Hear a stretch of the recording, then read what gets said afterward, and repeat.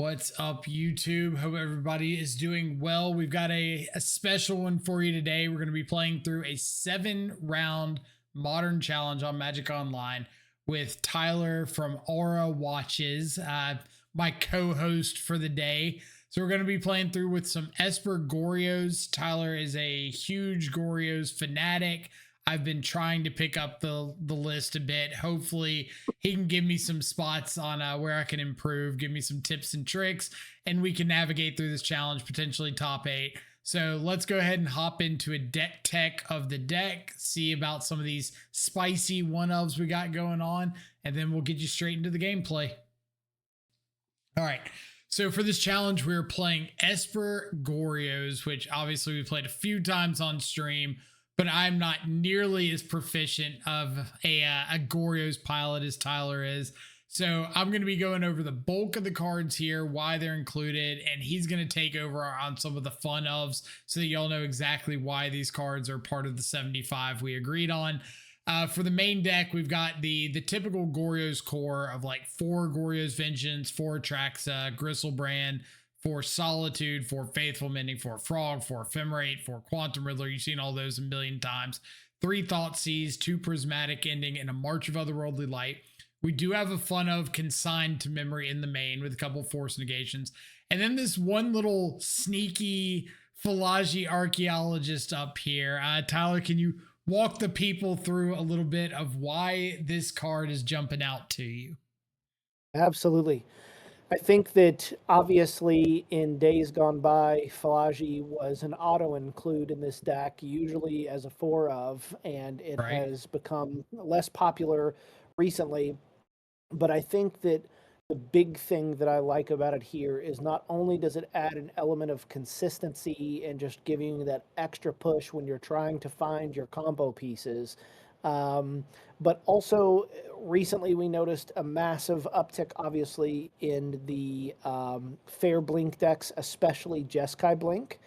And, you know, for a while, Boros Energy was kind of a little bit less represented than it had been in the past when it was dominating the meta. And so things like a turn 1 Ocelot Pride, Ragavan, etc., especially Ragavan, weren't quite as scary, but with an uptick in Ragavan turn 1 being a very regular thing you're seeing in Modern again.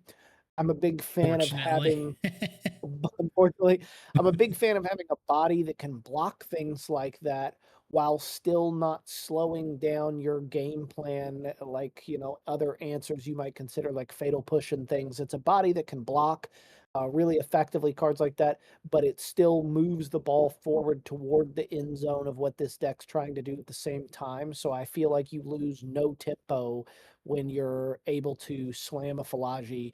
And it's been honestly an all-star for me when I've been testing this deck. I've even had 2 copies at different times, and I'm rarely sad to see it.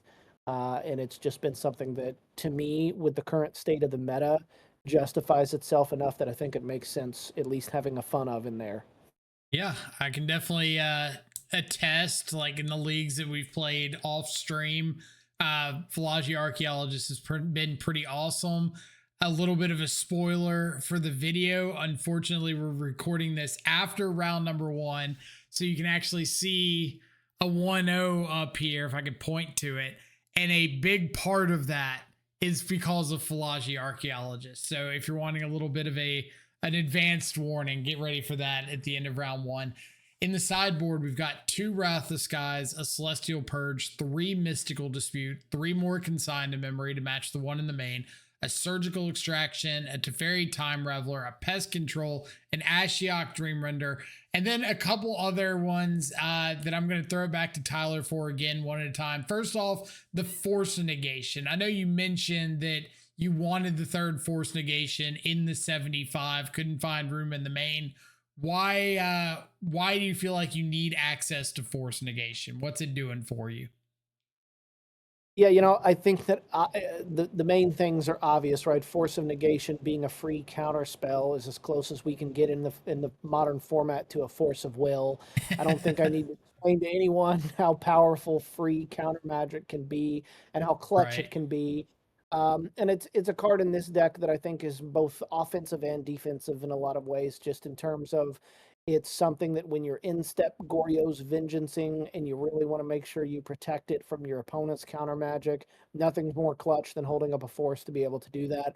And at the same time, there's a lot of matchups like you just mentioned we saw in round one where if you have a force, it can protect you from cards that are prevalent in the meta that can cause real problems for this deck. One of which obviously being Blood Moon, but also things like Teferi Time Raveler that if they come down can be really difficult for this deck to immediately deal with and can cause a lot of pain and a lot of problems. I think that looking at the current meta again right now, 3 Force of Negation in the main when there are so many decks that it's not quite as useful and even sometimes can be a dead card. Once again, I think the biggest thing that I'm looking at in the meta right now, honestly, is the prevalence of the Fair Blink decks and particularly Jeskai.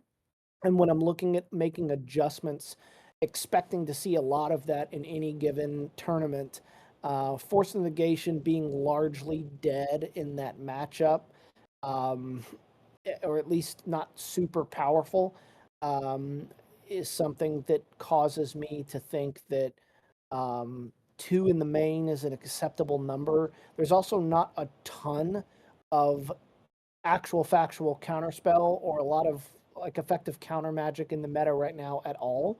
And I think that that's another slot where if there were more, Demir, Murktide decks and things like that running around that were playing a lot of counter spells, I would be a little more concerned just having the 2. But because that doesn't seem to be as prevalent in the meta lately, it seems like it's a safer bet to just move 1 to the sideboard and just bring that in when you know you're really going to need it. But in the other matchups, just being more consistent on doing the things you're trying to do makes sense to me. Yeah, you definitely took the words out of my mouth there. I was about to mention us talking before this video started about Jeskai Blink being really popular right now. Force Negation not feeling quite so good when your opponent's just like warping Riddlers and casting Solitudes and Yeah. escaping Phlages and stuff like that. Feels pretty bad when you got a Force Negation and your opponent just replicates a Consign to stop their Quantum Riddler from warping out. So cool to see that being implemented in the list, going ahead and dropping that 3rd copy over to the sideboard. And then finally, we've got a copy of Elish Norn, Mother of Machines, the 4/7 Praetor from the new Fire Exia. All will be 1 set, 4/7 Vigilance. Your opponent's ETB abilities don't trigger. Your ETB abilities trigger twice. I know this is a pet card of yours. What kind of matchups do you want Elish Norn for?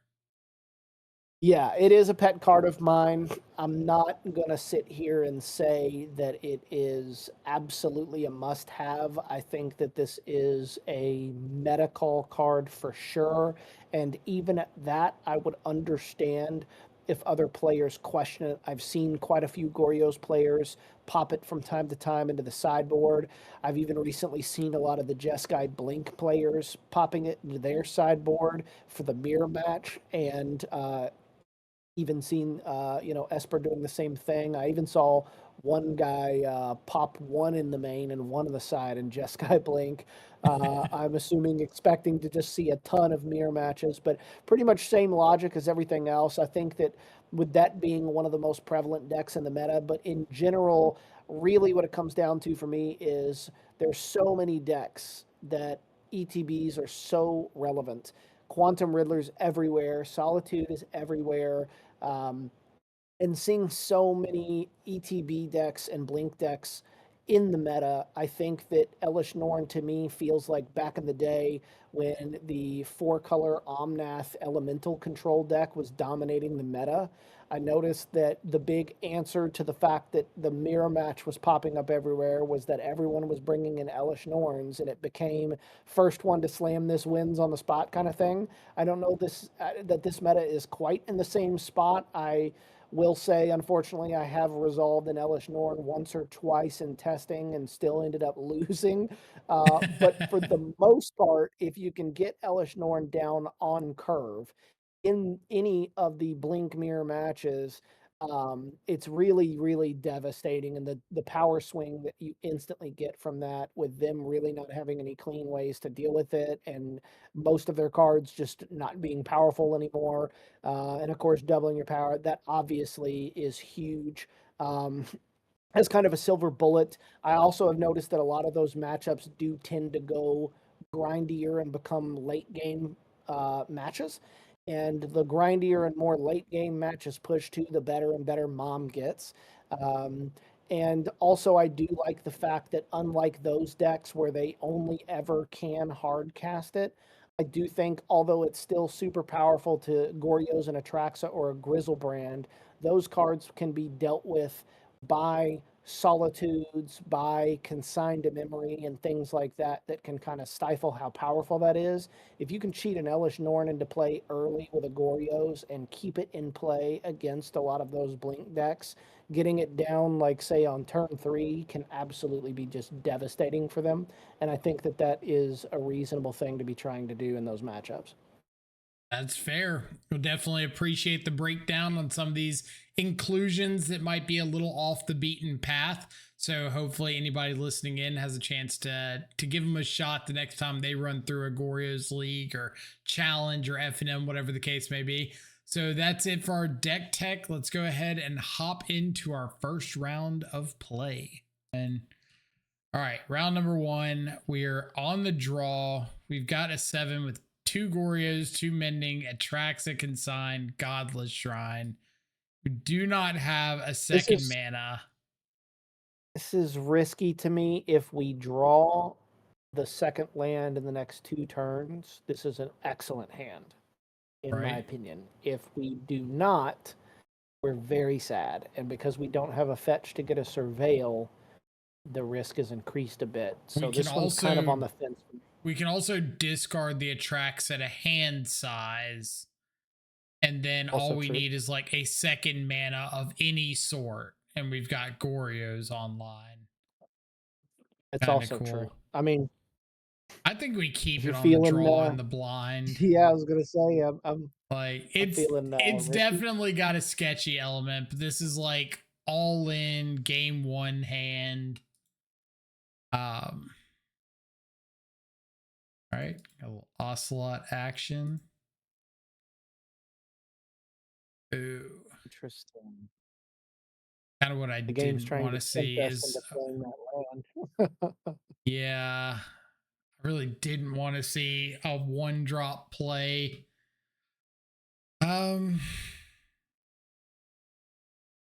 So either way, we're not getting Atraxa until turn 3 at the earliest, right? But if we shock in Godless Shrine and say Thoughtseize, we can't discard Atraxa at a hand size in the next like 2 turns. Do you think that at this point, if we don't find the second land soon, we're cooked regardless? It's possible because like if we discard the hand size, we run the risk of Thraben Charm just like ruining our world. Yeah, and I mean, if we find the second land, then we can Mending anyway. So either way, getting the Atraxa out of our hand isn't my concern right now. We could Thoughtseize ourselves and just say like if we hit the second land, we're golden.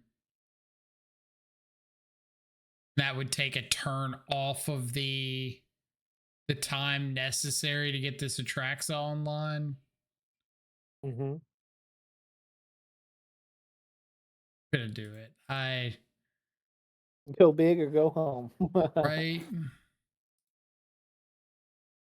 I think that giving ourselves the chance of just hitting any second land and having Goryos is significant. Our opponent also keep a 1-lander, just 2 Ocelots. It'd be kind of hilarious. That would be excellent. Now I know my luck on Moto, and it's about to give us a Surveil land. I've like never been so sure of anything in my life.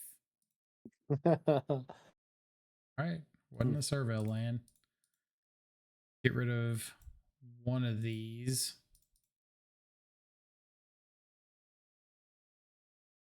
Yeah, I mean that this was definitely a risky hand, but I like the idea of keeping it game one in the blind and just being like, hey, if it works out, you're gonna have a really difficult time beating this regardless of what you're on. Yeah. God, triple ocelot. Yikes. Well, we are aggressively dead. It's solitude something and still take 2, 4, 6, 7, 8, 9,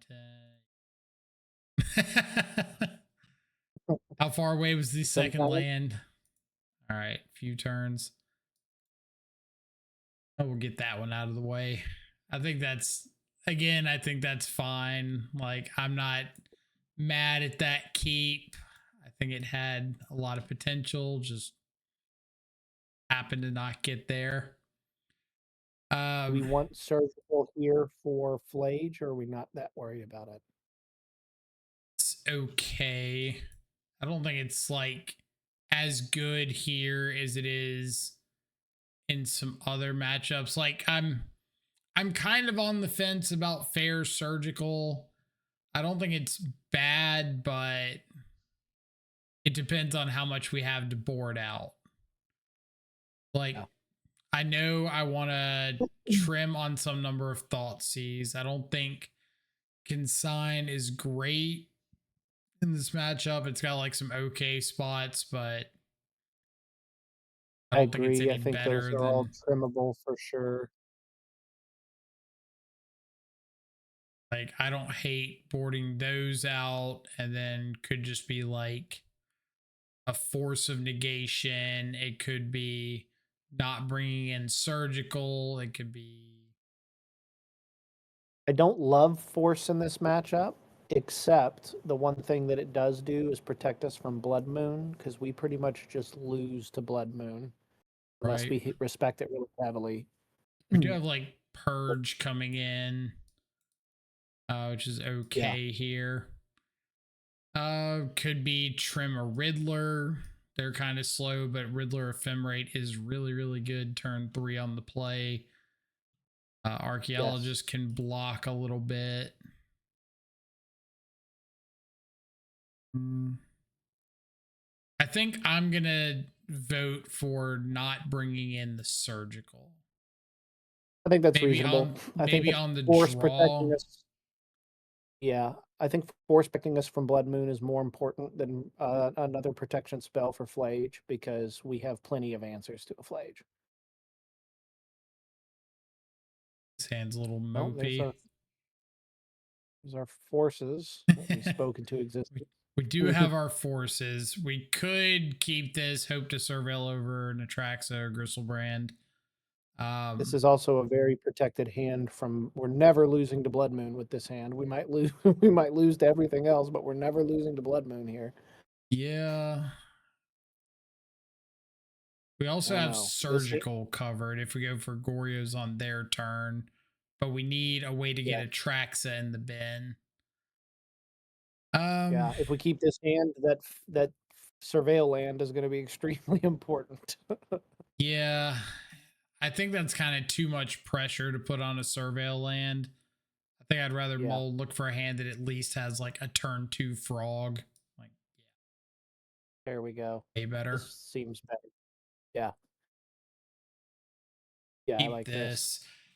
Do you want to keep a way to get like a couple basics? Because we could just get like basic swamp, basic plains, basic island, and never have to worry about Blood Moon.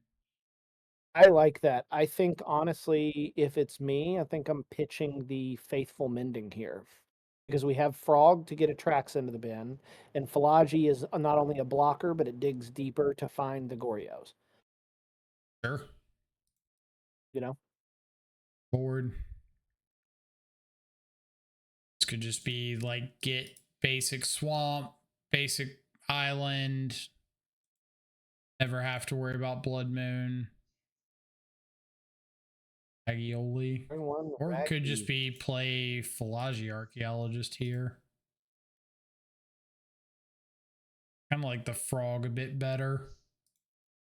Yeah, I think so too. I think Frog being a great blocker for Agavan, and also worst case scenario, it gets our Traxa.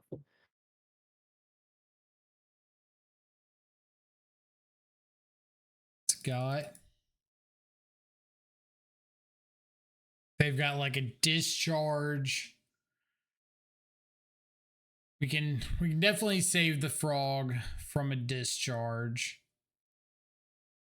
I don't know. I guess if we're saving from discharge, we might as well be willing to like pitch our whole hand and block and just say like we're losing to double discharge right here.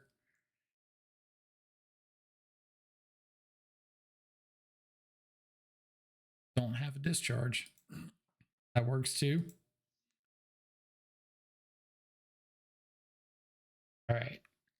Are we just going for like basic plains Philagi or I think that unless we wanted to do Philagi, put down polluted Delta to be able to get a surveil land here. I But was then just again, thinking, that like, if leaves we us don't get our basic planes here, and they yeah, have Blood a Blood Moon, Moonus. then we just Yeah. like, I guess, Yeah, you're didn't right. I think we follow do that along while with we're that safe. plan. And I want to get the basic planes first, so once we play the archaeologist, we don't risk milling it over on accident. Yeah. Do we keep up black for? Oh, we took Thoughtseize out. Never mind. There's just like ephemerate is best hit here. Just how we drew it up. Yeah, baby. And I think I'm going to fly the frog and attack. I don't think I want to let them block and just give them like a free discard. Play into potentially surgical or something.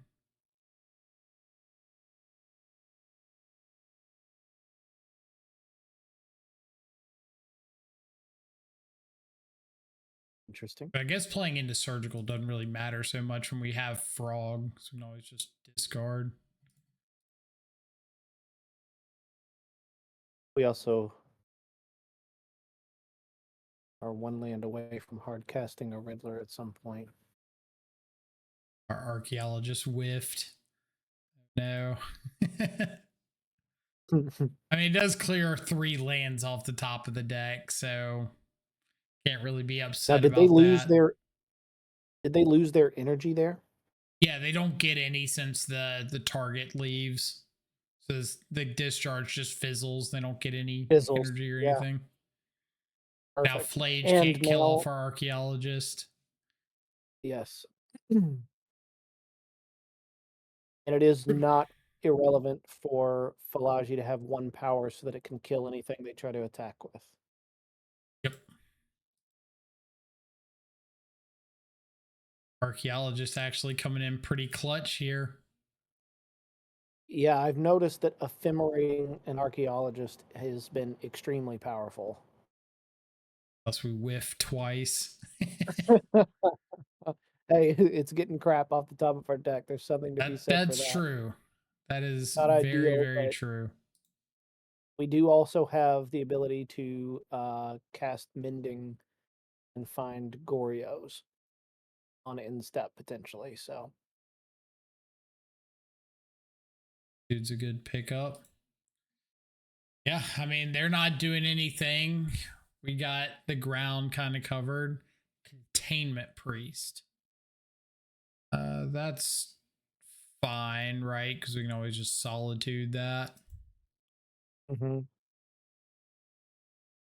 that's okay.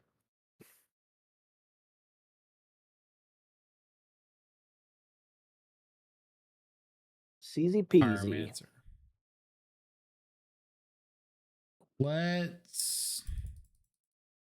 We don't have any way to stop this on the stack, right? Just thinking if we wanted to like maybe go for Spyro or go for Solitude, the Containment Priest or something in response, just to make an action. But fine. Go surveil.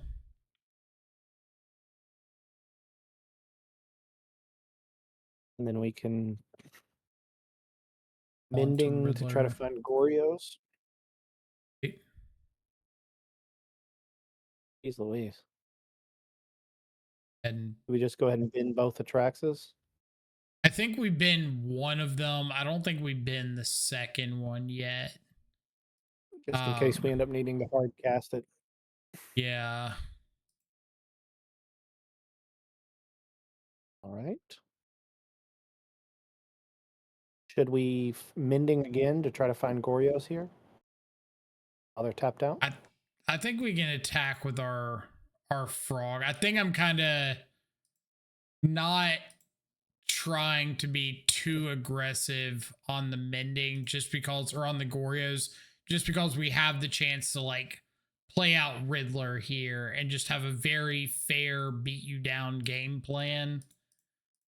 And we don't like have to overcommit to the Goryos line. If we just naturally like this, oops all into it, then they've got to like deal with what we have on board. We have Solitude to get rid of the Containment Priest, and then untap and Goryos and Atraxa potentially.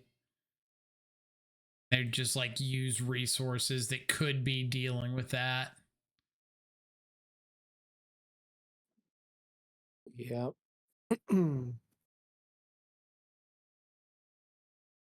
Everybody, huh? Go off the board. And I think we just go ahead and Solitude the Containment Priest now. Yeah, so we can untap and hope they don't have another Thraben two Charm. less damage since we're going to be dealing with it anyway.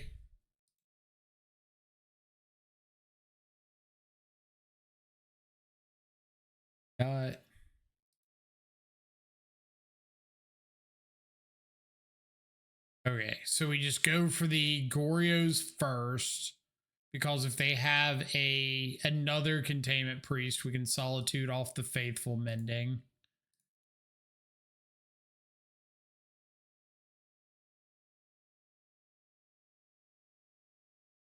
They do. Resolves. We have Faithful Mending in the yard.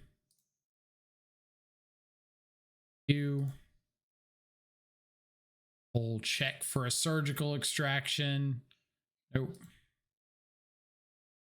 All right, so there is an Ephemerate, a Pest Control, or we can take the Wrath. Unless mana. Wrath will kill 2 of our. If we Wrath for 3, but we can just Wrath for 0 and take out their tokens. That's true. Also, like grabbing, I guess we could get a fetch here, but Breeding Pool wouldn't be. Oh, okay. Yeah. Good point. Opponent's over it. But yeah, that's that kind of situation right there is why I really like just kind of slow rolling the combo, like play a really good fair mid-range game, cast out the Riddler, put these things on the board that you have to deal with. And then once they start using up like their Thraben Charm and whatnot, then we go, oops, here's an Atraxa. Oh, you had a second Containment Priest. Cool. Here's this Solitude that we slow rolled because didn't need to do anything. Yeah, I don't think there's really any changes going into game 3. Like, does Elish Norn have any value here? Or is it just another card that gets like dealt with by Containment Priest and isn't really worth the upside? Yeah, I mean, it stops Flage from doing anything on ETB, but not attack. It stops Guide of Souls from doing anything when creatures enter, but it's so slow. It's like if they're gonna Guide like of Souls, Johnny trigger, Spyro trigger. But yeah, if they have I just Containment think that all the Priest things they play that have ETB triggers are coming down way before Elish Norn is relevant. If we're cheating it into play, we might as well be cheating a Grizzlebrand or an Atraxa anyway. This looks good to me. Fair but strong. We find any pitch spell, we're looking good. And also in this matchup, I think evoking and ephemerating Solitude is really strong. What do you think about just like might need to get basic islands, or are you just going like shocking godless shrine pass, or I think go that for the makes sense because if surveil? we can get them to drop another.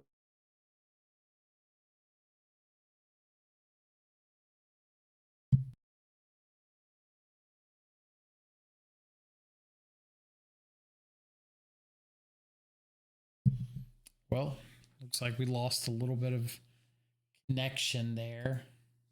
Try to start.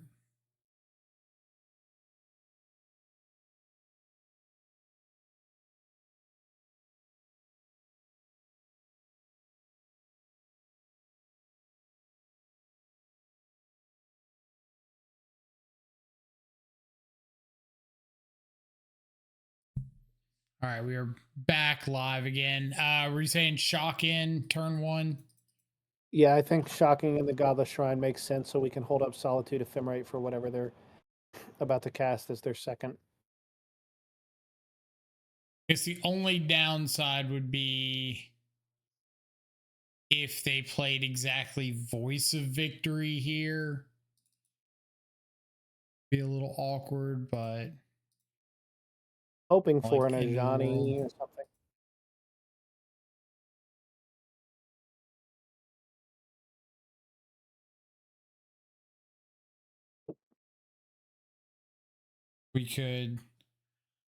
We could evoke We Solitude in dare- response. It's probably worth just not doing anything here. Yeah, although getting the Solitude out does give us some life gain immediately. Yeah, but Which we could would be have to relevant. use like our Solitude and 2 Ephemerates to just get a Yeah, I think 3/2 it's life linker on board. probably worth I it just to hold off. think that's a little too much to give up for one turn here. All right, so we got basic swamp, which means we could just get like basic plains off of the flooded strand. We want to play around Blood Moon a little bit, but that would be no blue mana. Yeah,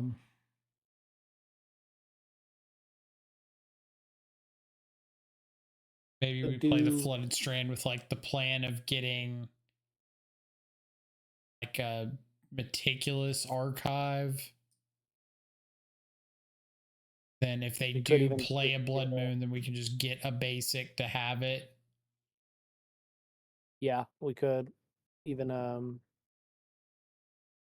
even an island isn't the worst thing. That's the problem if we don't find an island, then if we draw frog Yeah. or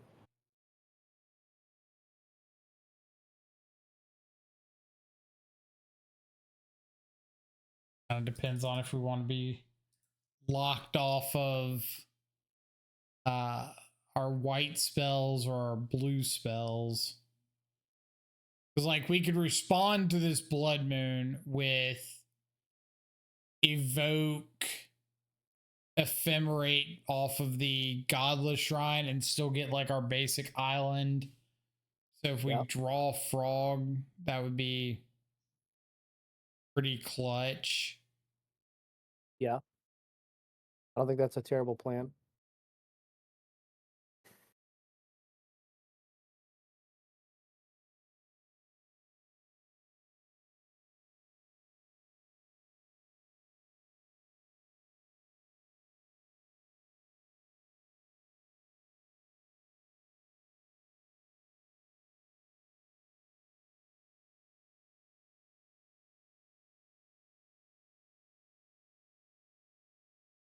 So we are getting basic island. Yeah, I think that makes sense.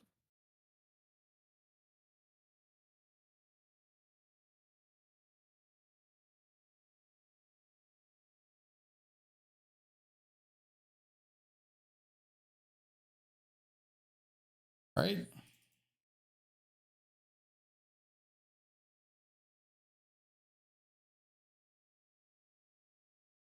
They only have one white source, so that's going to at least slow them down a bit, I think.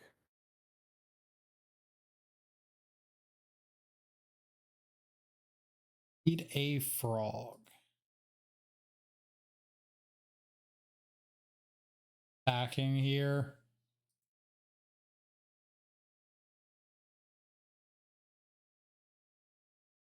Oh.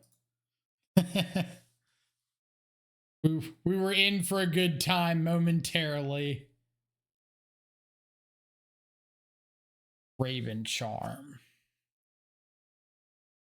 So we could respond to this with Solitude, their Ocelot Pride, and give up the Atraxa.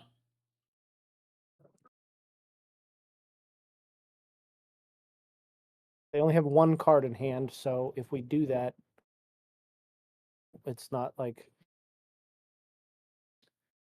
the worst position if we can keep our beater that's gaining us life around as long as possible. But yeah, it's just them having one card that's possibly live to us having two cards that are definitely dead.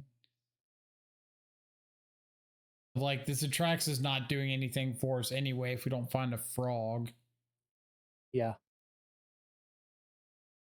And I think this is fine because, like, even if we find, or if we do find a frog, yeah, the Atraxa would have been better, but we still just have a frog. And that's like really good for us.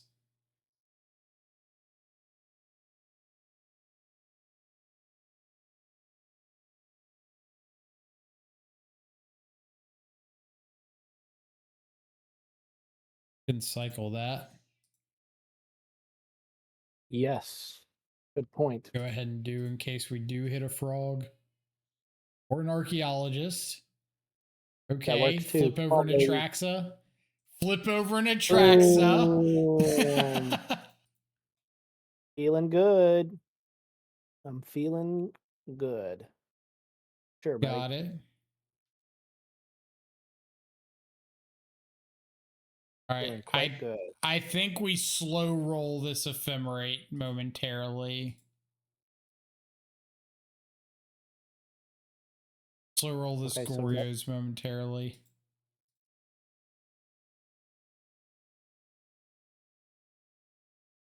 And we'll just go for it here.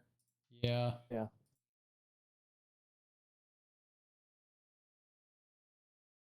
Okay. That's pretty good. No basic planes. We can get a frog. Get stuff to pitch to frog, I guess.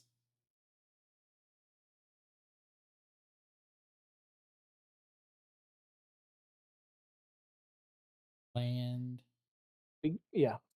Yeah, I think that makes sense.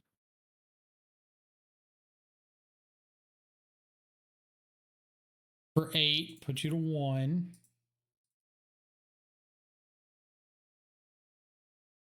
A frog with a bunch of stuff to throw into the frog. Get there.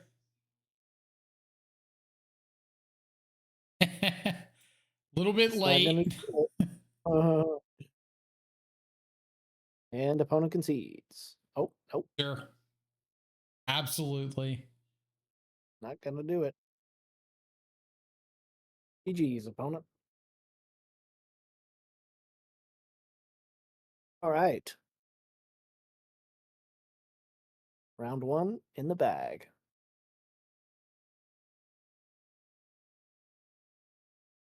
Nice. Love to see it. Super sweet to win through the Blood Moon, too. Without a white source, no less. Without a white source. I feel like that's not something you get to see every day. And the Philology Archaeologist flipping over the Atraxa. So clutch. Card has been pretty sick. So continues to justify round 1. We'll catch y'all back for round number 2. So I know we didn't give a full introduction at the beginning of the video, but now is our time to introduce our guest. So Tyler, this is Chat. This is Tyler, the brand director for Aura Watches, which if you haven't checked them out before, you might have seen like ads on TikTok, stuff like that. We've got a couple watches here. We'll show you their website. We got the link to the website down in the description below. But Aura Watches is an awesome company that does these really cool modern design watches for affordable pricing. They've been kind enough to come on board. So I'm going to give Tyler a minute here to introduce himself if he wants to throw anything else in, and to give you a cool story of how we met and how this collaboration came to be. So Tyler, take it away.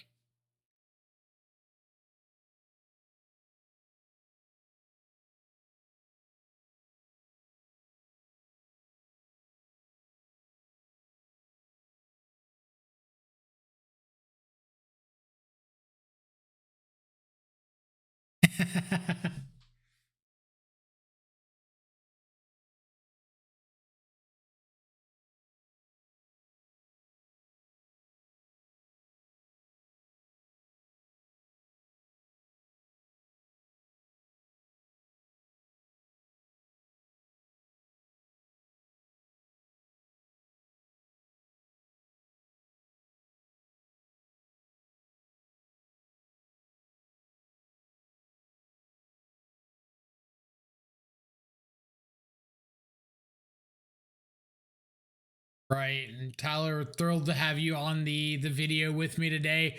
So if y'all don't know, Tyler is a huge Goryo's Vengeance aficionado, or reanimator aficionado in general in modern. Just recently top aided a 5K, I believe, with Goryo's. So definitely knows his way around some reanimation spells. Excited to have the expertise on the channel to help me kind of get over some of the speed bumps and talk me through some lines we got going on. So looking forward to some awesome gameplay.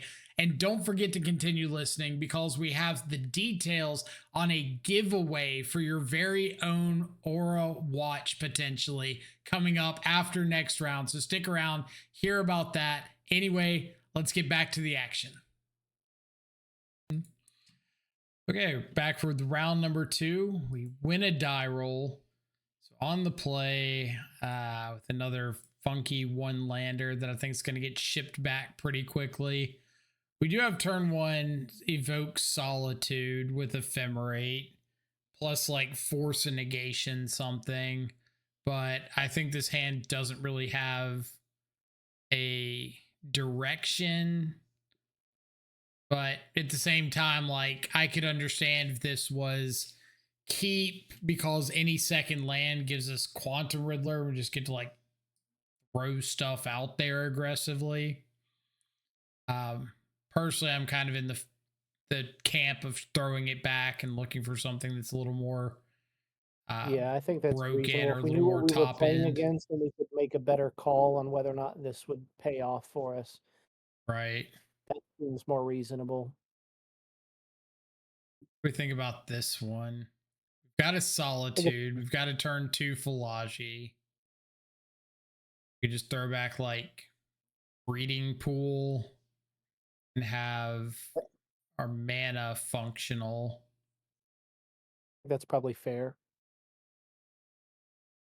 Keeps one Atrax at a pitch to Solitude and another to get into the bin. So when we find Goryo's, Right.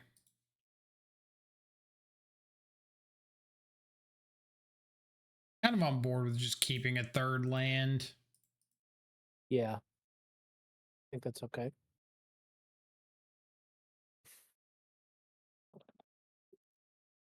So either a Goryo's Mirror, Jeskai Blink.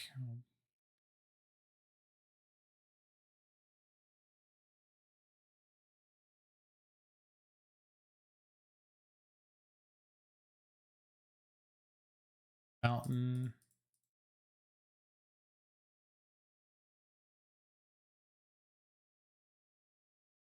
Like a pending.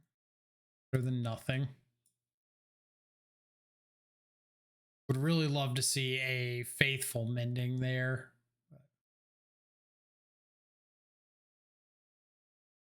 But it does nothing. This might be blue-white control. Well, they bend a swamp off of their surveil. I don't think Didn't see blue-white that. control It's plays definitely basic swamp. They do Could be not. wrong. Guessing this is just like either an Esper Goryo's mirror or Esper Blink. And I'd assume that Esper Blink is like a tiny bit more popular at this very moment, but Esper Goryo's did win a challenge. All right, so it is Esper Blink.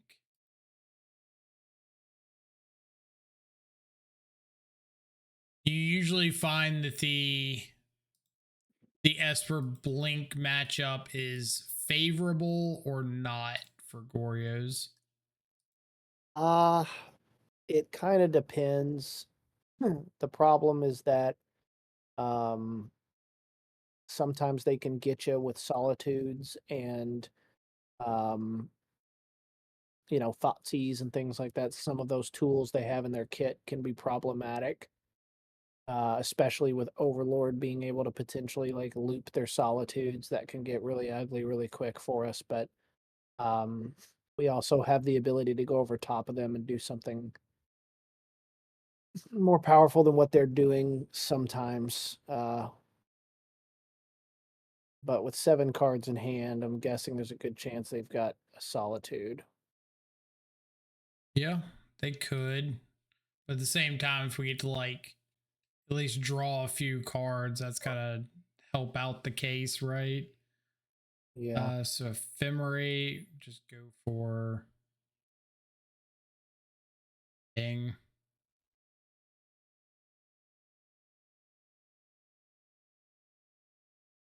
Take our 2 for 2, getting rid of this Solitude or getting rid of this Ephemerate and Quantum Riddler. It'd be really great if we find a Goryo's here, because then at least we can make them have it.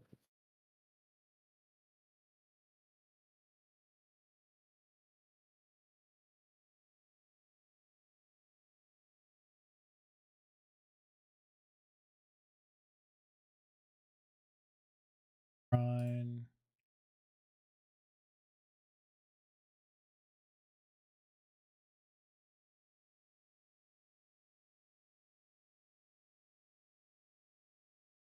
Goryo's.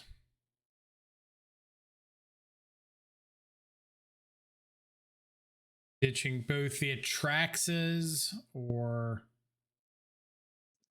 I feel like they probably have like a fatal push at this point. Part of me wants to just ditch the frog and like keep hitting land drops to get to maybe hard casting Atraxa. Plus, we could just main phase. I guess.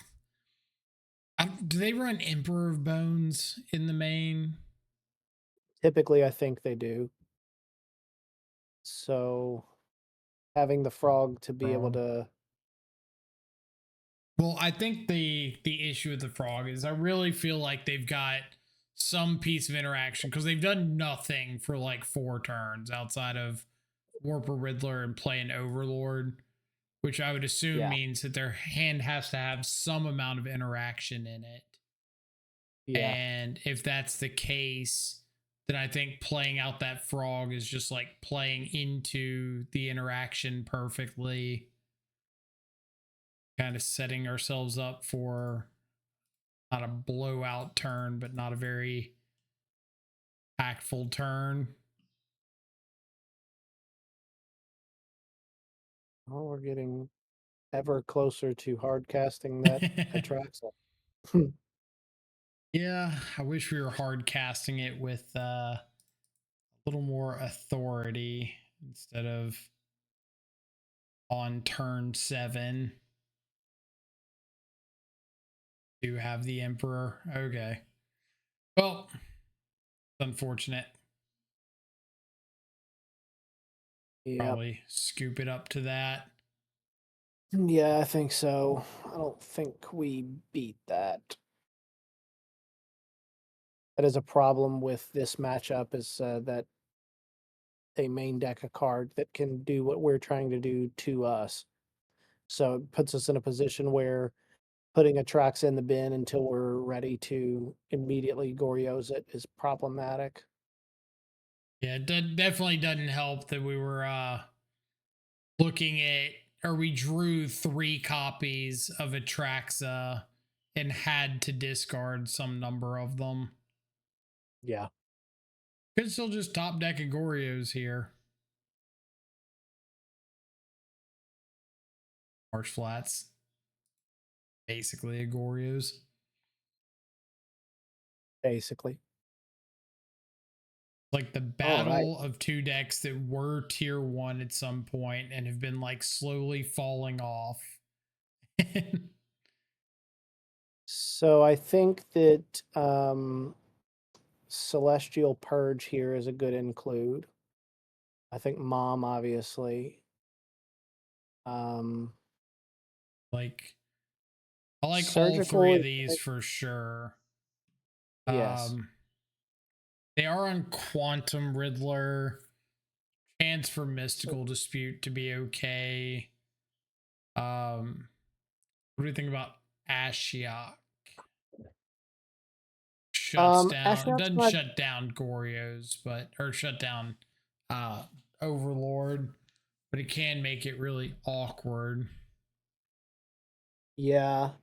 I guess my problem is whenever they put down Overlord, they get to bin something and get like a couple extra consigns in here as well.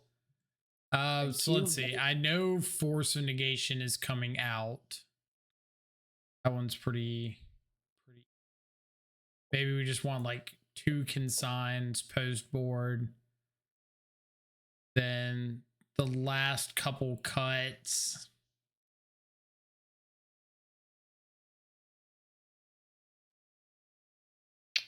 What do we want the last cuts to be? Like, is pending very good? Since like it can't answer. It hits Emperor of Bones, but that's typically too late, and it hits Frog, Yeah. but you know. But I think a lot of these blink lists are cutting Frog and just going blue for Riddler. And it like misses Riddler, misses Solitude, misses Overlord. Could hit an opposing Teferi. I think that's about the only hit. Maybe Ephemerate could be the cut. We're concerned about being able to hit Teferi and don't want to miss. We could cut March instead and leave 1 pending to be able to answer Teferi. I was kind of thinking March is like instant speed to potentially answer Emperor of Bones, but I guess we do have like Solitudes and stuff. All right, well, I'm not going to turn down a Thoughtseize into Frog hand on the play. Mom on deck looks good.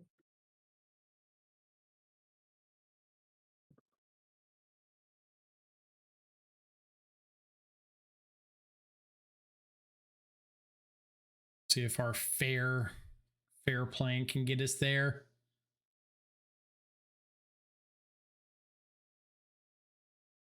Do you think the fair plan in this matchup becomes much more relevant because they have so many answers to stop our unfair plan that sometimes you just kind of have to try to grind them out?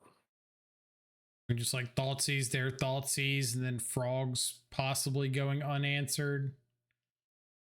I think that's reasonable. They do have a turn 3 Warp Riddler consign the trigger. But hopefully we can get like an attack in with Frog first.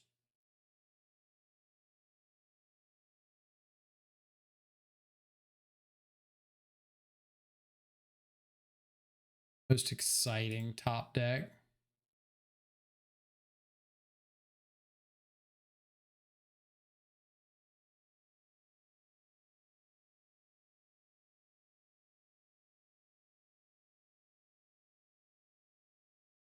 All right, opponent, please don't top deck a Fatal Push. Kept on top.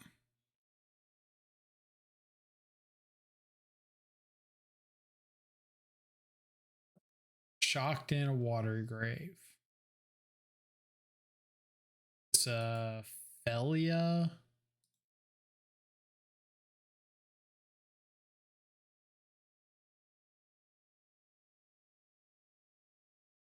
It was, in fact, a push.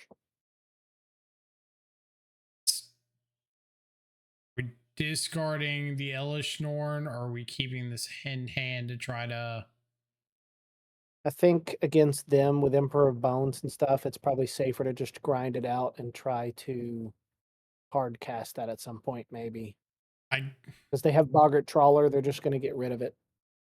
Yeah, I guess my concern there is like they have Quantum Riddler consign this turn.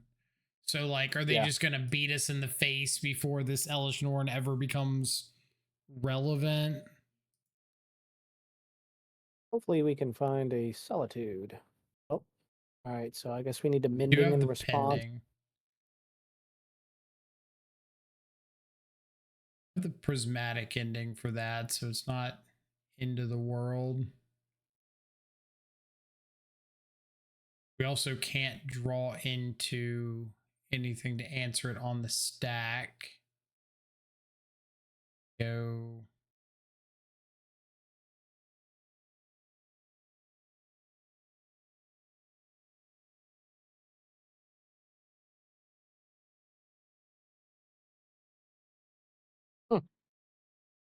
We can keep a Riddler around.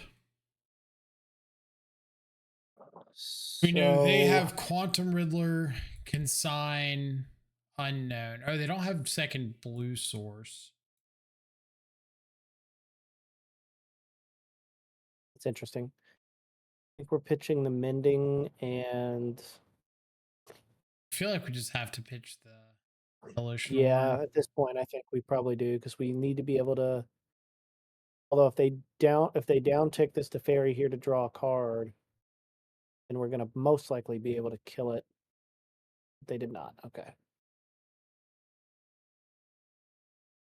So are we supposed to Pending now and not let them get any value there, I think, and then we can Warp Riddler next turn? Let's... Yeah.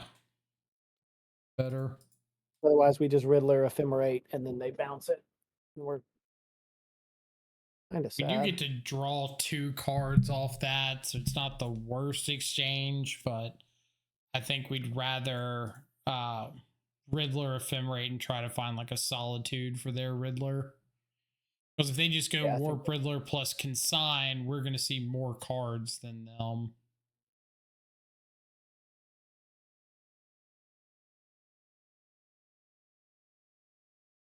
Flicker Wisp on the Boggart Trawler.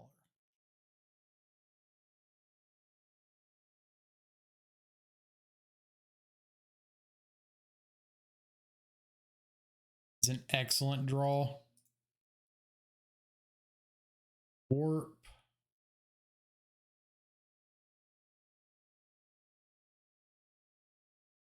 Stack Ephemerate. So even if you consign, I still get the draws off one of these.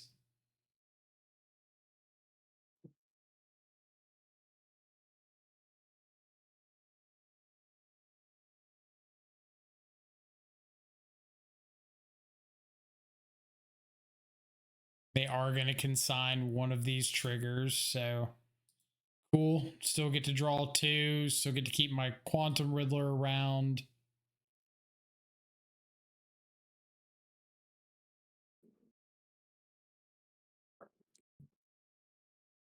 On consign, so we get to see if they find a way to keep their Quantum Riddler around.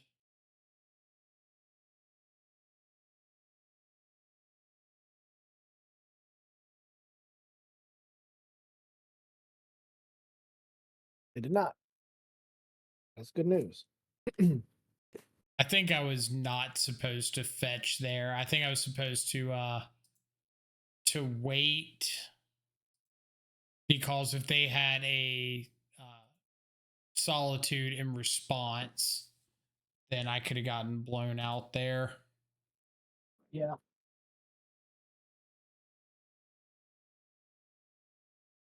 Goryos. Anything to do with it just yet, but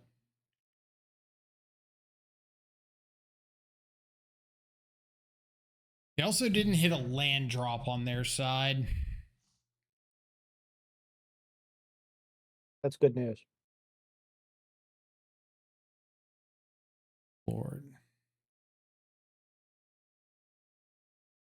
Are you consigning the Overlord trigger or There's just certainly an letting this argument go? for it. I guess it depends on what they have in their hand, but if we do consign it, then that thing doesn't do anything for 5 turns. So I'm on board with consigning it. Replicate once in case they have like mystical dispute. Like they didn't play a land last turn, so if they don't have a land this turn and just spent their entire turn like no value overlording, that's pretty good for us.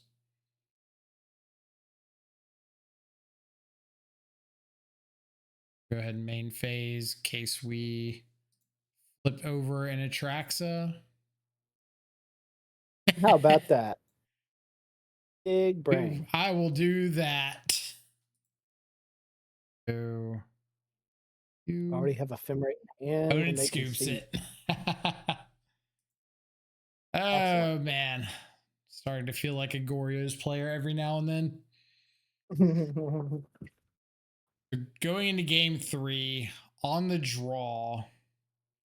Anything we're changing up? Like, I kind of want these mystical disputes in to Fairy Quantum Riddler on their side.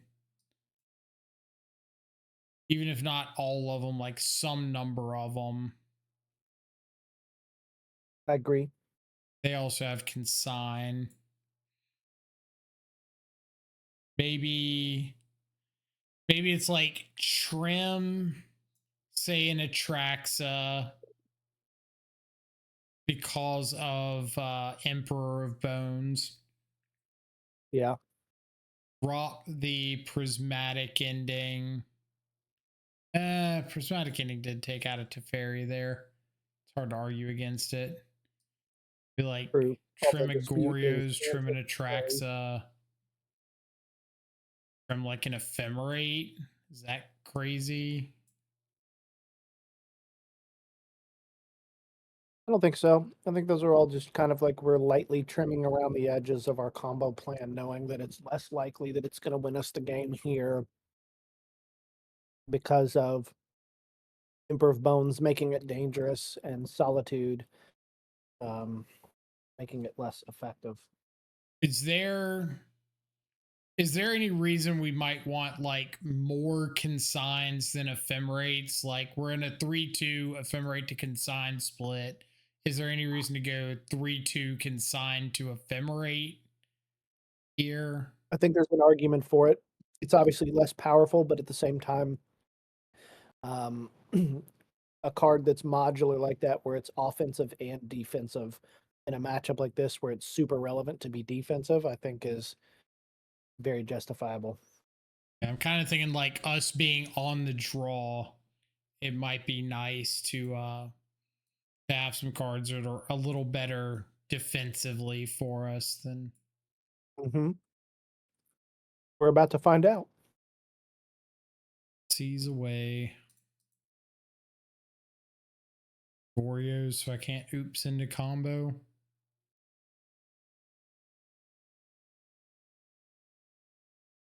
He read their mind.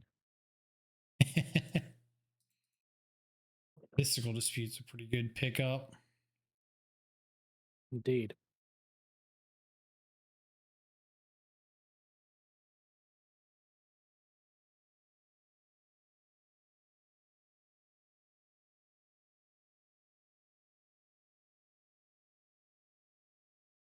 Well, are we consigning again?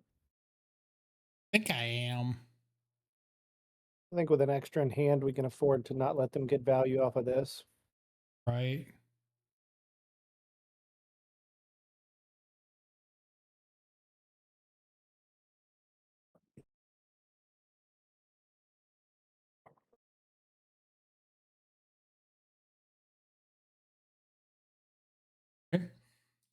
Back up Goryos.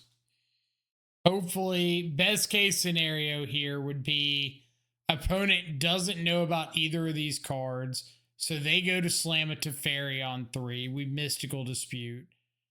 Surveil over an Atraxa, untap Goryos it. I would be so on board with that line. Would love to see that happen. Like, flip over an Atraxa, untap, third land to hold up Ephemerate. Very. Got the first half of your wish. I was gonna say, so far we're popping off on this prediction. 1 for 2. So we're gonna flip over an Atraxa, untap, draw third land. Do we want Shadowy Backstreet or do we want Undercity? Show it to me.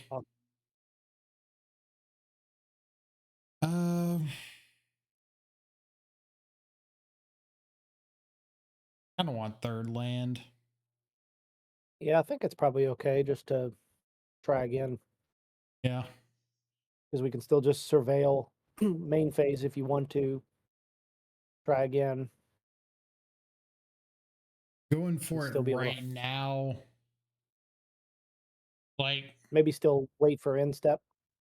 I just was thinking they're tapped out right now, but if they have Solitude, it won't matter much. So yeah, I was just kind of thinking like if we did hit over an Atraxa and we Goryos it, we couldn't keep it around. That could be problematic. Oh. All right, so we need to fetch in response to this, or we won't be able to at all. Yeah. You could flip over that Atraxa in response. That would be pretty sick.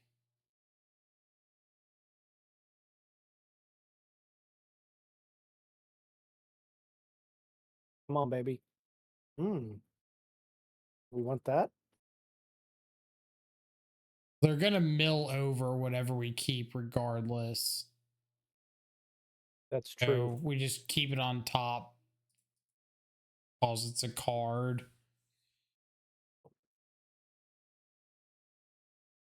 Atraxa.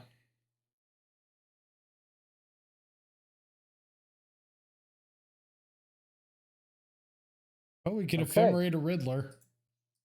Sure could. Take those. Let's go Riddler. Oh, another land is super nice. Now we have Consign.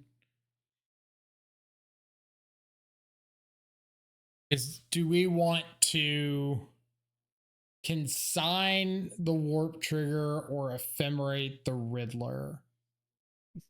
I think we're probably supposed to ephemerate the Riddler because if they try to Solitude in response, we can still consign it.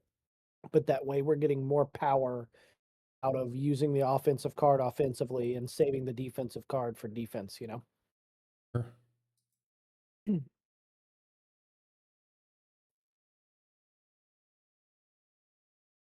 Fortunately, we can't fetch here to hold up Consign. Forgot about that. Ooh, yep. Whoops. I also Pass back. overlooked that. Hopefully we can kill Ashiok. We're just saying no to this rebound to be able to attack at Ashiok. I mean, it feels bad. If they have a Solitude, it's going to feel bad either way, I guess. So I mean, if they have Solitude, we have Consign to at least keep our Riddler around. That's true. I'm wondering if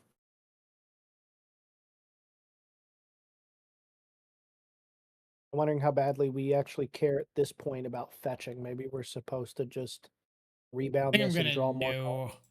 No on the rebound, try to take out the Ashiok so we can have our hard cast Solitude.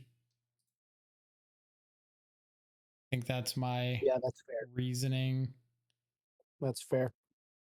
So Ashiok goes down. They have not hit breeding pool, and they have not hit my third surveil land.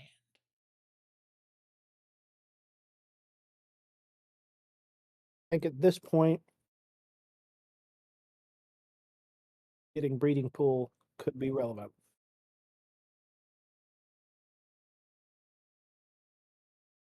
I don't hate just going for breeding pool and then getting the archive, so we don't have to like worry about surveilling breeding pool on top.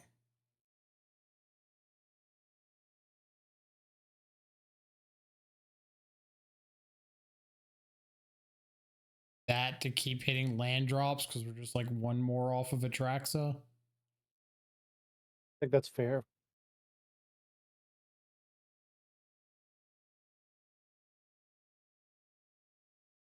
Base. We do need to. It's tough. Like, Yeah, I want to wait for them to go to combat to do something with this solitude. Because yes, like the only things that matter are them consigning or ephemerating the overlord, and we can kind of fight over both of those with our consign.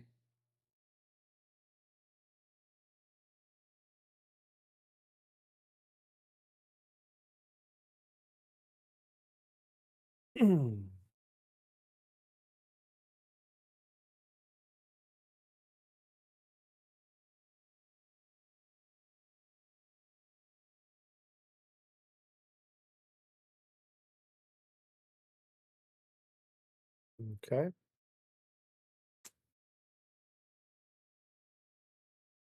Wonder Are if we they're consigning gonna. this? I think they're trying to consign. Yeah, Both. consign hit their evoke and our solitude ETB. At which point, I think we're supposed to.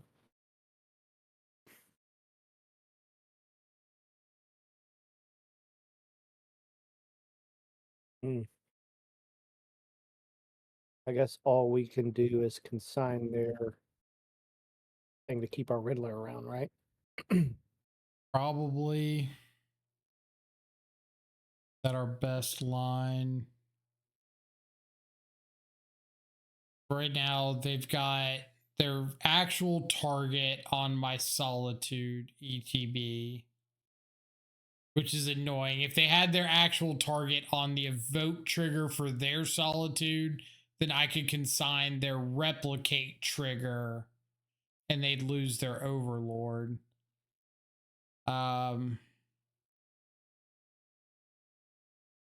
But yeah, I think consigning their trigger to hit our Riddler probably, or are we supposed to hit the attack trigger off of the overlord? They can't get back to Farrier and Ashiok right here. Hmm.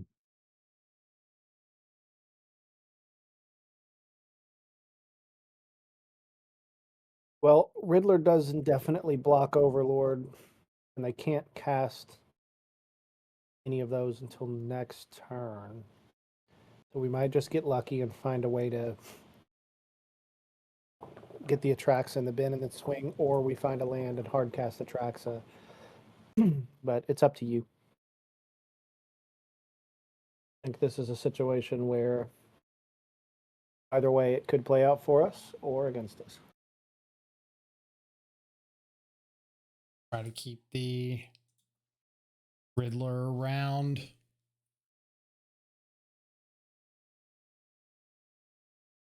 Flicker Wisp, Ashiok to Fairy. Get back to Fairy. Onto our Solitude here. Land. Not a land. Unfortunate.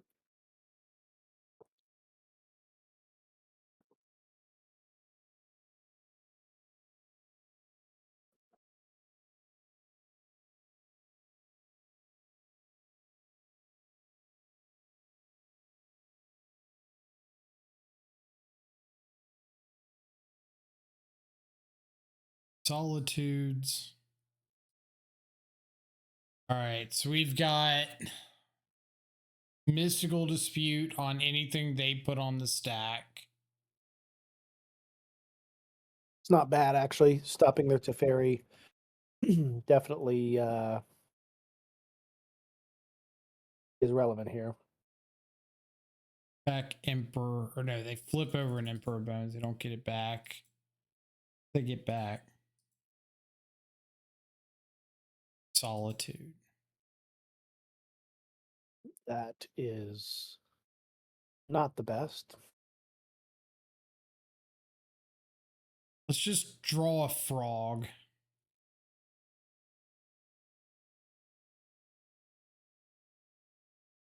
I concur. The frog. Oh. Casts an Atraxa.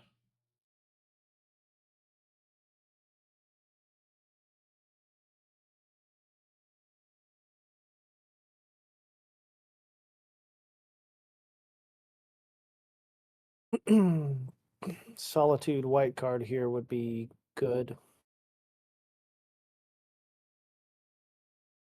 Solitude white card.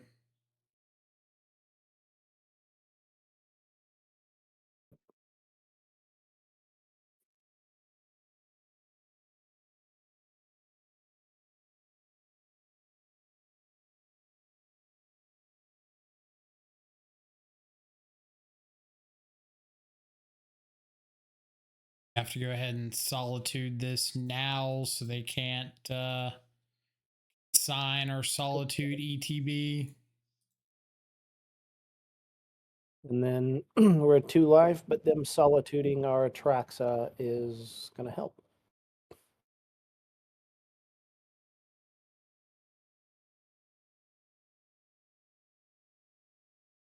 Interesting. Riddler.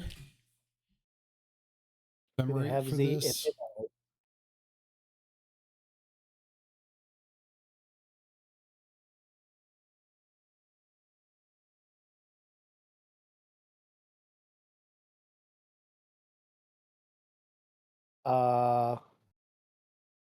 I understand that one. Confusion. Other Solitude? No. You lost me there, opponent. Massive confusion. I think the only reason to put down that strand is to just be like to try to a hard cast Grizzlebrand or something. Well, I was gonna say just like get lands out of hand in case I draw a Quantum Riddler. Maybe I can like play pending on something plus Riddler and draw 2, but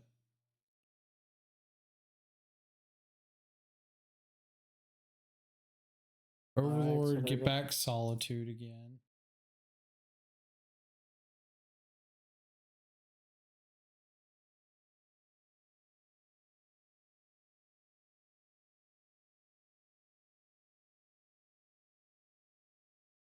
Petition to put a red source in here to be able to pending an Overlord. All right. Earns Witch Enchanter. Push does not kill an Atraxa. Got nothing.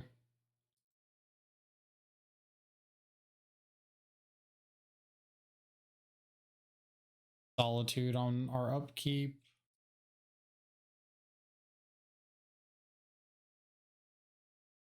Believe they are F6'd. Moving on to 2-0.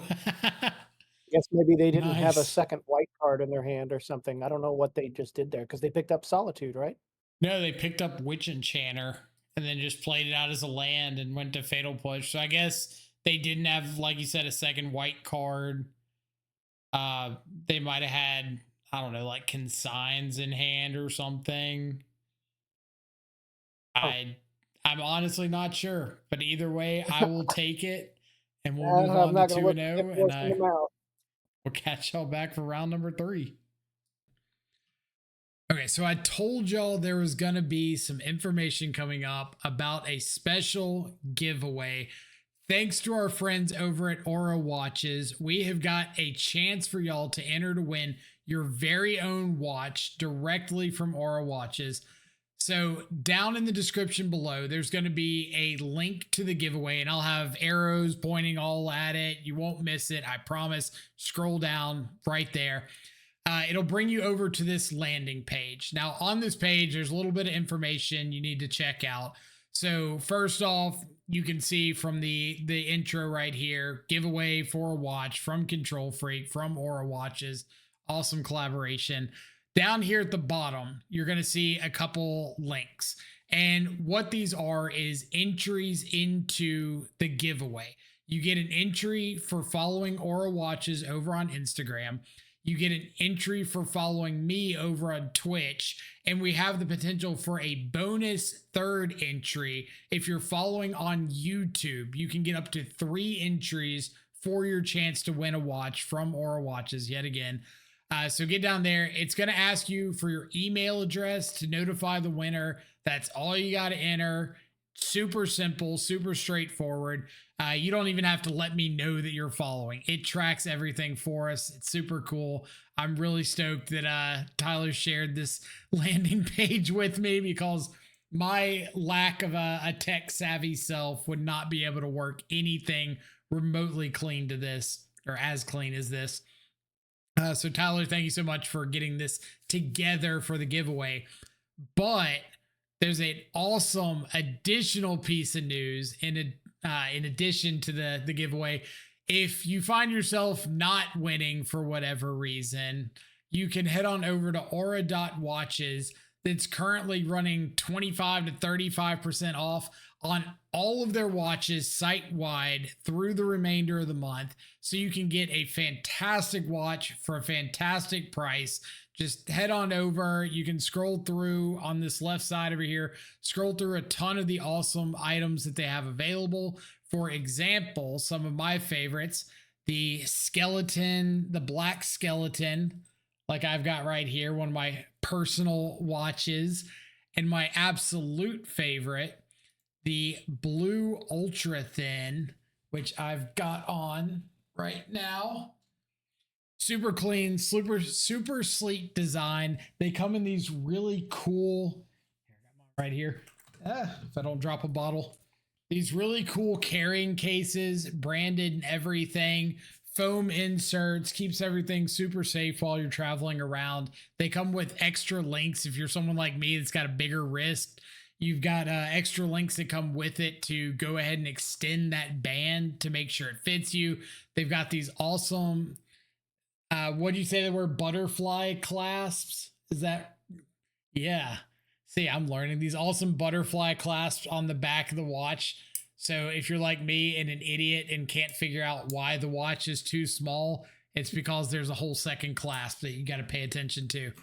But anyway, super excited for the giveaway. I want to give Tyler a second here to use the platform to talk about the brand so that y'all know exactly what you're getting into. If you know that if it's on my channel, I support it. I believe in it. I really want to promote the brand and help them get a bigger following, because let's be real, everybody wants to have more followers on Instagram. I know I need some. But Tyler, take it off. Give us an idea of what the brand means to you. Give the people a second about what it represents and why this is so special.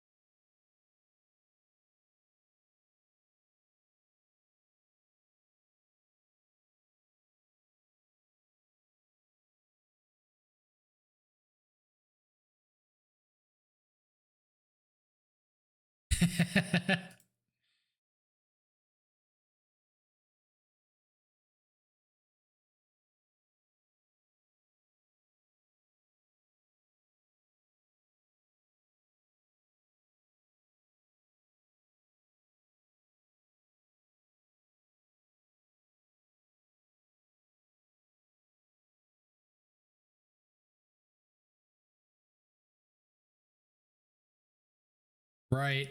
And just to double check, I'm pretty sure you said that the winner of the giveaway could pick any watch on the website as long as it's available, as long as y'all got some to give away. But any watch on the website, correct? Awesome. That is absolutely awesome. So many really cool designs, cool colors, cool like embezzlements on the side. Definitely check them out. Even if you don't win the giveaway, go peruse the website, see if anything jumps out at you, because there is never a better time than right now to pick up a great watch at an affordable price. So, Tyler, again, thank you so much for allowing this collaboration and joining in on the channel. I know the people watching want to get back to the action, so we won't hold them up too long. But again, down in the description below, we've got a link to the giveaway. Go check it out. Go get entered. Free to enter.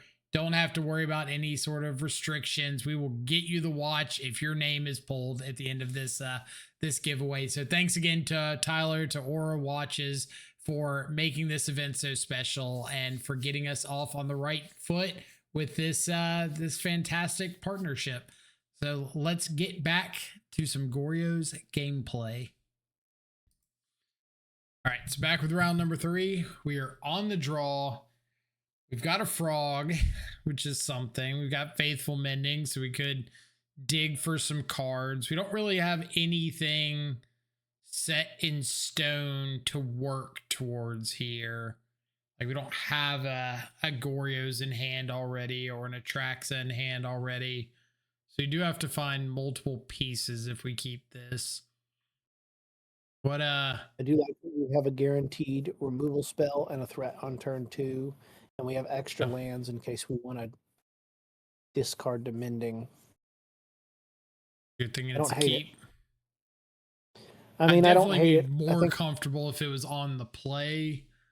Yeah. But like you said, we do have, if we want it, turn 1 Faithful Mending. We could pitch, or turn 1 March, could pitch the mending. We have turn 2 Frog. So it's certainly not bad. A lot of looks for surveil lands too, which is makes these hands more comfortable to me. Yeah, I think best case scenario here is we're up against Amulet Titan and they go turn 1 Saga, no Amulet, pass. And we get to just march the Saga, untap, Frog on 2. I think that's my best case scenario here. That would be awfully sweet. Let's see if your predictions can keep coming true like they have been. Only got one of them, or I got half of one. We'll see.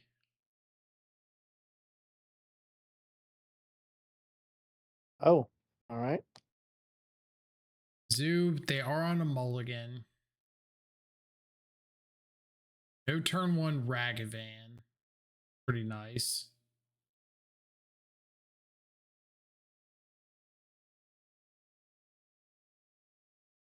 Let's not draw land.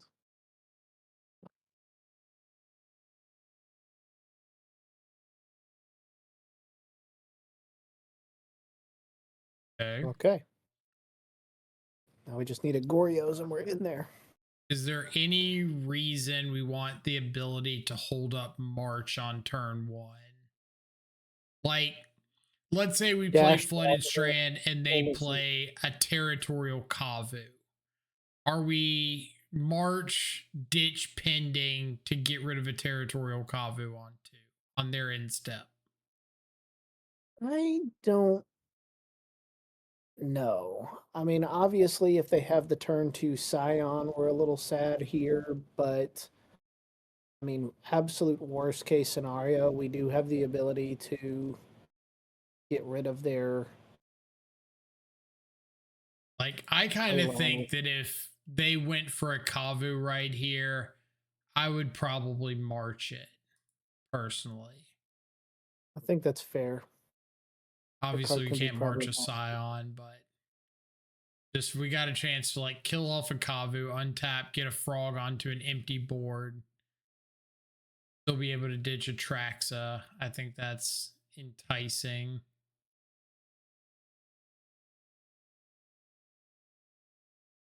Dash Dragavan. All right.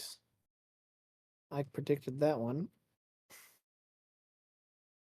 Are we marching a Ragavan? I kind of, I, I think I'm about it. Like just yeah, being able to untap with a frog free and clear on turn 2 is really enticing. yeah, I agree.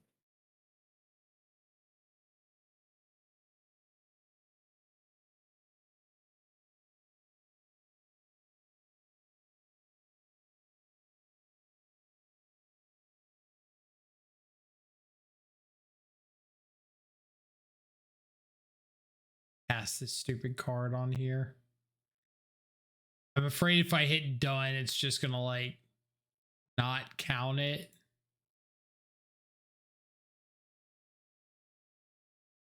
Happens. Maybe it works. Maybe it doesn't work. Who can know with Moto? All right, we got there. All right, so I'm feeling good that we didn't let that hit, and they clearly don't have a Scion, or I think they would have probably slammed it already. Frog down. We got the free discard Atraxa. We could like discard Atraxa land. So that when we go to our next turn, we have land, Warp Riddler, guaranteed to only have one card in hand.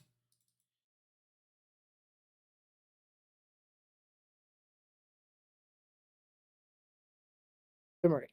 Oh, okay. I mean, Doesn't get much better than I that. guess we can do that one. So let's get Much better. a just like basic planes. Discard Atraxa. Go ahead and Goryo's it.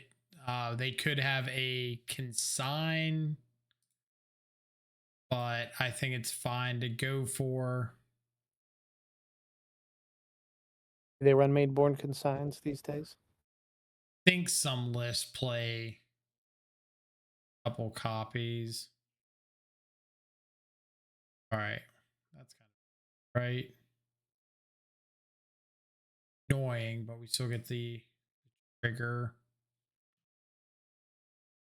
All right. So I mean, we could just add like another Goryo's and a threat to hand.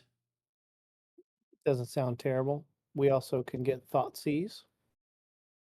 Thoughtseize is free. And And is land. free. What? Strands, we can get basic island and save life if we want. Now do we want Brand's better than Traxa? Atraxa. Because it I doesn't feel like care about the. Atraxa is probably better because it's got vigilance is the big thing for me. We don't have to. You know what I I'm mean? kind of assuming they can't deal with either one, but part of me wants Gristlebrand just to be able to have it come into play and immediately just draw 7 cards. I mean, that's a good Um, point. Because we have Frog in play, I think that immediately makes Grizzlebrand extremely powerful just because now they have to answer a Frog and a Grizzlebrand, or they whichever one they answer, they die to the other. Especially with us being able to Thoughtseize them at some point. Like, I think we just pass through. Like if you want to use another removal spell on the frog, cool. We're gonna untap Gristlebrand, Goryos.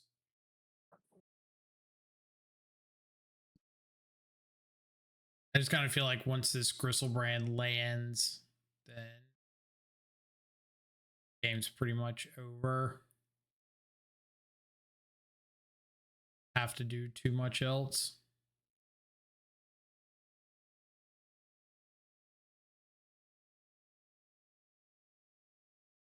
We're already up 4 cards here.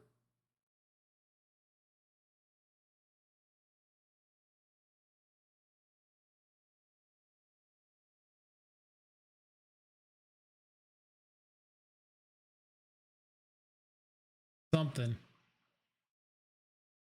The Kavu, sure.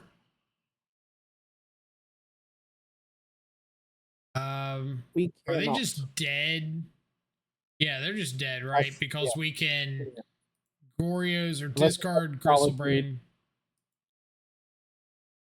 Just discard Gristlebrand, Goryos it, draw 14 cards, throw them all into the frog, and have a Gristlebrand, a Psychic Frog attacking for lethal. I like it. I mean, unless they have Solitude and a white card exactly. And I can't remember if they always play. I mean, we could. I don't think they play Solitude at all.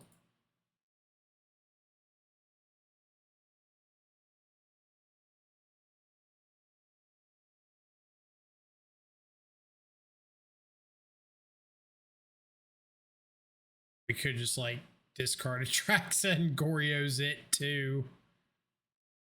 So this is 16, 17.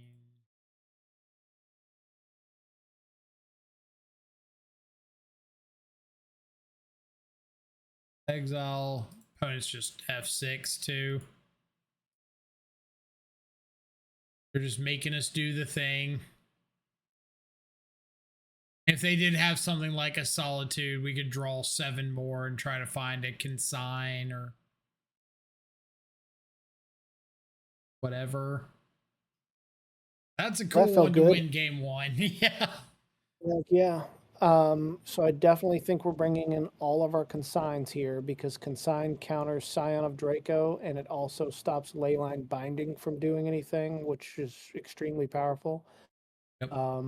I think that I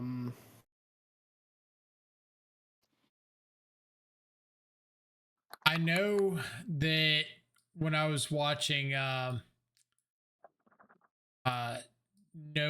play in RC Houston, I saw him bring in Wrath of the Skies against Zoo.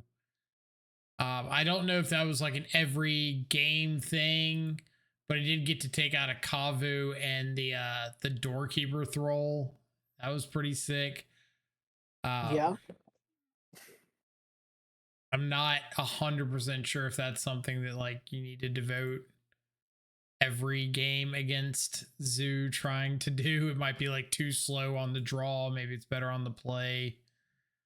Yeah, it seemed like based on that game, we didn't need it. But I think maybe it's something where we just stick with the Purge and the 3 consigns, maybe this match, and then if we get into a pickle where we're like, oh, really wish we had that, then we can bring them in game 3. But kind of like something like this, like board out some ephemerates because we're bringing in consigns that are doing functionally the same job but have a little more overlap, and just board out like reasonable. A force because it's not great into the aggressive creature starts, doesn't interact with Leyline. I almost wonder if we're supposed to take out 2 forces and 2 ephemerates. Like that. Yeah. Just because, you know, like if we ephemerate in response to a Leyline Binding, that's even better than forcing a Leyline Binding. And there's really not much else that they're typically doing that I'm like super concerned about forcing. I mean, they might play Teferi, but I'm not sure they're even playing like Tribal Flames anymore. And, I think like most of the mostly lists are seems. down to like 1 or 2 tribal flames or something like that. I don't think they're on the full 4. All right, so this is interesting. Not having white is weird, but we can pitch Solitude to Mending or Atraxa. We get a turn 2 Frog that can discard the other Atraxa. I think the only thing this kind of hand really struggles against is them having Leyline plus turn 2 Scion. And even then, we do still have a frog. So they'd have to have Leyline, turn 2 Scion, plus an answer to the frog and 2 Yeah. lands. And I think that's like specific enough of a hand that I'm kind of okay keeping Yeah, this. I think it seems reasonable. I feel like if they're not snapping off their keep, then they don't have all of that. Even just like not having a ley line would go a long way for this hand. Yeah.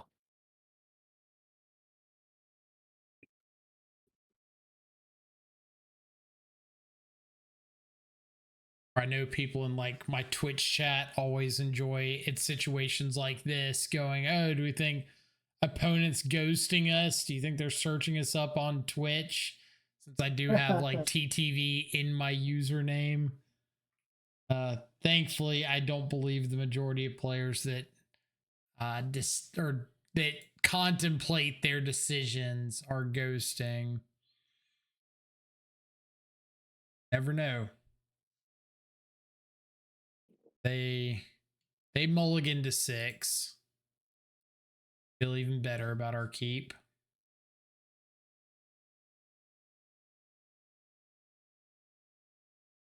Yeah, I think if any part of that puzzle is missing, if they don't have the ley line, already great for us.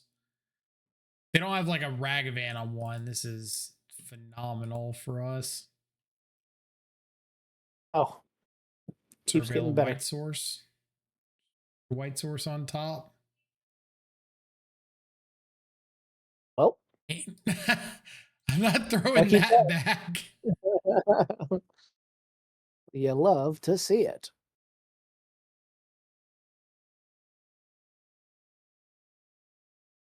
So, like, I know that there's takeaways you can make from the zoo player's mana base. So, like, Indotha Triome plus Steam Vents um, can mean things, and like Mardu Triome plus Mardu and green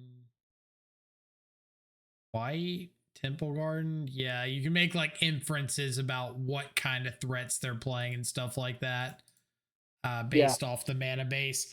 I don't know Zoo well enough to know what those inferences are. I Yeah, just know same. that there's like bits and pieces you can take away. Really, they Like don't this probably study us. means they're a Doorkeeper Thrall build because this is like getting close to Flage mana. All right, so dispute us is unfortunate, but if we can find a white source, we're still perfectly fine. If we can't, this is going to be a little bit awkward. Let's You're see what not they're doing talking anything. about. Well, that's good news.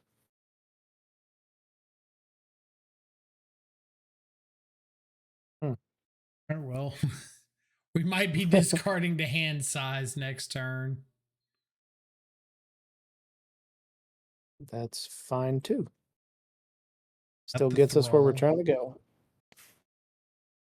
So now, for sure, if we can find a white source and be able to like march the Thrall, we're good.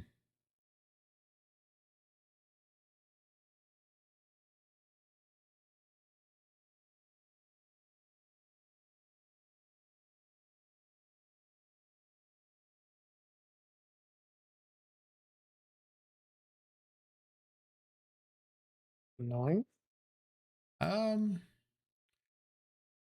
Are we just going to discard and dropping an Atraxa here instead of going for the Thoughtseize?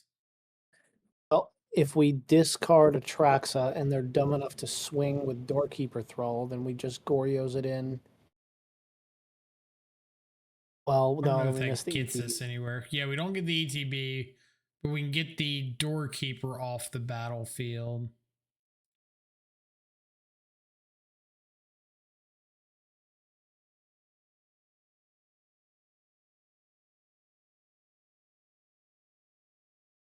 Have a second Doorkeeper.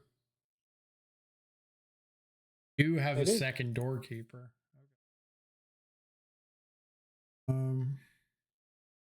Path to Exile.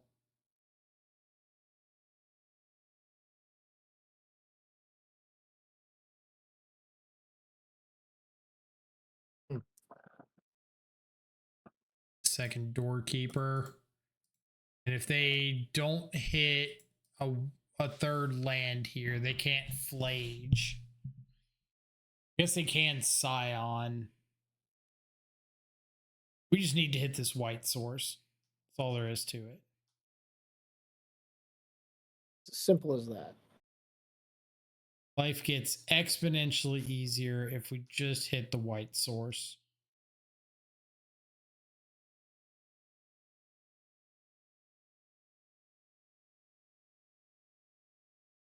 We're definitely discarding the hand size here. I don't really know why they're not doing anything. Like, they can play Scion off of this. All right. This is like our golden opportunity, right? If we untap, find the third land, the white source, and get to march the Doorkeeper plus Atraxa, like Solitude the Scion, we're big chilling. Is there any world where we should be Goryosing just to attack with a 7/7? Probably not. I don't think we're that desperate quite yet.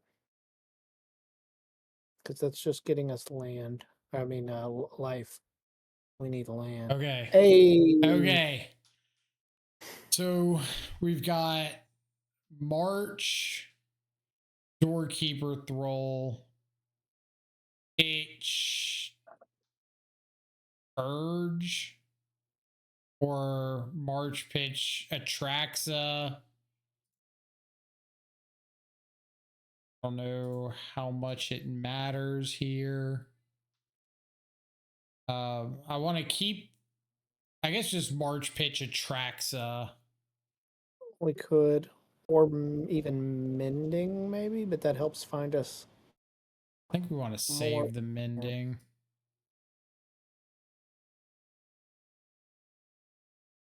Work the way I want you to work.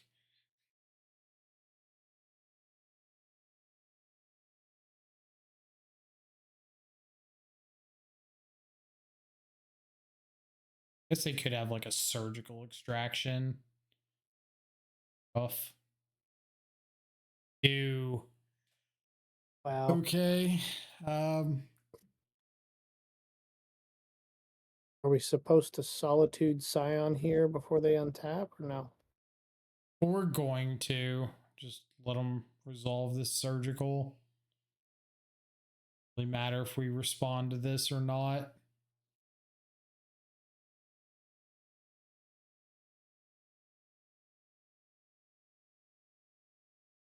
And I think we Solitude off of the Purge.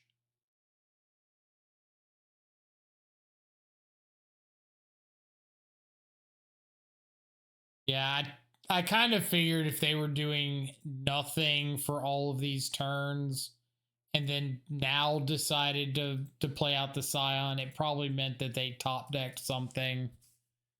Yeah. Kind of hoping I was just wrong and they were being impatient, but Makes sense.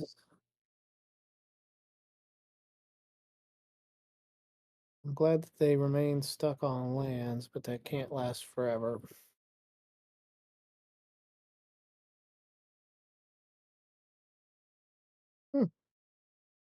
Well, we can consign the leyline binding, Yeah. but they still have a path.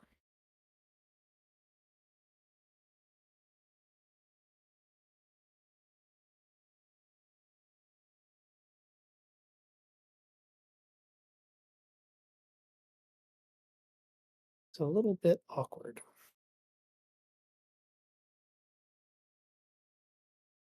Not Oh, doing anything.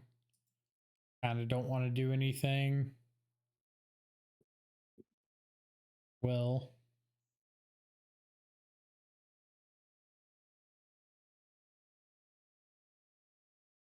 Solitude consign.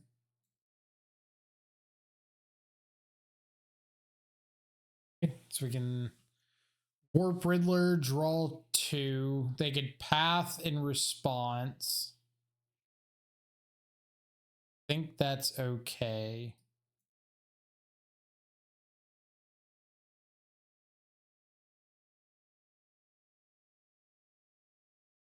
Find another mystical dispute.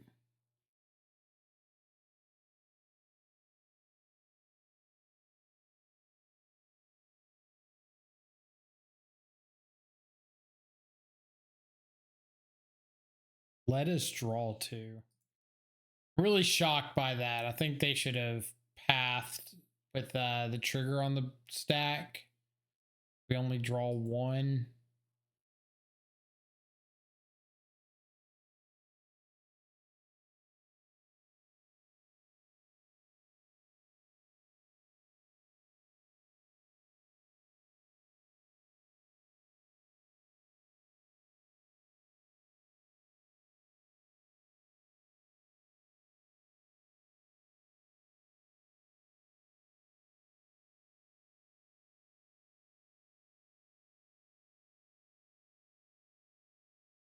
Let this go to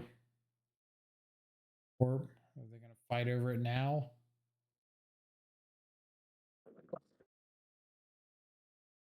I I don't understand that line at all. It's like I am passing priority on the warp trigger, so I'm letting it go. I don't think there's a reason to fight over it there or like use a card to get rid of it. Capitalize on the consign. And they still haven't found a third land, which is bonkers. Frog. And then we have Ephemerate to protect Frog in response to anything, I guess. This is I cannot believe they've still not found a third land. That's unbelievable. Oh my goodness. That's a really good draw. Get better.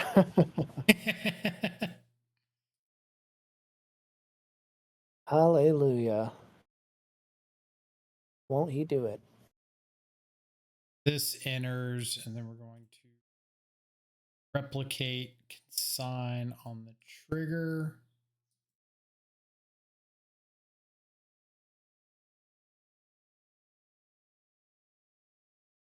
Get our frog attack in.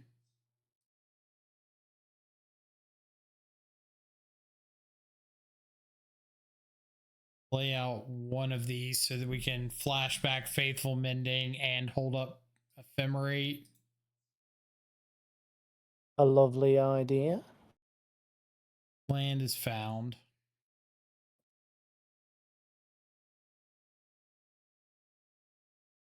Suppose they try to flage us here.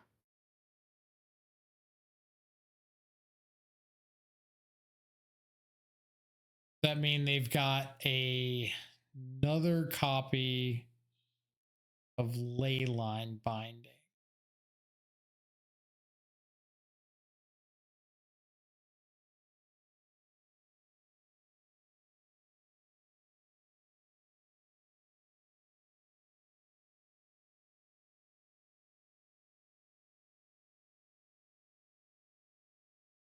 Love to see it.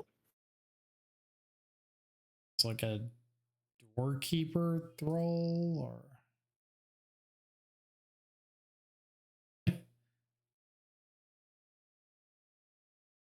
I mean, if opponent's gonna let me hit with a frog, I will take that all day long.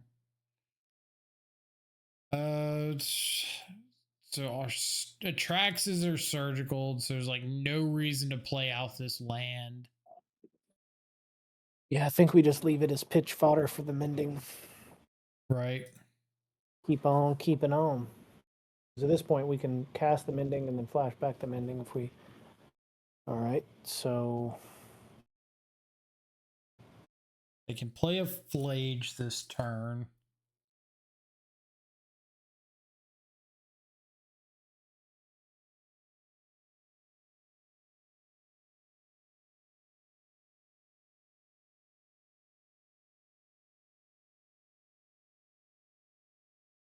also weird that they got 2 red-blue lands.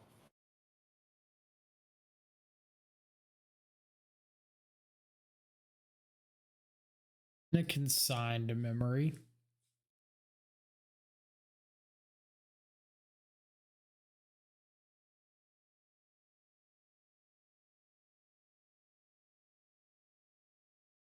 Flage resolves. And doesn't do anything.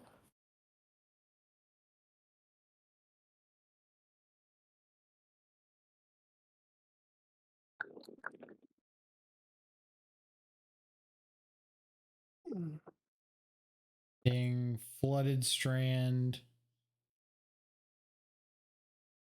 Ending. Matic ending is perfect. If I get rid of what, Mending Ephemerate, and we can go pending the solid, or pending the Thrall, Warp Riddler, got an attack with Frog. All we got to do is find like another white card, or we can go discard pending Riddler just to guarantee that we've got Solitude. We have to keep the pending because we got to kill the doorkeeper thrall or we're cooked.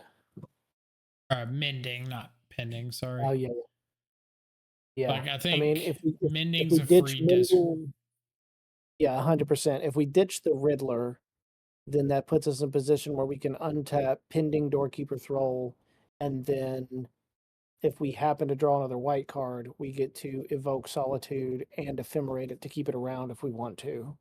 If we don't, we still get to pitch it, and they have 0 creatures, we have frog, and then we just pray that they don't have another removal spell for frog.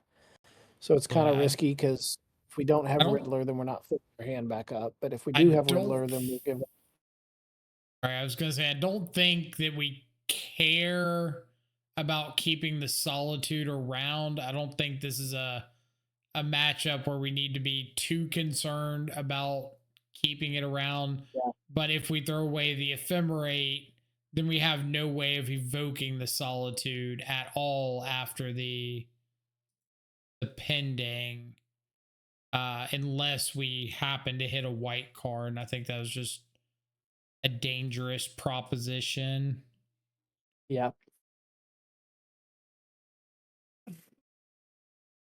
I'm gonna do this for 3 in the random off chance that they're playing Spell Snare. Fair.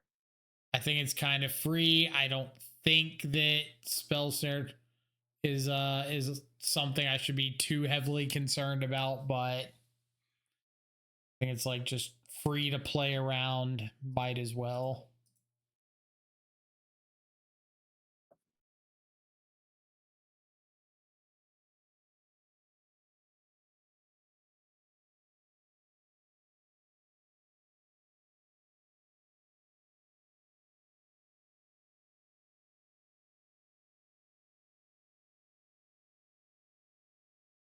Go ahead and evoke Solitude. You sign. If they have a consign and we get to ephemerate the solitude and keep it around, that's pretty awesome.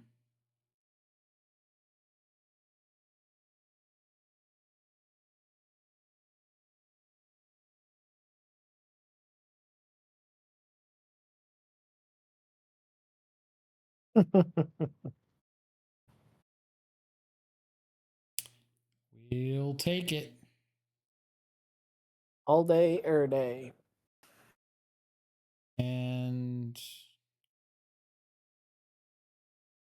I guess playing land still doesn't really matter.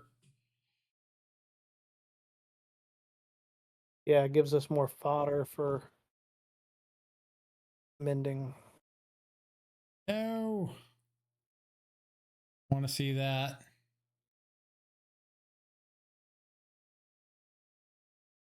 Turn after I lose my ephemerate. However, they cannot recast it right now. Cannot. They have 3, and Gotta back up. Gotta back up. Love to see it. First, just in case. I kind of like going for Riddler here. Who needs a frog when you can just Riddler, draw 2, and consign the warp trigger? Now, are we even supposed to consign the warp trigger here, or are we actually supposed to let it go, hold that up defensively, and then be able to untap hardcast Riddler and still hold up consign or Thoughtseize? What do you think? I don't like using it defensively on the solitude. I don't think matters because the solitude's not attacking into the flage. I think I'm fine with like Thoughtseize here. We can Riddler next turn.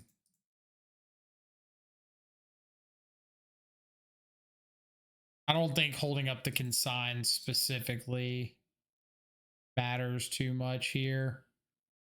They get Arena, but they don't have the white source still.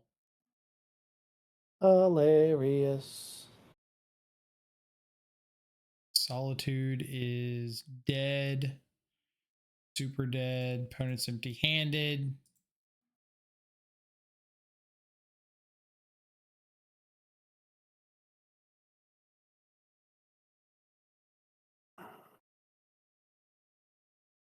Not really doing anything for us. We're still like in a bit of a precarious spot here because if they do hit the white source, they kind of just get to hit us for a big chunk.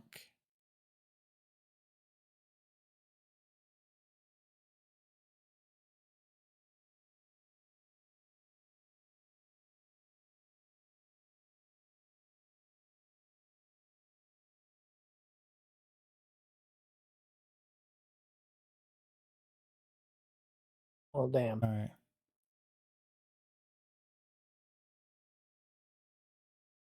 Are going to go for it.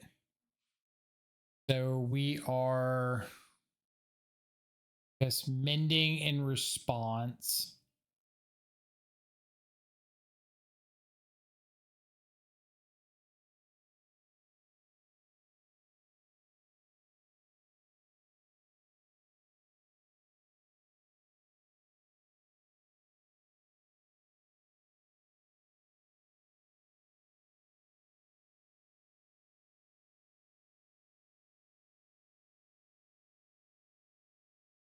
Rid of, still have Brand in the deck.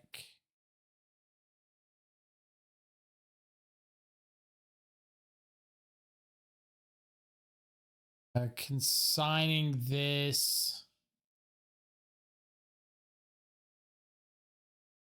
doesn't matter, but I need to consign the attack trigger I just need to consign one of them so that I can guarantee draw 2 off of Quantum Riddler next turn. Yeah.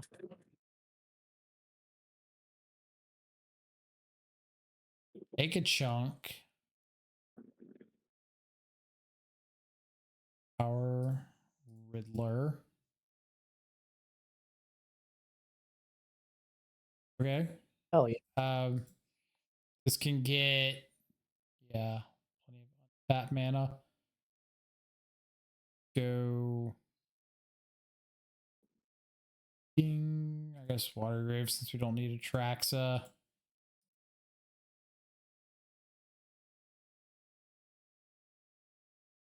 Blue. You got to spend your entire next turn escaping second. Flage. We get to cast another Riddler.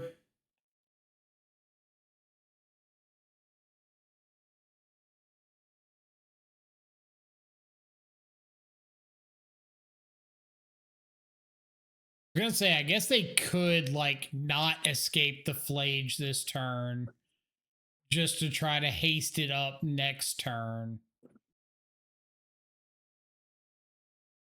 I feel wouldn't be the craziest line in the world. Like right now, this isn't killing the Quantum Riddler.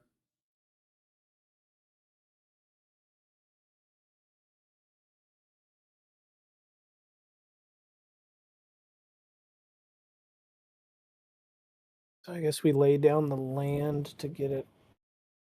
I guess we can cast Thoughtseize as well, yeah. Guess it's kind of free to just do this first. Unless their last card's a consign.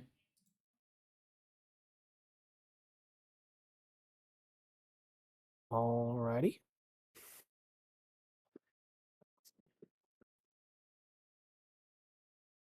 Looking good.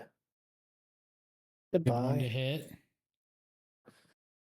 Okay, so Quantum Riddlers can stand in front of the Flage. In Solitude next turn. We still have a Meticulous Archive we can get. Positive.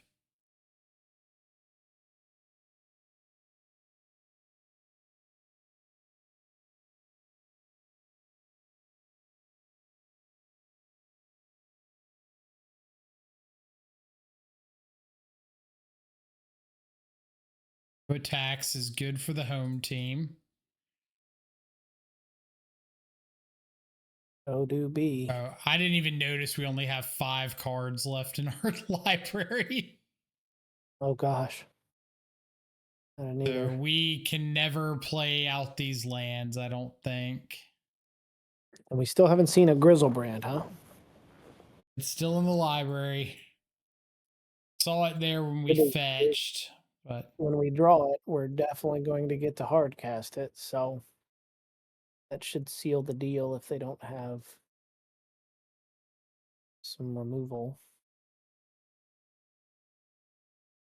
I think the big concern at the moment is opponent having Doorkeeper Thrall.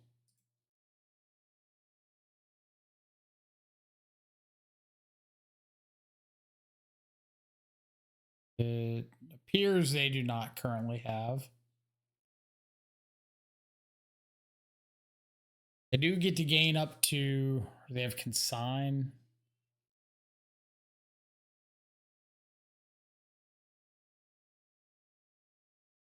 Air.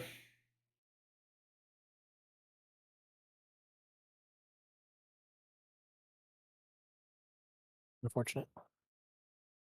It's unfortunate. I guess the bright side is they would have had that regardless. So even if I had Solitude on my turn, still happening.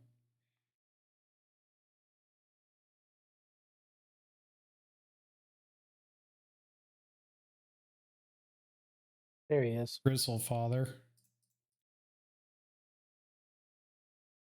5, 6.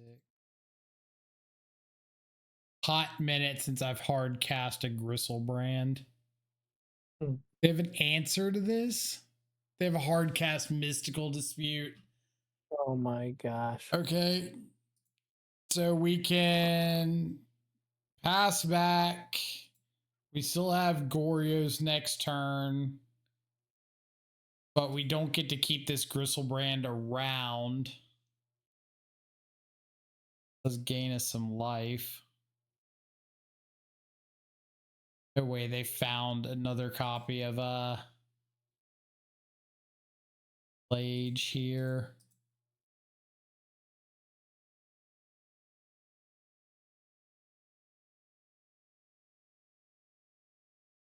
Oh no, they can just escape Flage.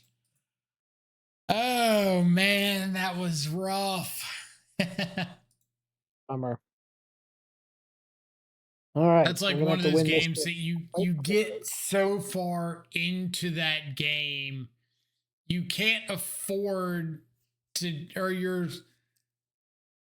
the percentages are like so minor, swinging back and forth, that you can't scoop and go to game 3 with more time, because there's still like a really good chance you win that game. Yeah. And what sucks here is that unlike Paper Magic, because we're multiple minutes later on the clock now, they can just try to slow roll us and win by default, which I do not like. They can.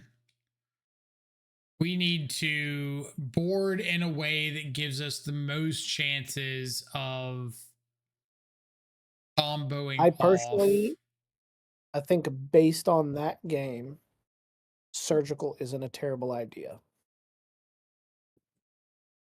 I don't disagree, but I don't think Surgical is helping us win the game in 4.5 minutes. Like, all Surgical's doing is stopping Flage. But if we are trying to win the game, we need to be trying to like get Atraxa into play. So I'm kind of on board with bringing back in the forces, boarding out some amount of interaction, like board out a pending or something, or like a purge, and just trying to be really aggressive about getting Atraxa on the battlefield and protecting it, protecting combo. That's fair. I just don't want to lose to a Doorkeeper Thrall is the only thing. Yeah, I just think like going into game 3 like this, we can't really play a long, drawn out, interactive game and win in time. That's fair.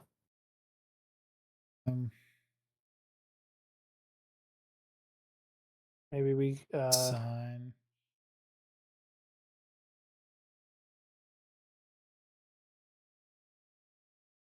This is like the definition of Magic Online sideboarding.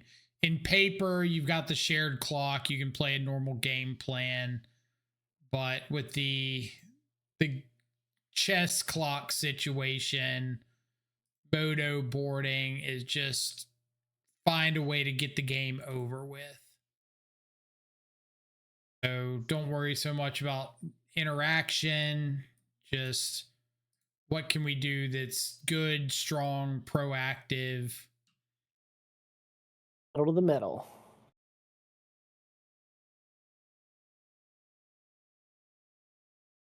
Fine. Thought sees you. Take your answer to Frog. Turn 2, get a Frog down. Faithful Mending, try to find a Goryo's. Got Surgical. Got Scion, which is a little annoying. They got Doorkeeper Thrall. Frog deals with Surgical.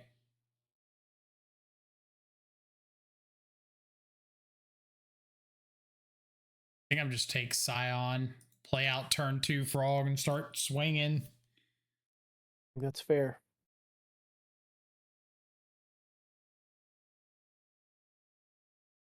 Got force negation to try to fight over a leyline binding.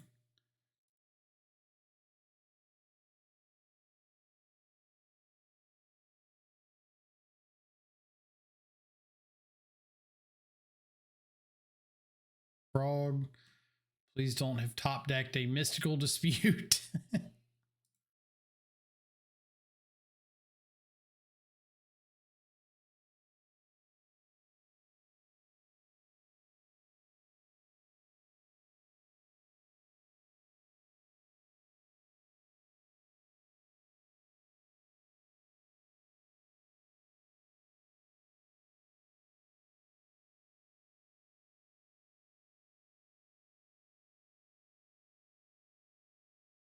Is Scion.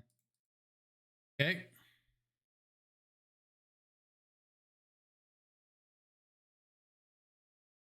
Go discard. Discard. Warp Riddler.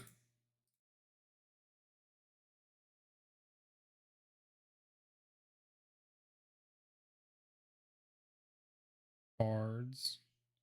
Find the land so we can ephemerate the Riddler.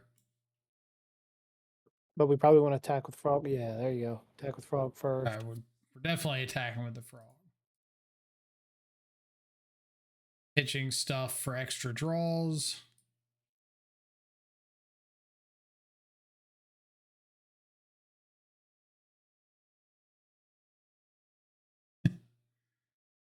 Hell yeah. Our Hallowed Fountain.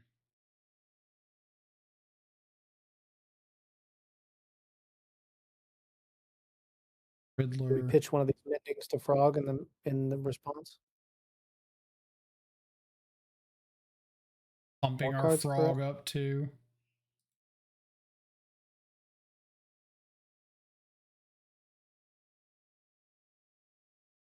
Right. Feeling glimmers of hope. Not nice.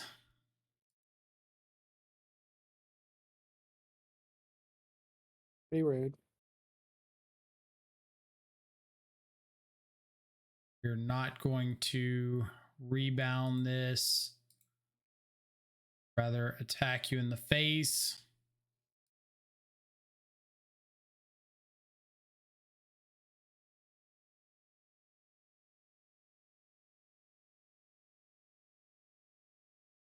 We Thoughtseize hold up mending. A little concerned about going down that low on life, but I guess it's not terrible here. Yeah, we could also mending first just to see.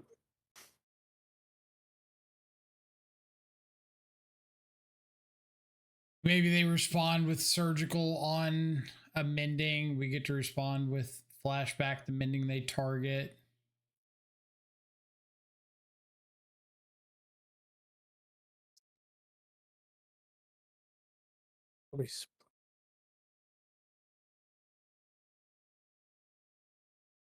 Don't want them to be able to get down Flage and keep it around.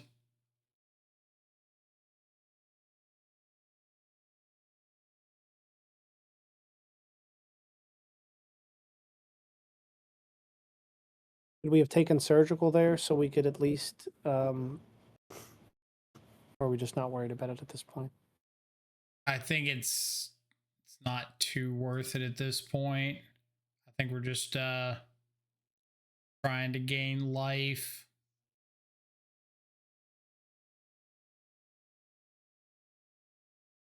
To win the race.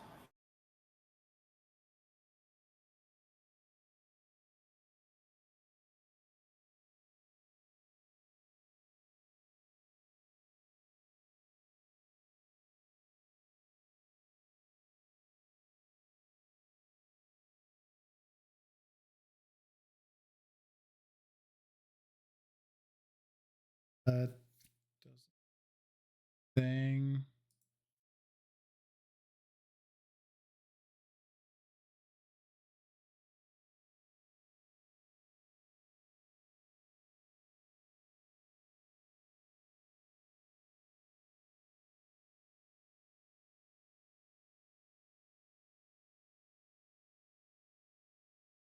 Red and surgical.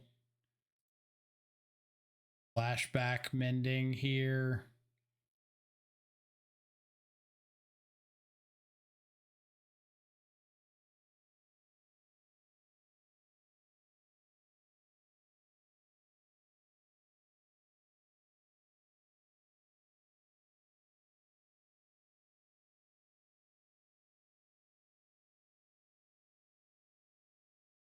Through your turn.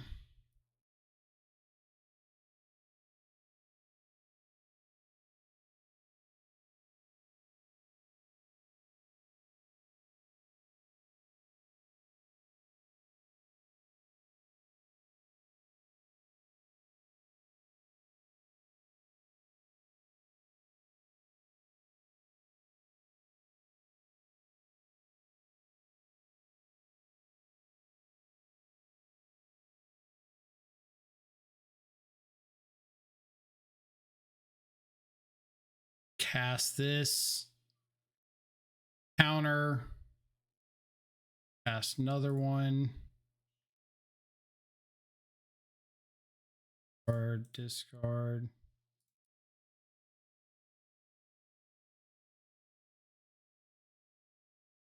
Ooh.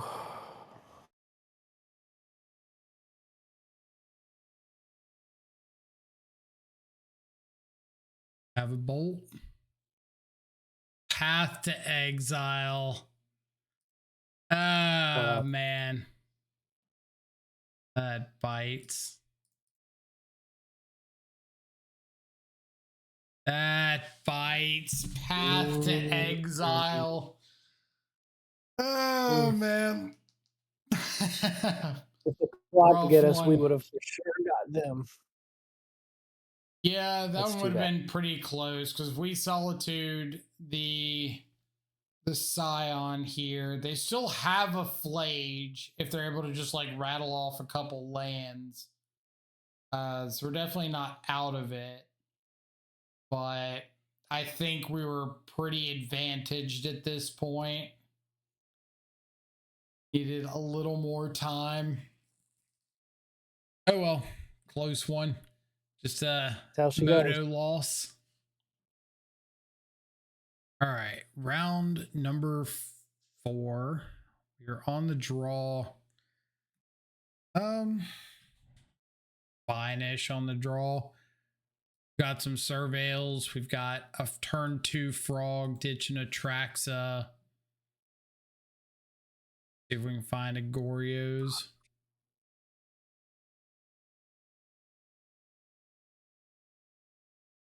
Okay. I want another land at the moment. Boros, cycle, Lorien Reeled. So I guess this is just blue-white control.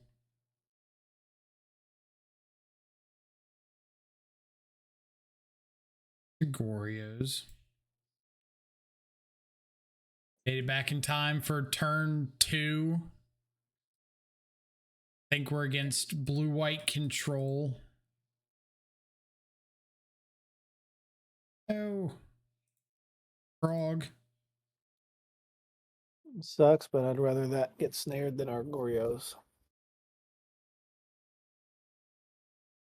Yeah, but at the moment we don't have a way to get anything into the yard to Goryos.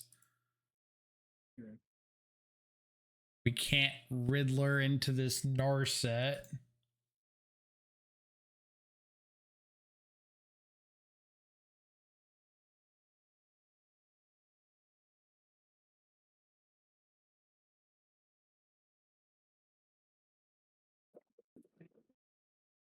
Oh dear.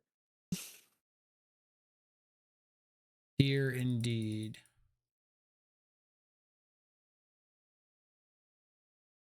Historically, this has been a tough matchup for me.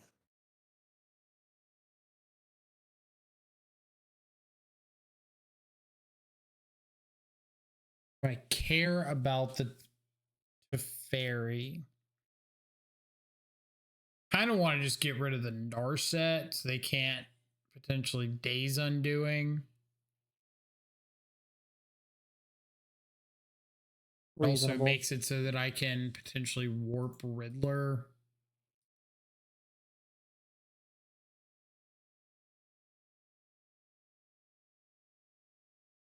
Yeah, I think if they daze us with a Narset in play, we're just cooked.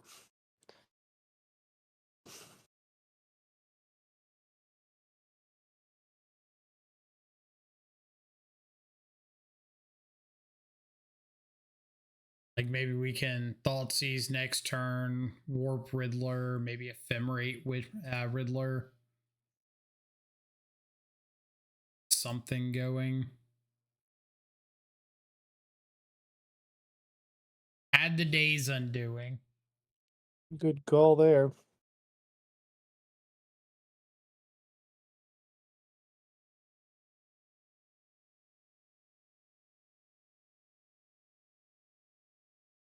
Rest of their hand is like a little mopey. Are they gonna path this? Really not.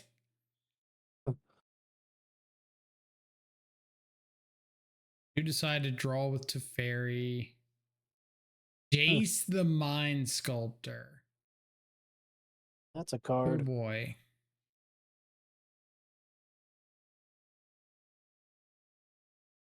That a little bit terrifying.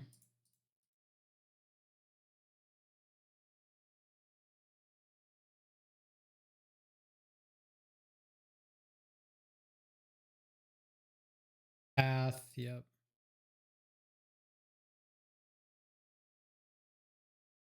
All right, so we can Mending Goryo's next turn, but they do have Solitude.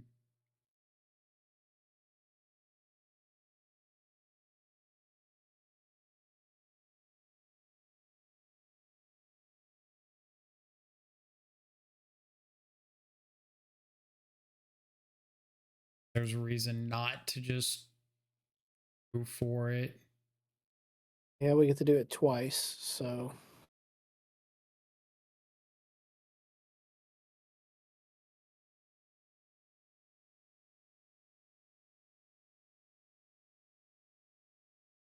Counterspell. Salt look 7 cards deep for a counter.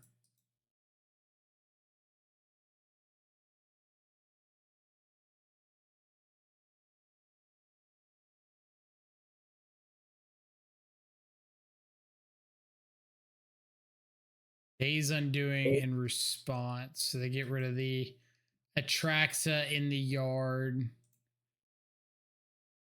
Scoop it up there. That did not feel particularly good. no, not my favorite matchup. So all the disputes are coming right into Fairy Force. I think that's probably it.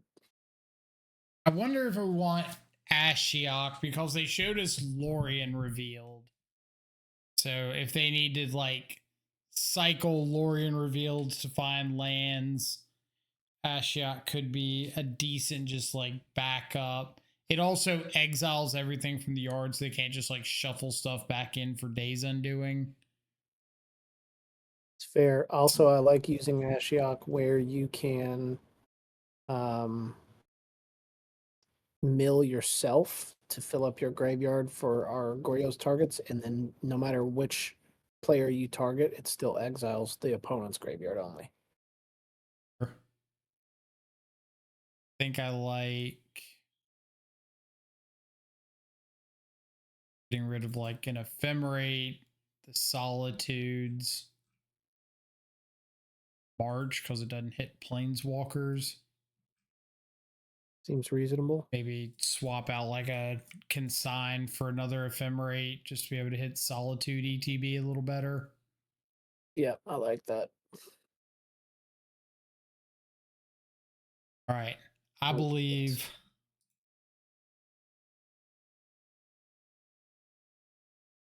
I think we snap keep that. These Mystical Dispute.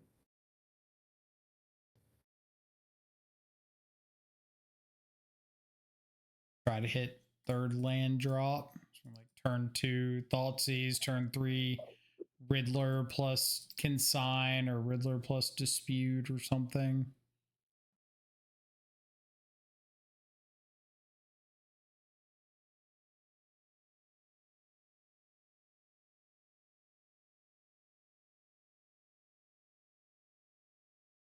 Assume this is a Spell Snare.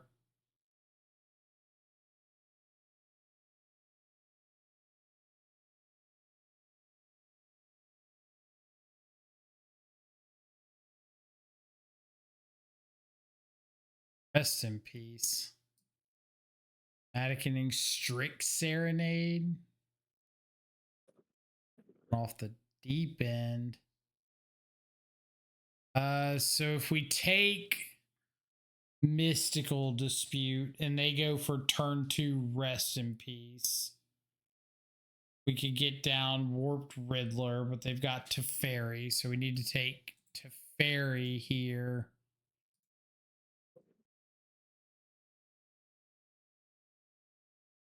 They don't currently have double blue.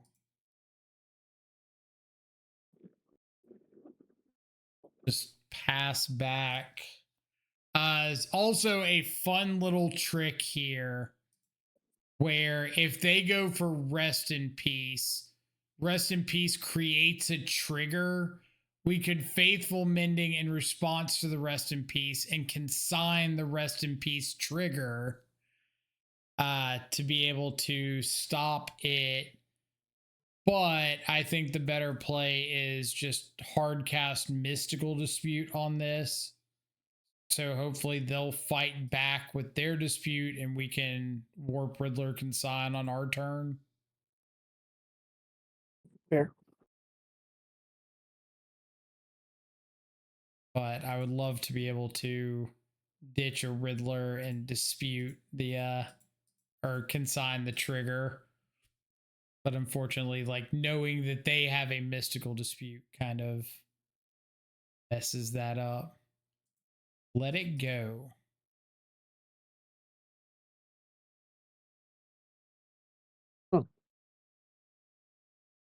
Didn't see that coming. Neither did I. Gonna keep hitting Well, they're land definitely drops. Because they have the Strict Serenade to counter the Riddler, so I'm not sure why. They just have second Rest in Peace.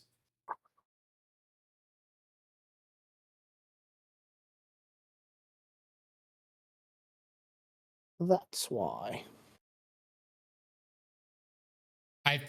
We're gonna go for the line here. The reason being, if they counter my consign, I'm losing it anyway. If they don't counter it, then I can just hard cast Riddler.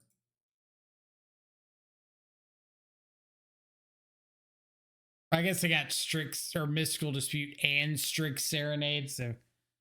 Oh, no, they can't cast both because they have Mystic Gate. So we get to hard cast Riddler and resolve it here. Love it. Fair enough. Magic is a weird game. Bute's gone. They've got a Prismatic Ending, Strict Serenade, Unknown. And we have Pending for Rip.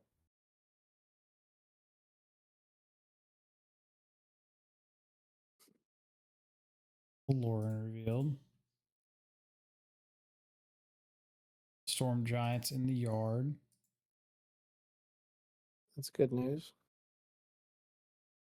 I don't think I want to Pending until they give me a reason to, or like I draw a reason to. Yeah. Because they might just play a Planeswalker we need to deal with instead. Right. Rid of a dead Love that they gave us Goryos, just let them like draw me into live cards. Top deck to fairy. So I could ephemerate in response to try to draw a force of negation. Or we let them bounce the Riddler and then we're able to untap pending. Do they still have a strict Serenade in hand? They do. They got rid of the pending. They kept the Serenade. I think I'm going for the ephemerate. Yeah, then I think if they didn't have that, then I would say we just let it happen, but haha, you're so good at Magic the Gathering. How does he do it, ladies and gentlemen? I wish I knew. Because it never works when I desperately need it to. I don't like just drawing another card here. Yeah, I think we draw free cards. Okay. Now we can get rid of the rip.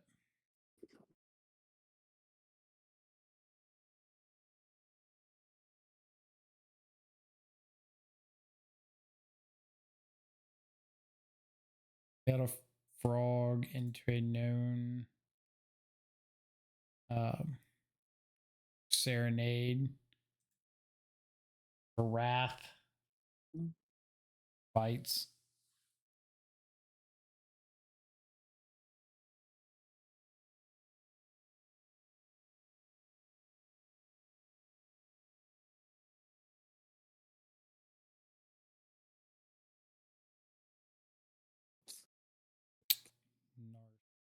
Are we supposed to mending in response so that we can draw?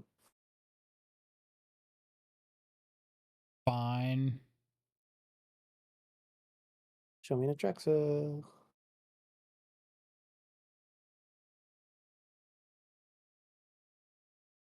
If they daze here, I'm gonna be sad.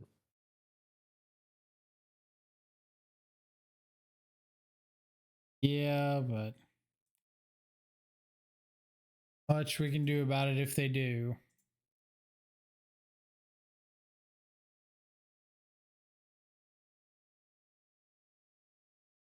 Another Narset. Okay. We can Thoughtseize away. Ooh. Thoughtseize away the other Narset. Kill the Narset on board. This hits Planeswalkers. Man, that's Womp womp. I think we still go for it and make them use the Serenade. Give us a body to apply more pressure. Yeah.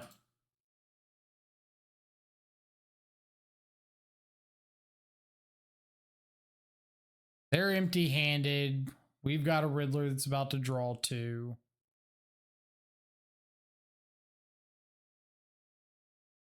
Or they draw us 2. That's so good.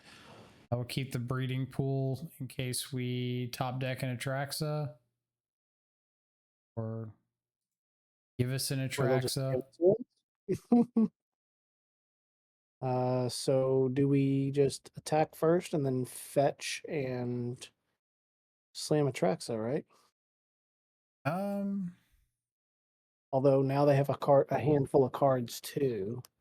I think we Thoughtseize and look at just casting another Quantum Riddler. Or set path, get lost. Like if we get rid of Narset here, they can get lost or Riddler. Insult. That's kind of annoying.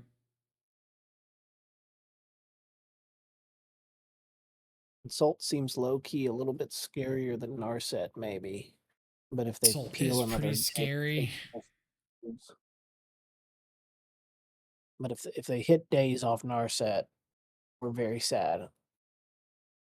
But if they don't, then Well, at the same worse. time, if they hit days off Narset, they are dead if they don't like find Solitude.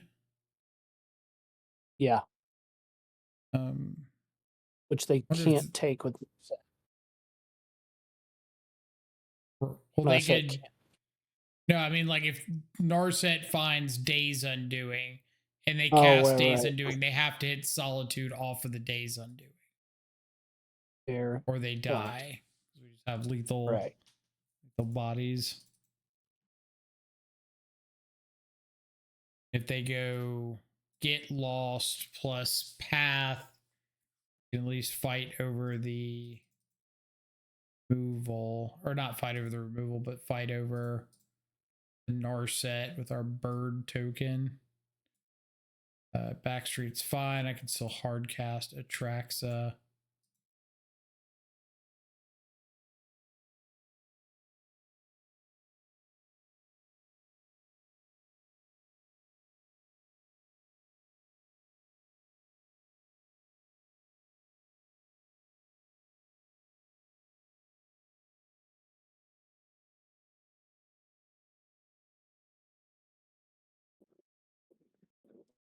Three down.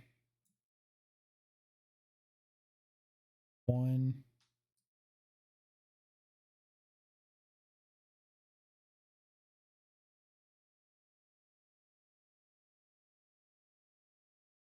Might be worth going for a mending here to try to try to set up Goryos on an Atraxa. Just get like, oh my god. Just get Thought Seizes or something. I like trying to get a frog down here too, because then we can just. The Goryos.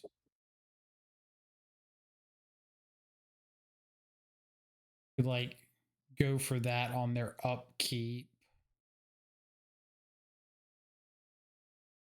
If they Supreme Verdict us, we're sad. So maybe we don't play frog here. Because they're dead. Wait. If they don't wipe, so I have no reason to.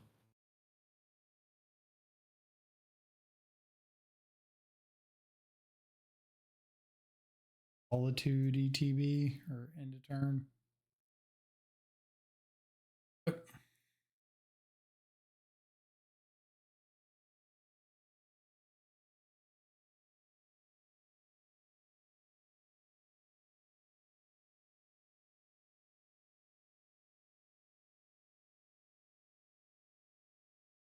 That was their other unknown. So we should know their hand outside of one card.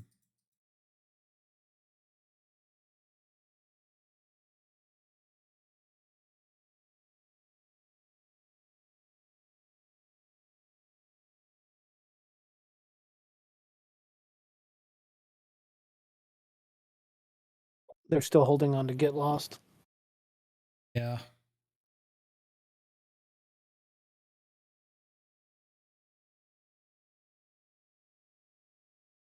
Finds a counter spell. Path.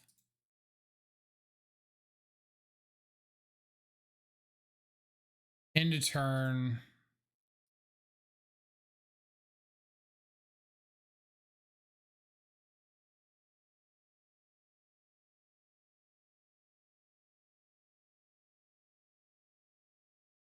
This.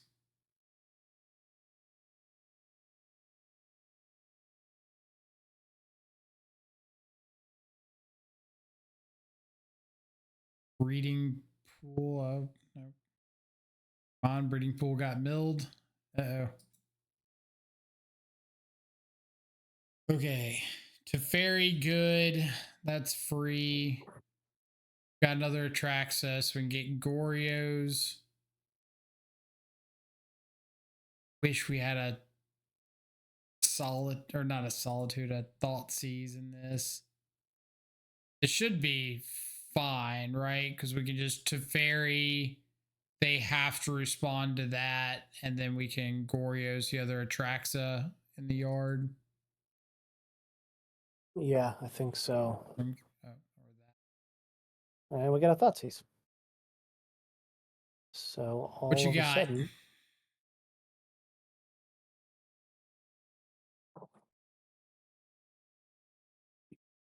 Take lost. yeah, they can't hard cast Solitude, so I think we just win. Very, they can like Gyre reach in response, but now that we've got Teferi out, they cannot.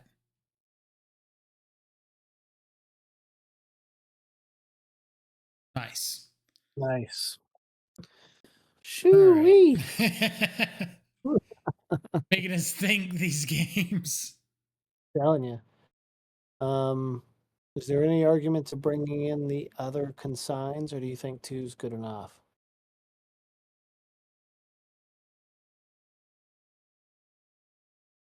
I kind of want to bring in the ephemerates back because we've seen like Path to Exile and Get Lost and Solitude and stuff like that. We haven't seen Wrath effects. Yeah, that's true. A lot of spot Like, removal that Solitude is annoying, but Ephemerate stops it just as easily as Consign. Yeah, and if they go down like 3 cards or 2 cards for Solitude, white card, and we just ephemerate, like we're winning that card advantage war big time.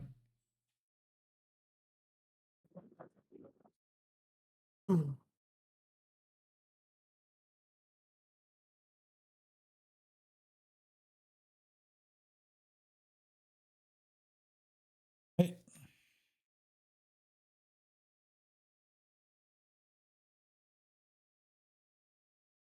Got mystical disputes and force negations and thought seizes that we can draw into.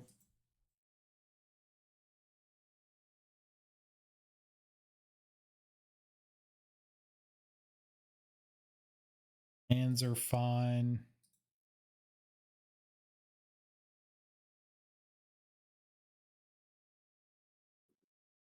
Ending for Rip or a Walker.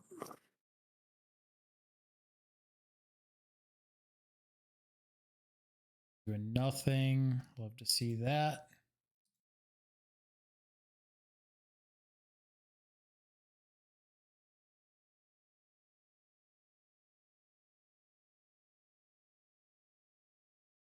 Hell yeah. Force.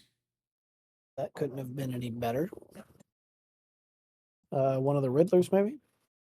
Yeah, I like that. Oh, that couldn't have gone any better. So do we pass through and try to go for EOT Goryos? Don't rest in peace here, buddy. Also, if they go for a rip, we can respond with Goryos and at least get like some value there. Trying to find Ephemerate. Okay. The rip. Bond with Goryos. Don't spell snare us, bro. All right, we force. That's fine. I think just off Teferi. I think we're just on like refill plan at this point.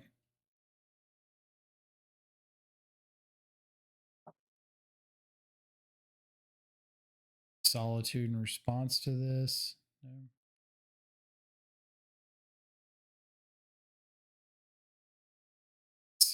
Got the consign. Land and just get Godless Shrine is fine for all. Yeah. Seems decent. Works for me.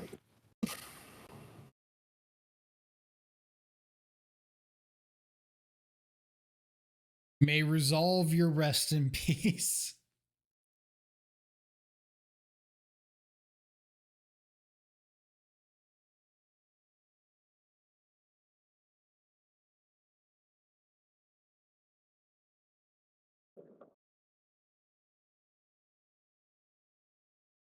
Kind of want to just go ahead and get this breeding pool.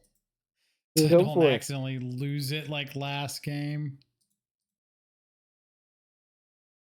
Got a solitude.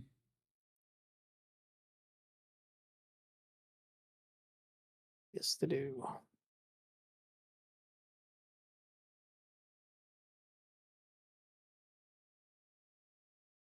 Hellish Norn, Days Undoing.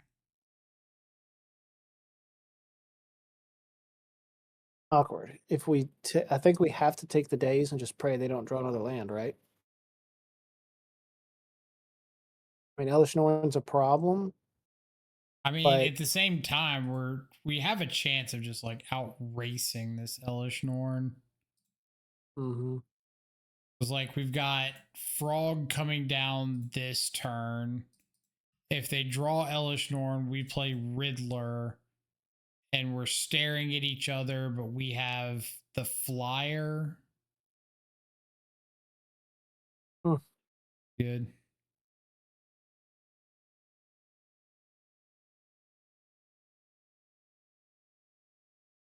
We're going to down this Riddler. You.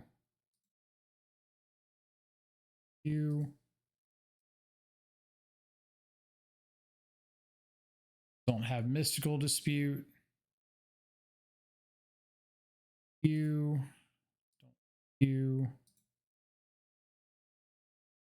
Now let's see this Elish Norn on blocking duty. Ooh, good hits. Good hits.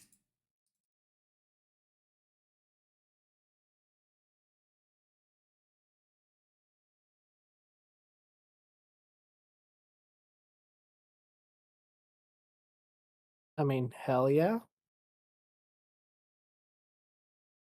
Yeah.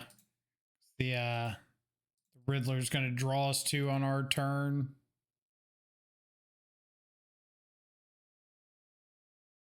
I'm short of lethal.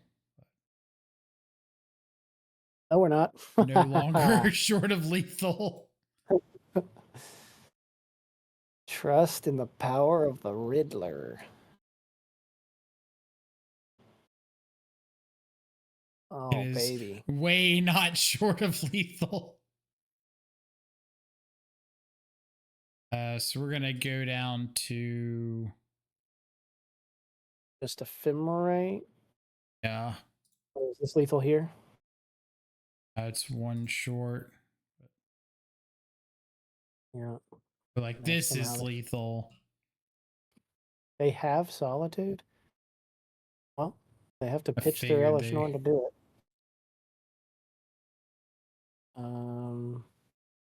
I think I just let them get rid of the frog and I ephemerate my Riddler to keep it around.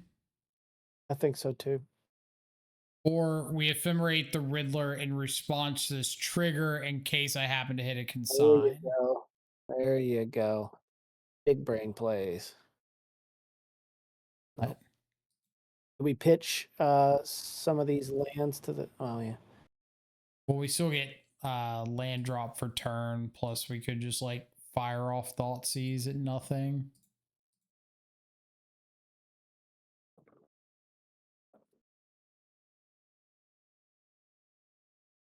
Glad we got rid of that Elish Norn. I'll take that all day. Battlefield to ruin. Let's go. Matchups a buy. I don't know what the problem is. Matchups free. Oh no, that was super sick. Like that's the kind of game that I've always underestimated out of Goryo's, is being able to like sidestep something like Rest in Peace super well. It's just like never meshed. It's never worked out so well for me. But in this match, it looked really, really good. So I mean, we sidestepped Rest in Peace. We also sidestepped. We won through a Blood Moon this challenge. We are bashing our way right through cards that pull us out. Right. So we even dodged an Elish Norn. Okay, back for round number 5. We are on the play, thank God, for once, against Nahuel. Pretty sure is on Prowess. And we got a pretty good hand. We got turn 2 Frog, Warp Riddler, potentially Ephemerate it. I'm on board. Got a Goryos. Maybe we can find a Traxa pretty quickly. I'm going to say all this, and they're going to end up being on like Jeskai Blink here. I'm going to look like an idiot. Nope. What? Prowess? Looks pretty proud to me. Yeah. Called it.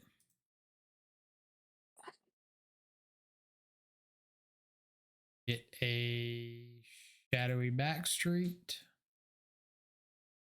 I mean, Didn't get any better than that, baby. Does not. Are we going for the Goryos, or do we want to just get like a frog down and try to hit third land to Ephemerate? I think we probably do that. I kind of like this play too. Just, I mean, if they have mainboard surgical, then so be it. But if they don't, then I feel pretty good about our chances. and just like aggressively throw this frog in front of whatever.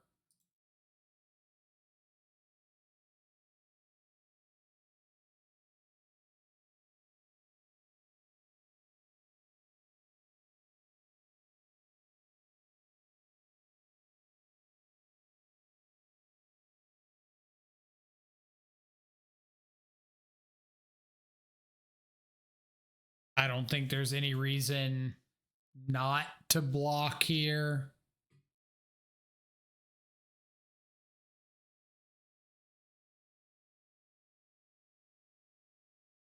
They're not even going to attack. They just tried to find a blocker. I will be attacking.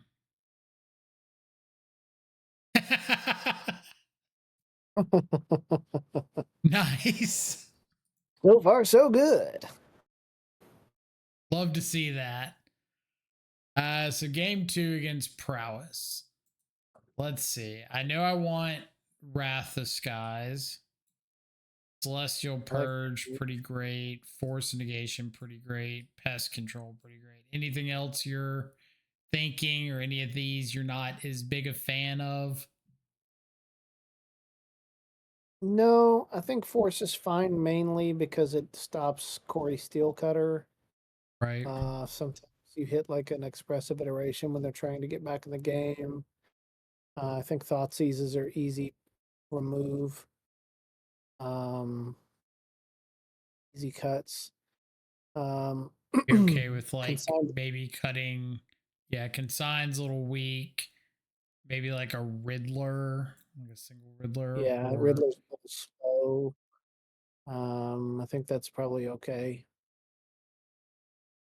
The only other consideration I think I would have is potentially like Mystical Dispute, especially post board against Prowess, when they've got like Spell Snares, Spell Pierce, into the Flood Maw, stuff like that. I think Dispute can get a little bit better, but at the same time, I think we're like kind of unfair enough that a lot of those cards, like into the Flood Maw, doesn't really matter for getting the ETB off of Traxa. And especially being on the draw, I think it's more of us trying to play the control route. So like the Solitudes, Ephemerates, stuff like that, and stop them from killing us rather than us trying to like protect combo.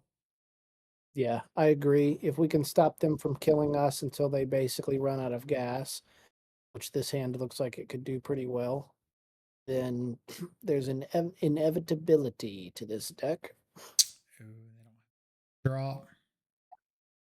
We draw a Force Negation. This. Why do people say Magic is tough? This game's so easy. Right, this game's easy. Play spells, win game.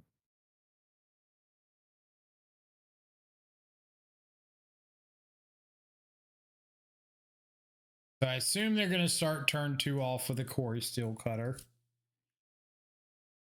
Had I to assume take we're a going to start guess. their turn 2 off with a Force of Negation. Oh, no, okay. Fair enough. This could Do your be thing. Spell Pierce or Spell Snare. Means maybe we want to go with Prismatic Ending instead of Frog. Good.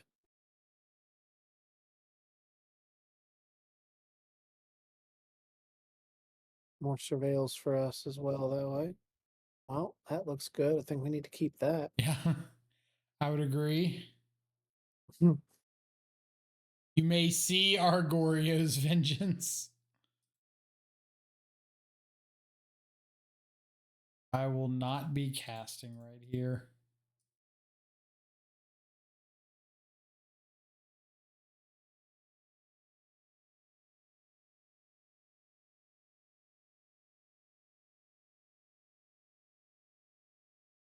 Slick Shot Show Off has been plotted.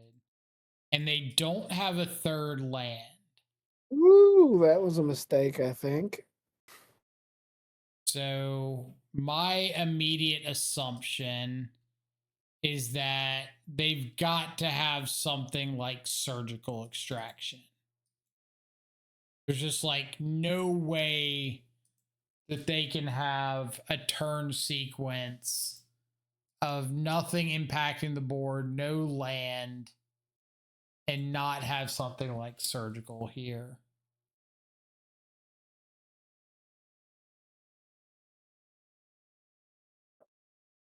Just refuse to believe that.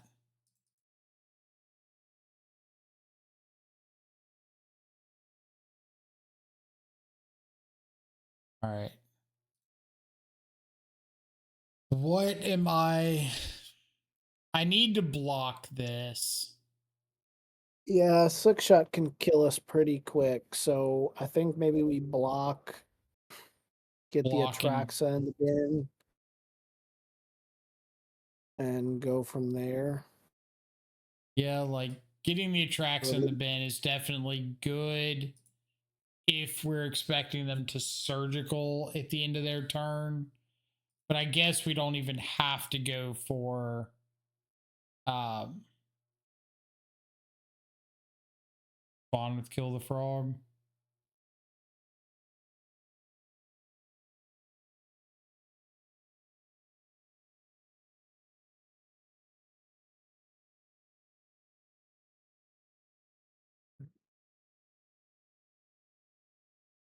So we could discard the Celestial Purge here kind of freely.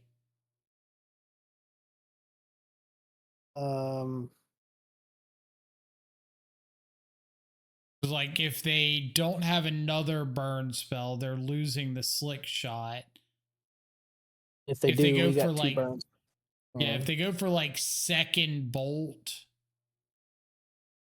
or We could always Lava Dart or something, we just let it go because like that's a lot of burn spells that could be triggering the Slick Shot on their turn that aren't.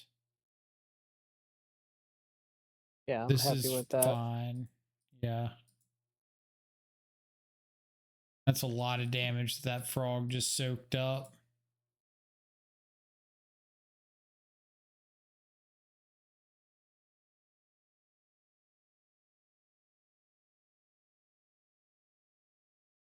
Our turn. And if they go for like upkeep Surgical, we respond with Goryos. If they don't do anything, we just pass back to their turn.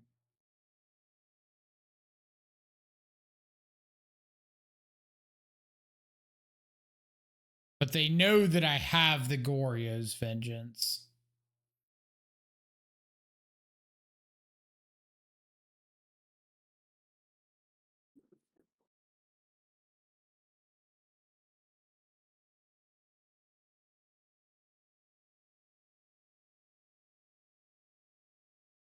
Now, are we supposed to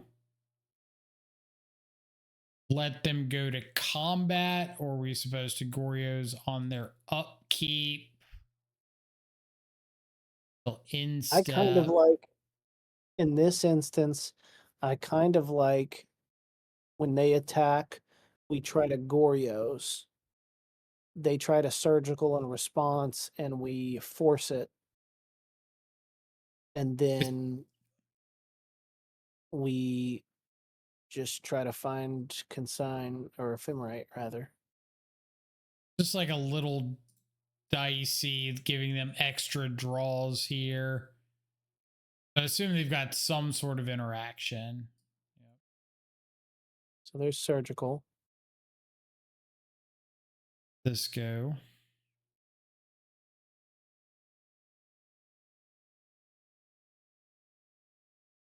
Also have a spell snare.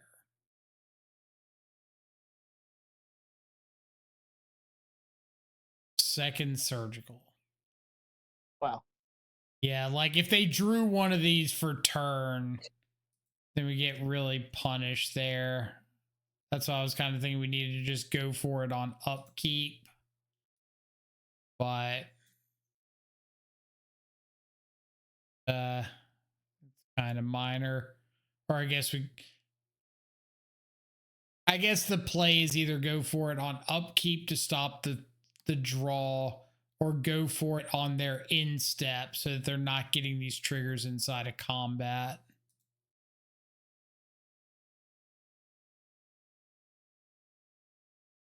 See if we can find something to get out of this. Find us another Goryos. Well, that's Been that because we can't cast it next turn anyway. yeah.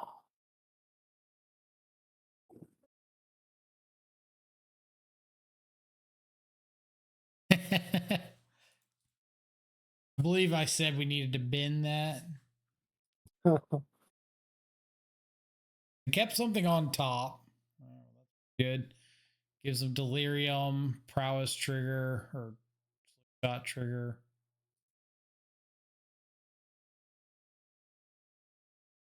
We could be dead.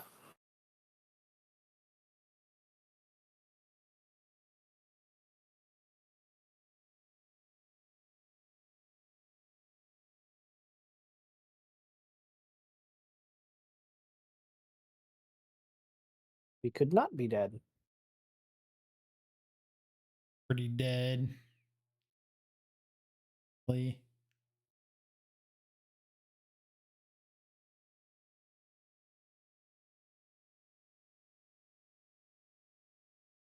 Got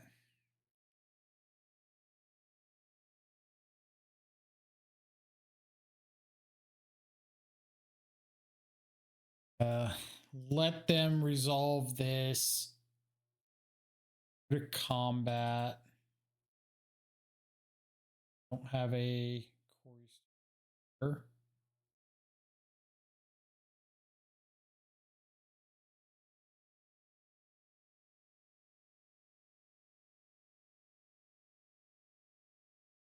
Bolt.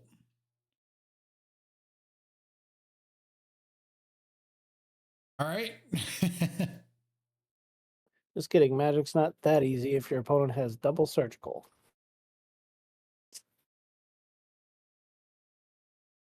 Dog does not get us there. Yeah. That was a rough one. You know what card we need to play is Legacy Dredge used to play it. Or no, you can't play Silent Gravestone because nobody can target anything in the graveyard.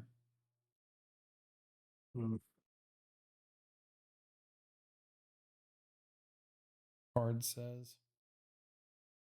All right. Anyway, on the play, changes we're making. We want to maybe trim a Goryo's and an Atraxa for like 2 mystical disputes. We could. I'm wondering, is Teferi just straight up too slow? I don't think Teferi does like much of anything to interact when all their stuff is hasty. Like you bounce Yeah. a Swift Spear or a Slick Shot or something, Quarry Steel token. They just get to go haywire.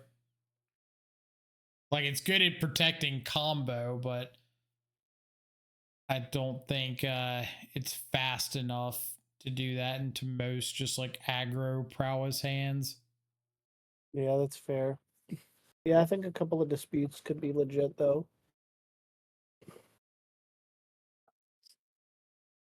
Stops Like, them from countering us.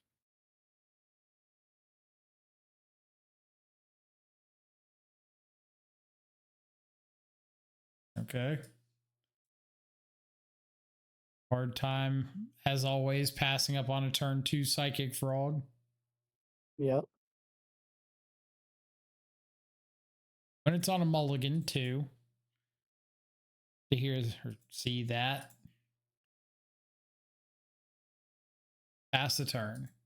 Okay. Now we're cooking with peanut oil. A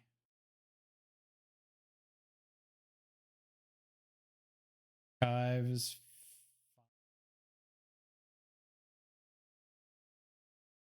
Third land. We've been real good at hitting those third lands. Right? Won't hear me complain about that. Do you have the spell snare on the draw? No. Okay. I was about to be upset for no real reason. Have the Quarry Steel Cutter.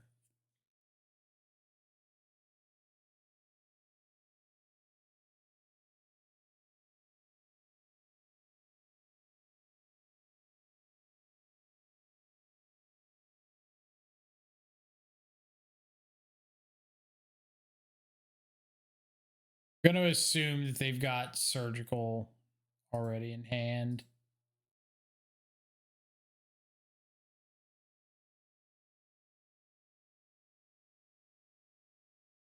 Are we going for Archaeologist?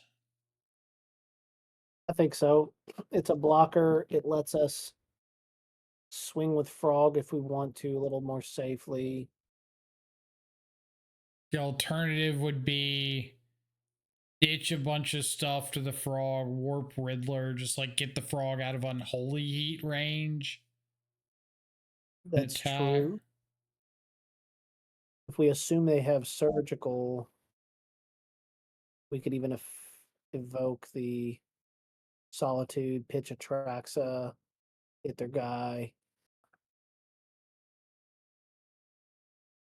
But that seems a little bit irrelevant. They just We ditch 1, 2, 3, 3, 4. Frogs up to a 5, 6. Warp Riddler draw 2 to a 7, 8. That's pretty tempting.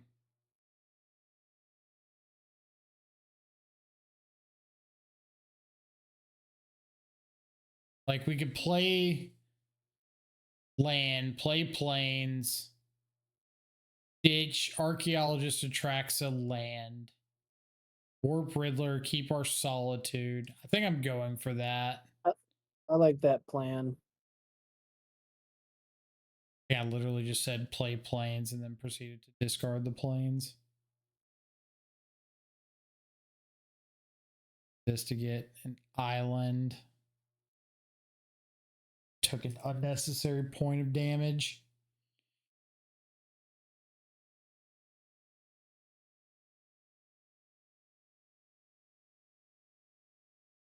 Come on, Ephemerate.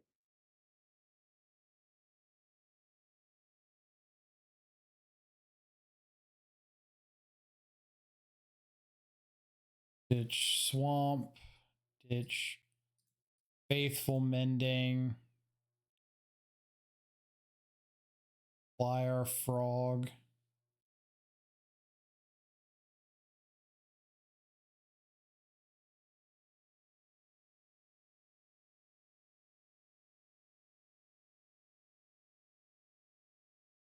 Something good, please.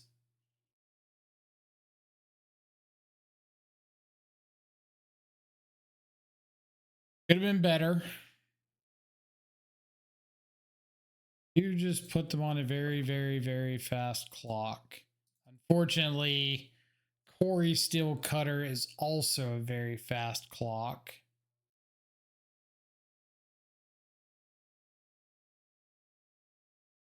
Corporate Orb.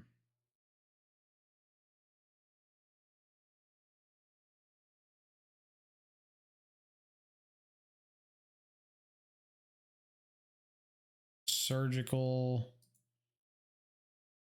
Exile the Atraxa, so you don't get to see my hand.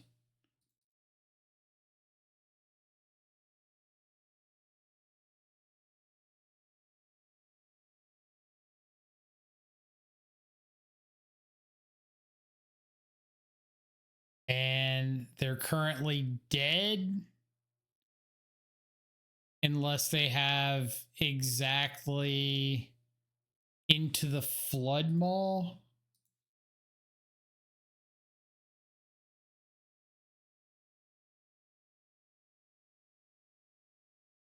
But I think I'm fine going for it because we've got replay frog.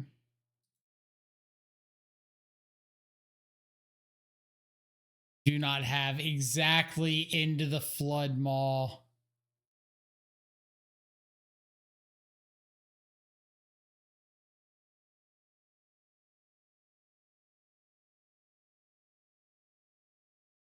I was gonna say, you are a liar, my man. You are a liar. Oh man, they're always fun to play against. That was sick. That was super sick. So if this is Titan here. So we're here with round number 6. We're for sure against Amulet Titan. Know our opponent. We don't have a reanimator target, nor do we have a way to get one in the yard outside of a survey of land. I think we throw this back. You have pending for a turn 1 Amulet. And we also have a Solitude, so if we find a white source, we can get rid of a Titan, which does buy us some time to draw into what we need potentially. I kind of feel like we need to be more proactive. Like we got Thought Seizes and Frogs and all that stuff. Go for it. Ah. Frog, there's Force and Negation. Still have pending for Amulet.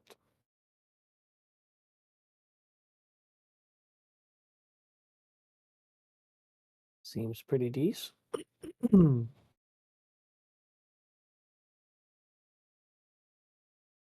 Got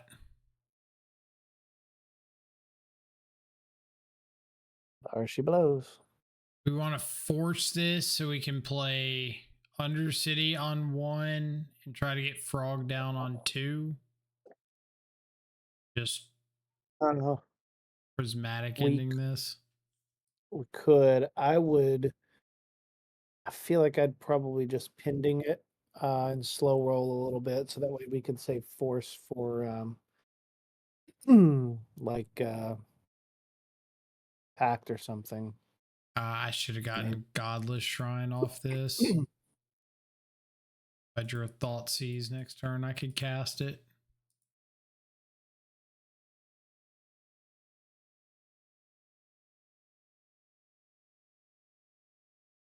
Easy, they know me as normally being a Frog Tide player, so Hallowed Fountain's not like off base for builds I've played recently.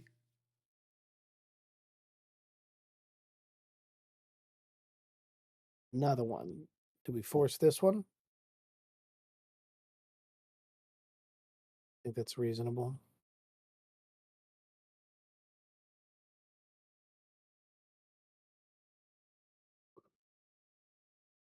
Come on, untap land. I will take Undercity Sewers, flip over, and Atraxa. Also fair.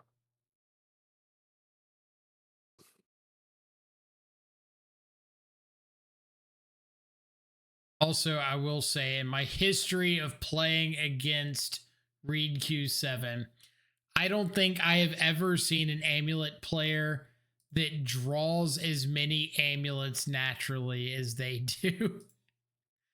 It's kind of hilarious. Other one. I would not be shocked to see a third amulet get cast here. Basically a third amulet.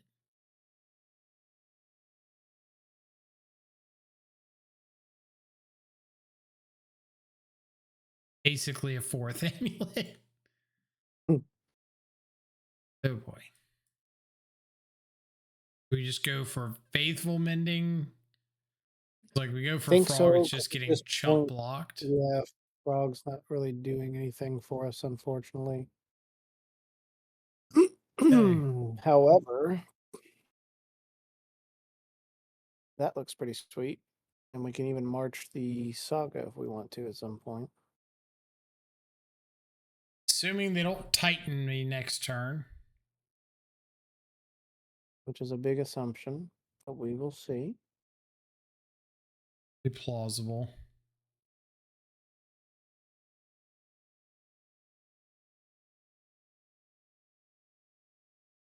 Maybe we were supposed to wait because if they tighten, they can just get Bajuka bog the Traxa away. Stock up in the main deck. Interesting.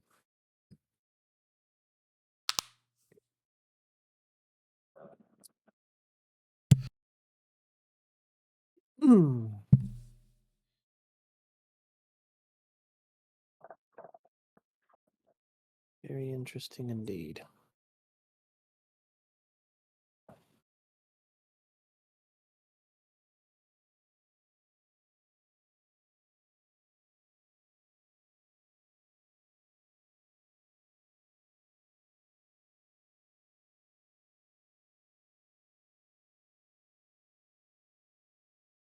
Okay.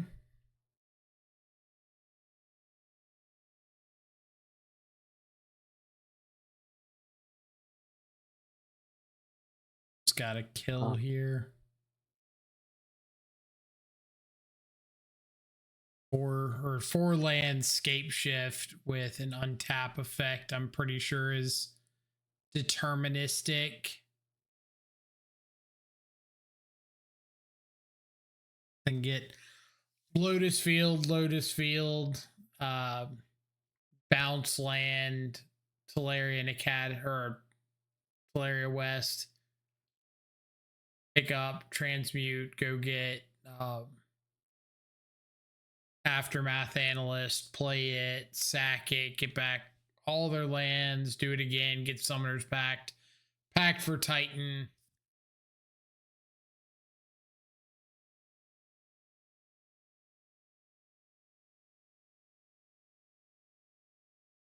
So this is the kind of hand or the kind of game that makes me believe Titan needs to be on the short list for a chopping block.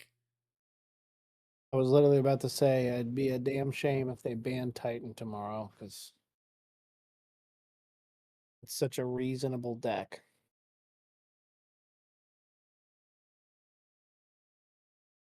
Is the Lotus Field. So they just had the Aftermath Analyst in hand.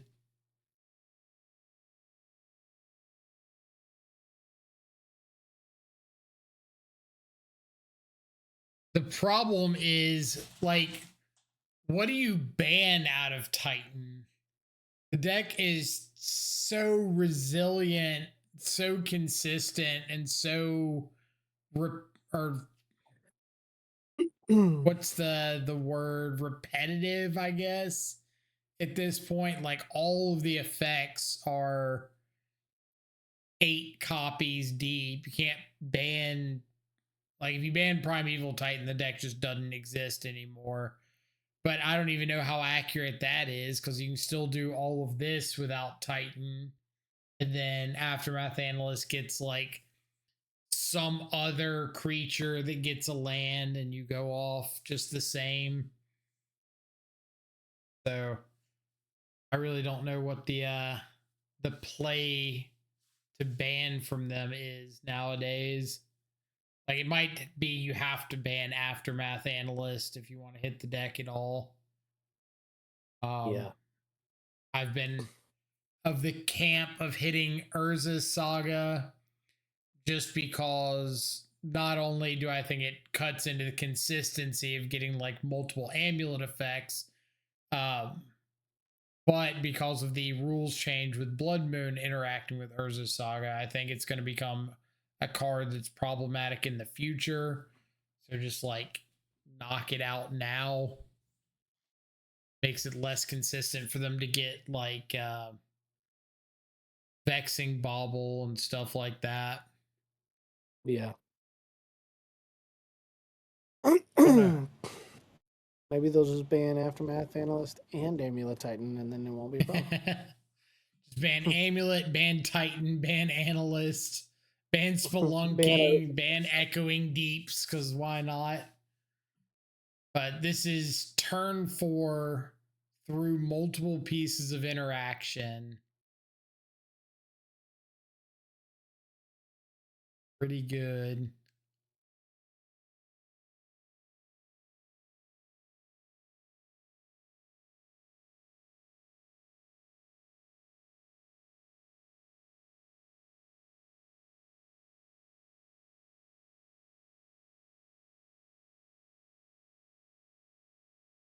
Not a Primeval Titan.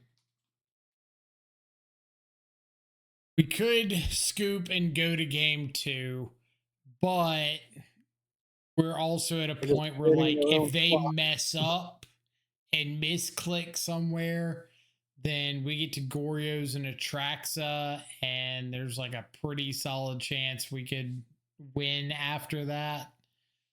So doesn't make a lot of sense to scoop. If we didn't have anything to do, if it was just like untap, play a land, pass the turn back, I think I would scoop by now.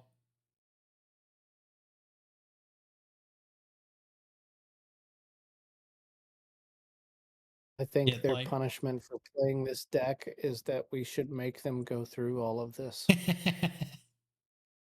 Also fair. I've had Twitch chat like get pretty upset with me when I didn't make my Titan opponent click it out. Like, oh no, they can lose to time. Like, what's the difference between playing against like a mid-tier Amulet player on Moto and like a good Amulet player? A good Amulet player on Moto is not going to time out. They might take 23 minutes and 57 seconds or something, but they will not time out.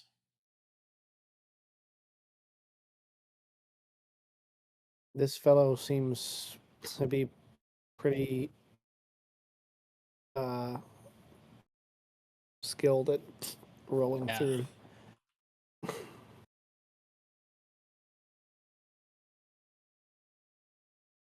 They know them some Amulet Titan. Wow. They are familiar in the ways of searching out lands from their deck. I see that.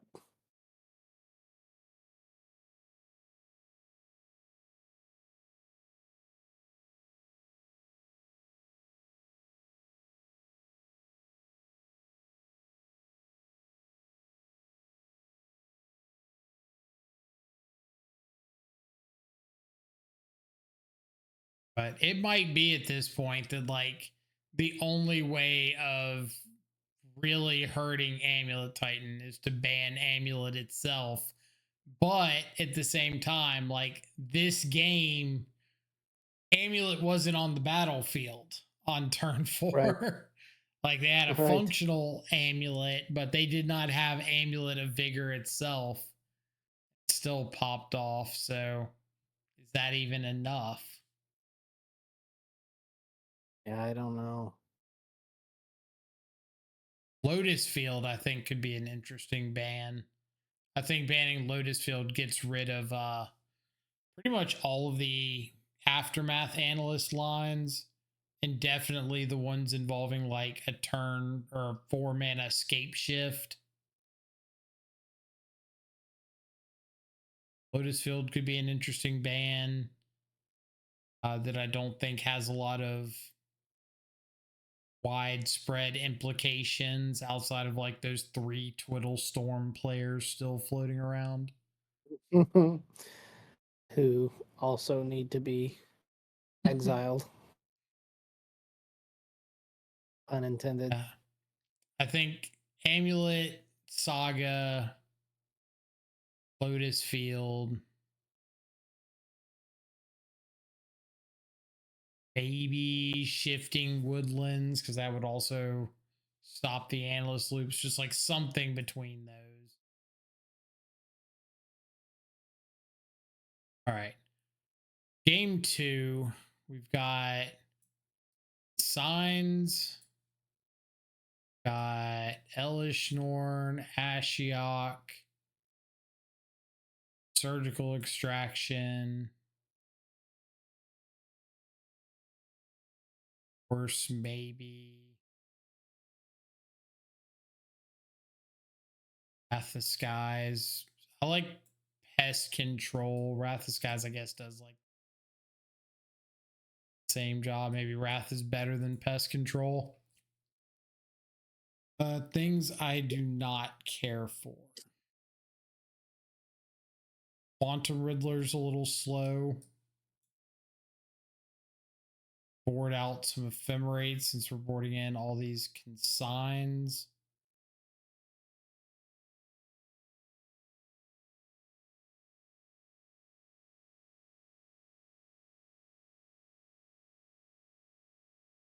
Really doing much to interact with us. Board out Attic Ending since we're bringing in Wrath. Wrath is a little bit slow, but it does hit Saga. That was kind I of do my like thought, like either I do Pest like Control or Wrath, and Wrath being able to hit Saga, potentially just like turn 2, play Wrath, hit a Saga. If they don't play an Amulet, could be my issue is worthwhile. they almost always are having the turn 1 amulet. Like they'll mulligan pretty aggressively in my experience to try to find it. So having the prismatic ending for a turn 1 amulet, although it didn't exactly pay off for us there, still seems Yeah, the turn relevant. 1 Amulet answered, the turn 2 Amulet answered. I also do think I like Force of Negation just because it stops spelunking, it stops amulet, and it stops What are your pact 3 and other board negation. outs here? 30 seconds to figure those out. Is Elish Norn too slow here? Could be. Um,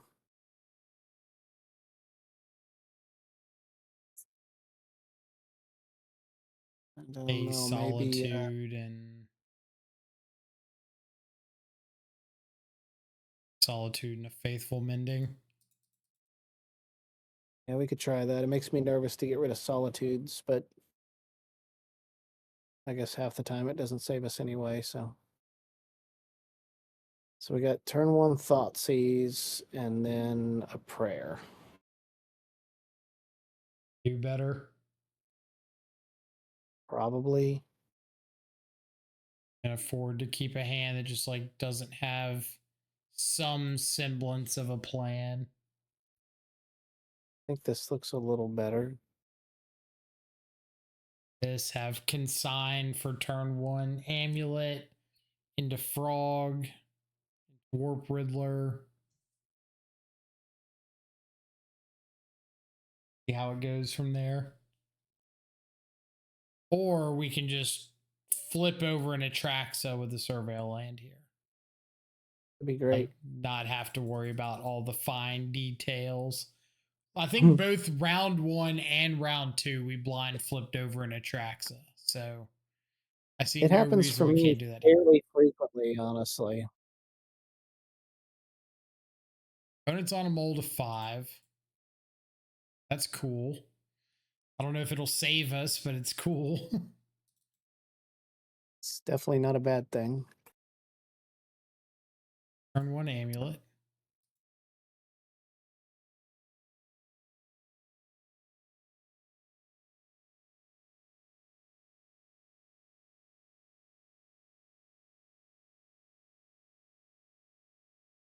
Here comes our Boreal Grazer to ruin our day. Gonna have second. Oh, no second Amulet. And no Grazer? It's our lucky day. Solid plan to be able to consign the Riddler trigger.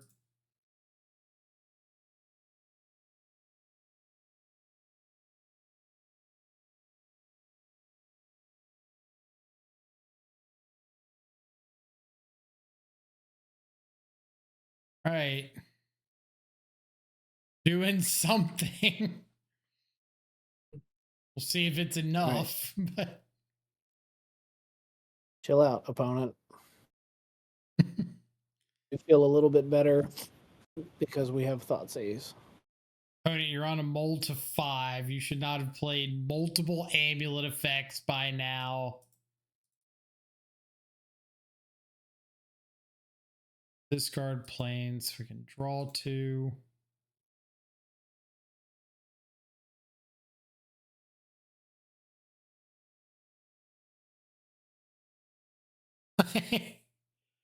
We're going to take Titan. We can't stop Lotus Field from untapping. Guard. Ball you. Well, did we go ahead and Surgical Titan here? I think we wait. We wait for them to put like an untap off of a Lotus Field or something on the stack. This is fine. We could have had another blue spell to force that. Like, I don't think if we don't have to show them surgical, then we shouldn't. So like, if we just can win this game without it. But we can wait for them to put like, what would they have to have here? They'd have to have like,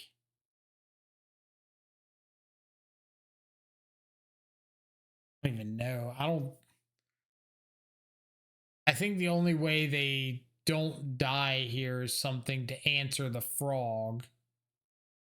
But something like Arboreal Grazer, we can pending. This puts Lotus Field into play, but that doesn't really do anything for them.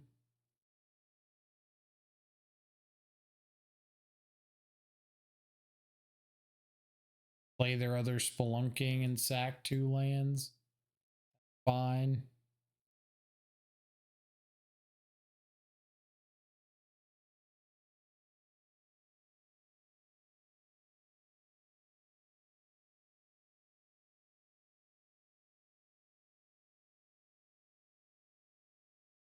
We get Summoner's Pact and we just Prismatic Ending the Arboreal Grazer and swing for lethal.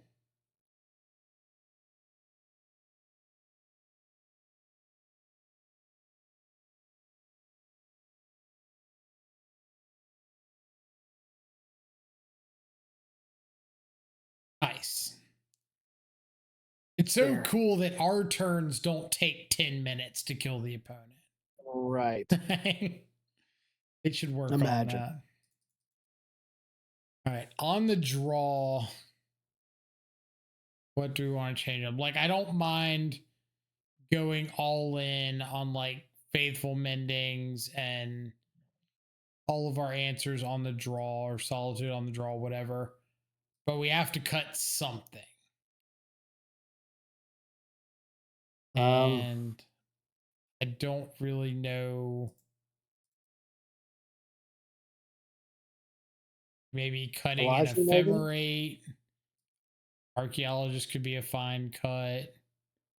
But at the same time, like, is Archaeologist one of the cards we want in when we're trying to go all in on comboing? Yeah, I guess if we're trying to go all in, then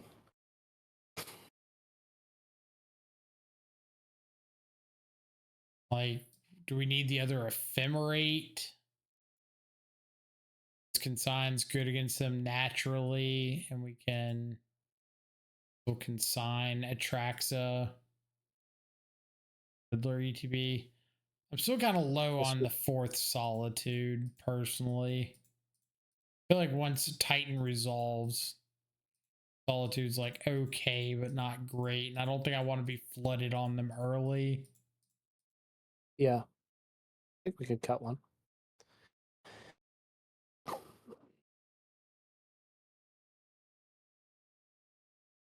I believe opponent is going to mold to 3. And their hand is going to be basic forest, Beseju.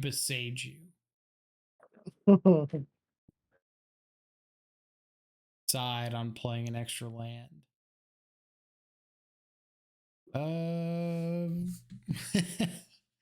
Well, we got to find a discard outlet. We do have pending. Pending for turn 1 Amulet and Surveil. But is this just going to go the same way as like game 1 where we have piece of interaction and we just like aren't doing anything and die? It certainly could go that way. This is like turn 1 pending, turn 2 we can't play a frog if we find one. So turn 3 play a frog, turn 4 Goryos and Atraxa, but opponent killed us on turn 4 game 1.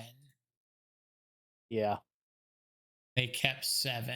So I think we have to throw this back. Yeah, I think it's a little too risky. This is like, yeah, if this had a discard outlet in it and it was just like turn 1 tap land, turn 2 player discard outlet, turn 3 Atraxa, I'd be for it. But I feel like on the draw, not enough.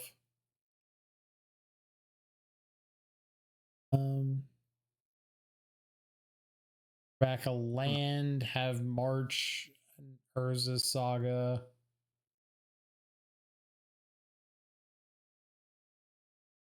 Not very good either.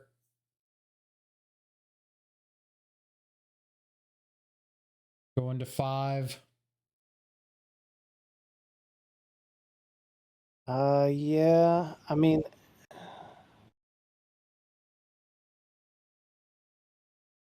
like, I'm looking at this hand.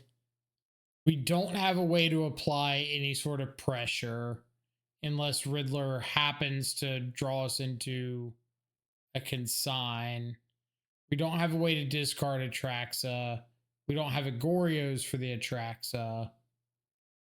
Yeah. I think it's just missing. Yeah, just missing too many pieces.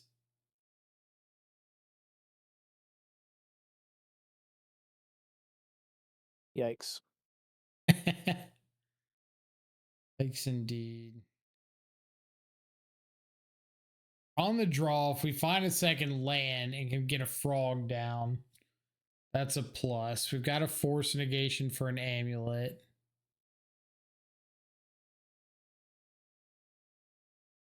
This does have a lot of free spells. So maybe Right. we Don't think we keep can go down to mending and ending solitude. yeah, Force an probably. amulet and then try to get a frog down and pitch an Atraxa.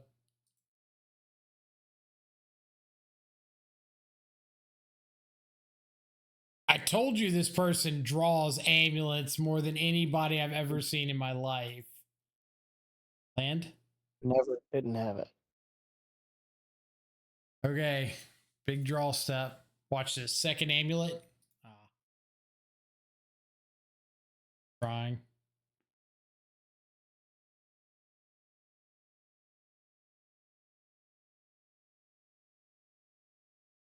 Untap blue source.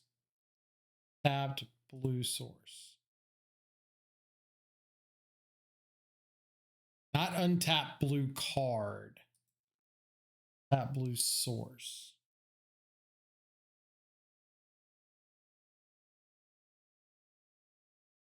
So realistically, if we'd kept that first hand, we would have had pending the amulet. They still would have been in this exact same spot here. We'd be untapping with 2 lands here.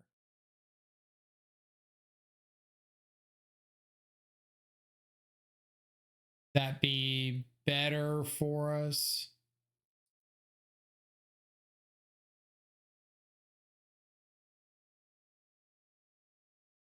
I mean, most things are better than being stuck on a single swamp, but That's fair. it's hard to get any worse than our current predicament, but Got a saga.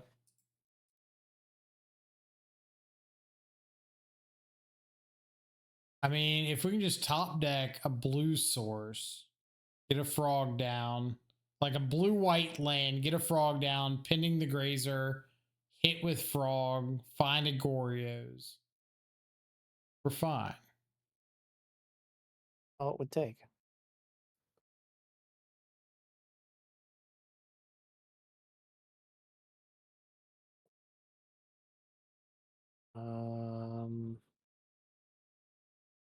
I as well, because we either force this or we don't get to force anything ever. That's true.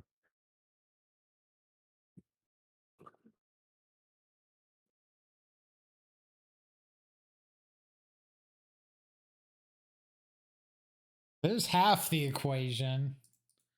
I think it's going to be enough, but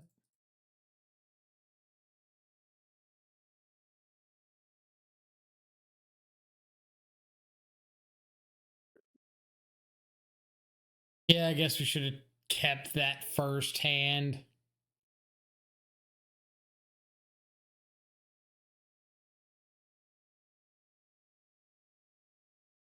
That's one thing I do like about this deck is that it's typically fairly consistent. So you can keep hands that like don't have all the pieces you need, because a lot of times you can just surveil your way into. Yeah, I usually think about decks like this in terms of how many pieces of the equation are missing. Yeah. And it's like we're just dead if we thought these ourselves, right? 14, 5, 10, 15. Yeah. Come see it. They don't even have to see it. They just get to draw up an artifact. I usually think of decks like this as how many pieces of the equation are missing. And like you've got your enablers like Psychic Frog that you need to get Atraxa into the graveyard. You've got your reanimate spells like Goryo's, and then you've got like your card draw, your Quantum Riddlers and stuff to help find your other pieces and then Mm-hmm. mana to cast them. And for a deck like this, you have to have the mana to cast your stuff. You have to have an enabler, or else get like extremely lucky with a surveil, but you can't rely on that.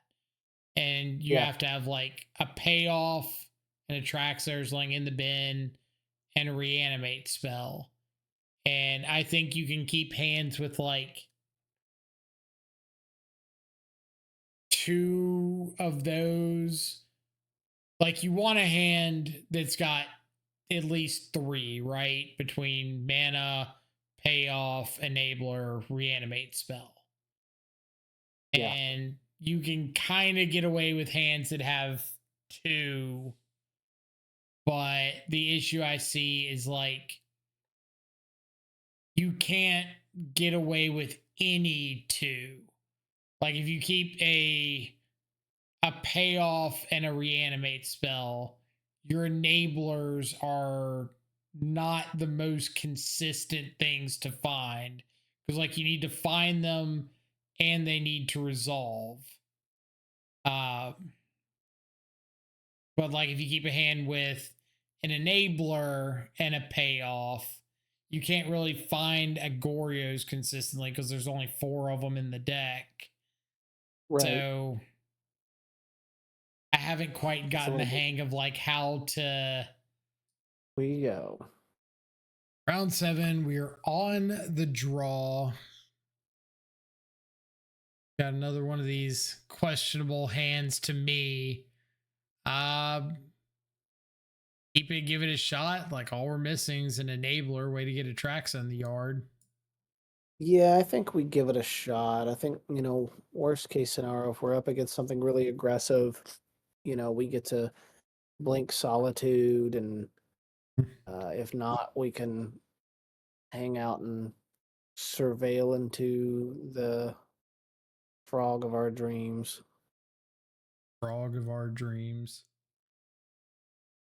So Flooded Strand on what? Are we finally going to see Jeskai blink? Could be. Find out at the end of this surveil. Could be Blink. It's probably not Prowess since this isn't a red fetch. I have no idea. What is that? That's a Thundering Falls and a Godless Shrine. Oh my goodness. Okay. I don't have a clue what that means. I wonder if this is like Zoo. I don't know if Zoo plays Flooded Strand.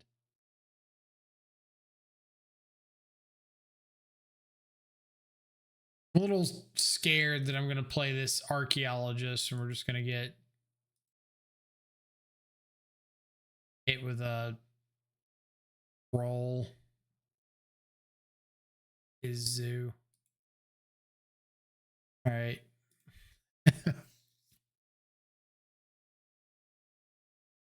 Didn't know they played Godless Shrine.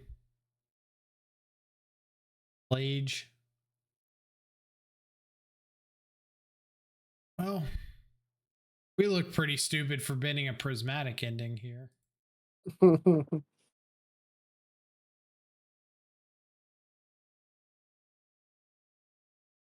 Guess we surveil in case we hit a missile brand. Cornatraxa? That's really interesting. So if they have a called a stubborn denial rough for us.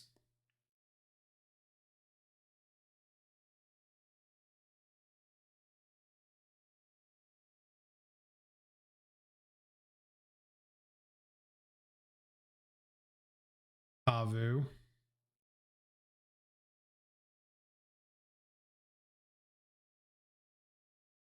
That's got to mean they've got nothing, right? Like, there's no reason you wouldn't attack if you don't have an answer. Atraxa. So do we just go into turn, Goryo's back the Atraxa, untap and ephemerate it, and just have like a 7/7 word soup? I think we're supposed to do that. I mean, if they can't, I mean, you know, if they have, well, if they have Leyline Binding and we don't have Consign up, we're cooked, On is the problem. waiting.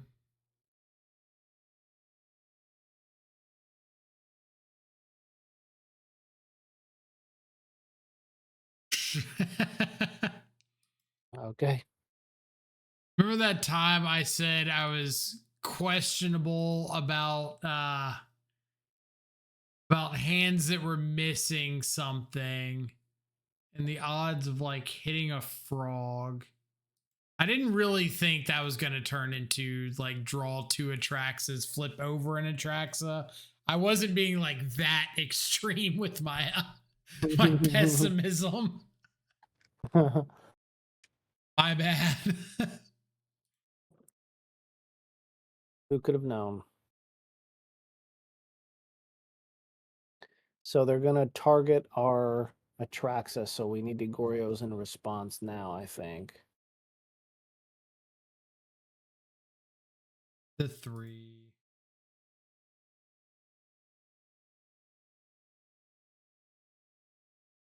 Atraxa.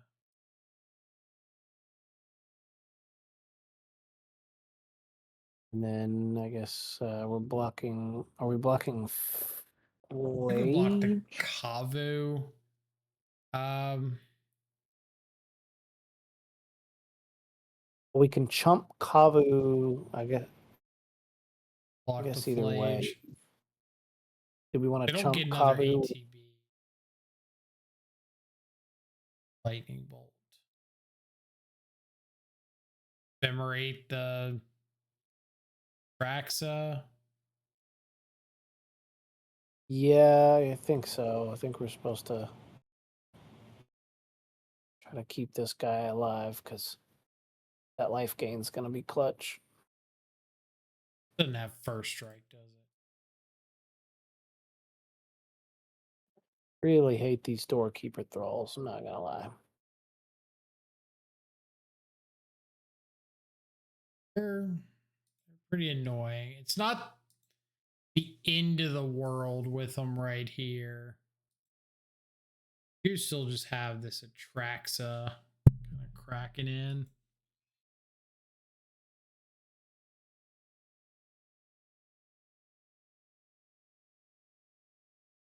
Atraxa does Atraxa things.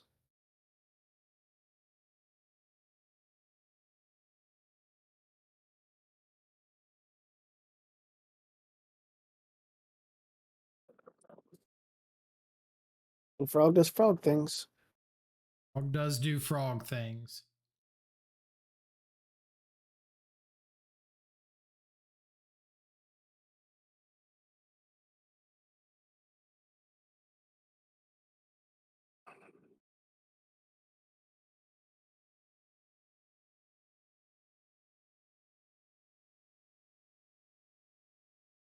Shoot Atraxa.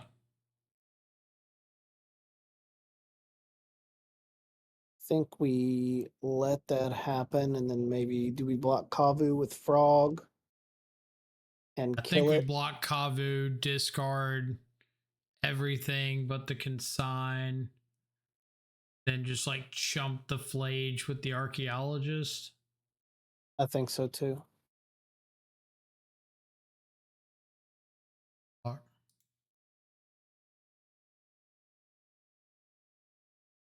I think so too. Card. LOL at our hand. Discard.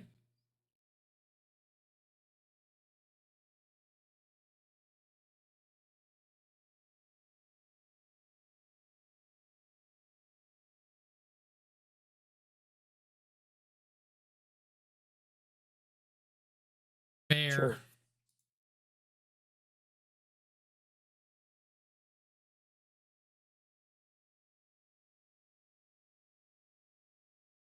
Flying the frog, or are we keeping it back to block? Well, 7, 8, 9, 10, 11, 12, 13. If we fly the frog, discard land, and then they can't, and they have no cards in hand, so they're just dead, right? Well, these both have flying, these thralls. We're gonna get to jump Well, it block forces regardless. them to block at least one of them. And we're So gaining if 7. we attack, fly the frog, attack with both. They block with like a thrall on the frog. We hit them for 7, down to 6. We gain 7. They attack back with Flage, trigger, target the Atraxa. Avu discards. They hit us Well, for. unless they draw Leyline Binding, when they go to attack with Flage, we could consign the trigger, then block Flage, and they're sad.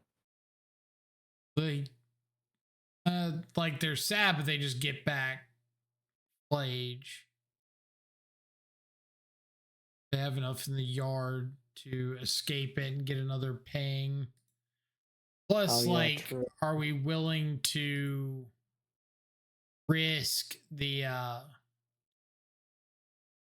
Atraxa like on them actually finding the Leyline Binding? Yeah, we probably just let them just smack us at that point, because if they can't kill us, then, which they cannot, then they just lose. Like, it might be we get to see what they do. If they choose discard a card like this, then maybe it is worth consigning. I was like, they're offering to throw this card away.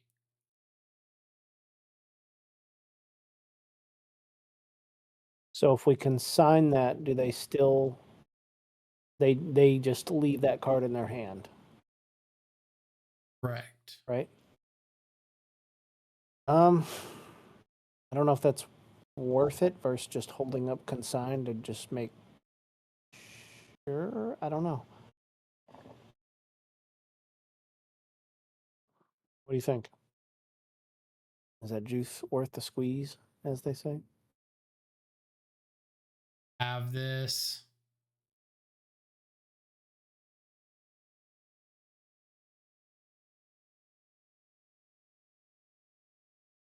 I think they're just dead here. If they're not dead here because they still have the doorkeeper thrall to. Oh yeah. Or do you just mean like in? No, I keep forgetting that stupid thing has flying. Only But we do have a keyword on that thing. Goryo's. We do have a Goryo's and a consign now, so that's something for sure. So I think now it's like we get to make the attack.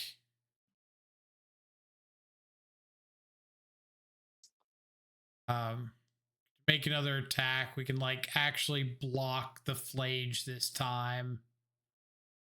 Plan on just Goryosing back another Atraxa, or block the Kavu and Goryo's back Atraxa. Yeah.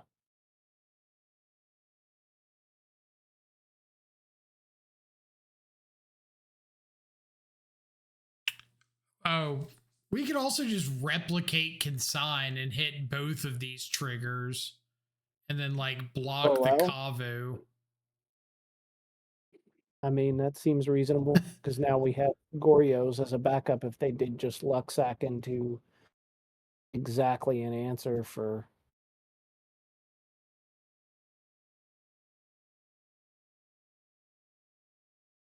I think we replicate 3 times and hit both of these twice so we don't get got by stubborn denial. Fair.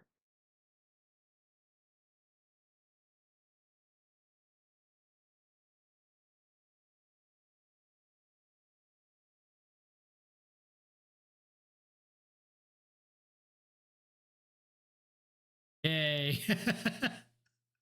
That did it.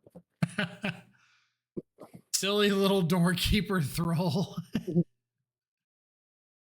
All right. What did we board earlier? We had Purge and consign, we had purge, yeah. I think there was an argument for Wrath of the Skies, but I'm not sure if we actually pulled the trigger on that or not. Although with all these doorkeeper thralls and stuff, like that game, it would have been sick at any point if we could have just wrathed for 2. Even if it left Flage up, that still would have been like pretty sick, I think. Said trimming some ephemerates because we're bringing in consigns to do basically the same job.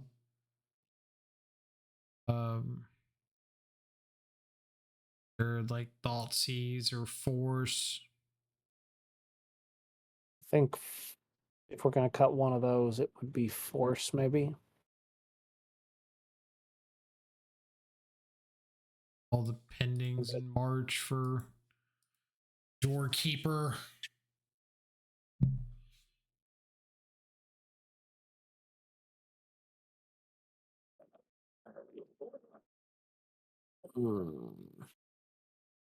Well, we do have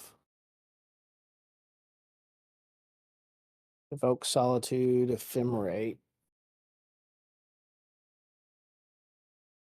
and then refill with Frog and Riddler. Probably like undervaluing the Evoke Solitude line a lot in this matchup because of Doorkeeper Thrall. Like maybe it's not fair to underestimate it as much as I am.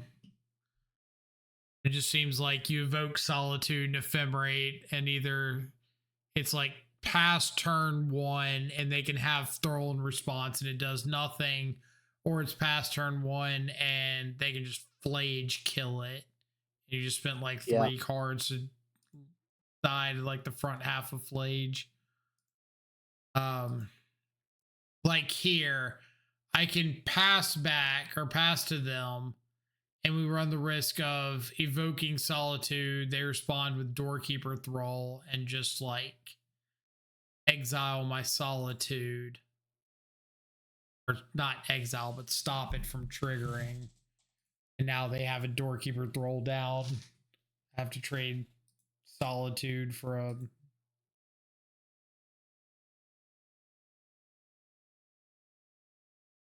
I want a Surveil. I don't... What do we got? Doorkeeper.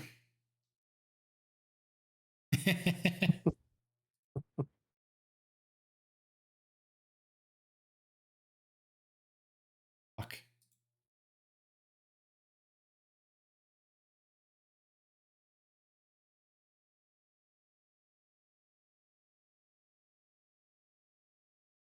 Okay.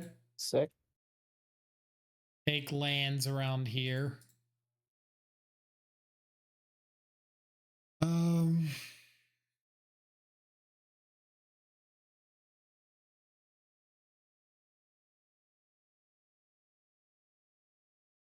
Sad when our opponent's got a leyline binding here.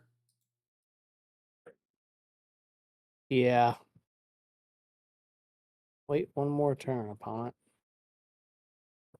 Baby. Oh, that's for the other things.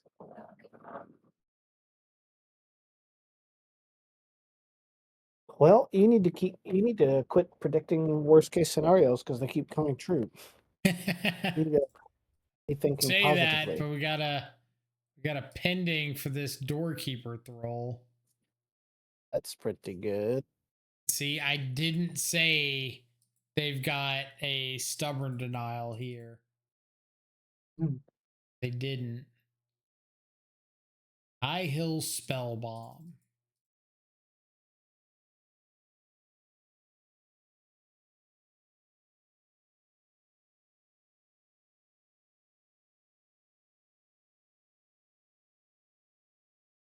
Thoughtseize.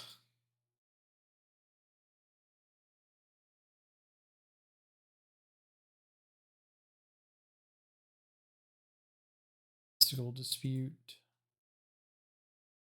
Got a Lightning Bolt, a Flage, High Hill Spellbomb.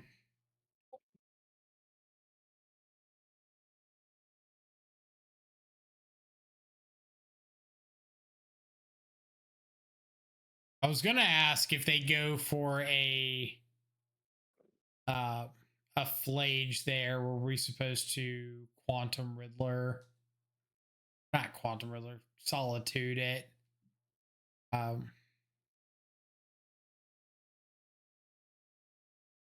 8 Archaeologist, but Archaeologist, is that better than just like Warp Riddler next turn? Probably not. It's probably also not better than just white spell so that we can evoke Solitude on Flage and not have to give up the Ephemerate for Riddler, you know?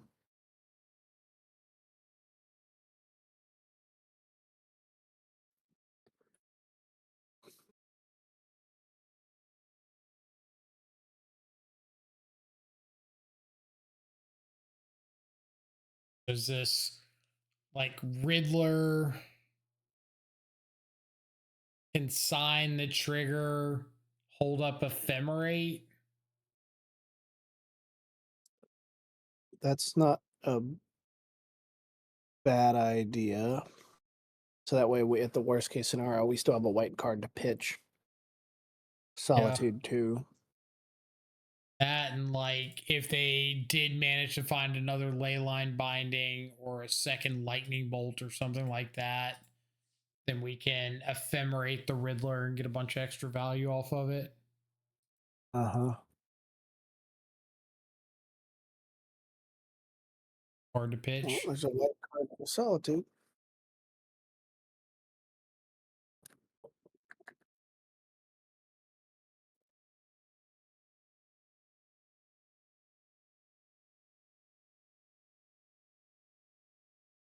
Here's Lightning Bolt.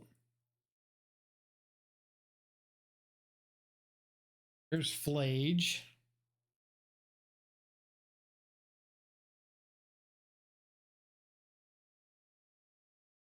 Ephemerate.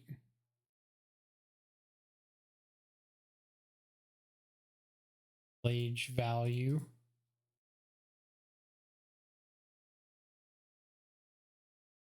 Do have Arena. I think we're Ephemerating.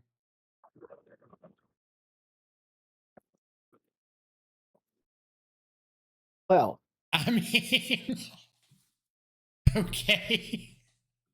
can't be mad about it. So what's the line here? Are we playing a frog now? Do not know their If we last play- card in hand. If we play the frog, they're just going to kill it with Flage. I think that's But we'll okay. I think we just like play the frog. They can go after it with Flage. We get to discard the Atraxa, Solitude the Flage, and then it's just like, do you want to act on this Leyline or this Nihil Spellbomb? They, oh my god, they respond or they go for the EOT Spellbomb here. Why? I've got nothing in the graveyard, so I can just let this go. I don't get to draw a card off this. Wonder why they did that. Seems like a terrible play. Past your turn, actually. Because I might be able to save this frog with just like discard Atraxa Goryo's it.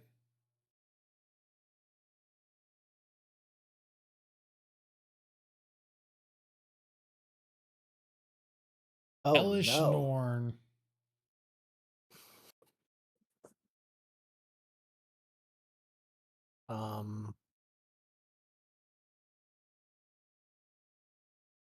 Well, Are they just dead?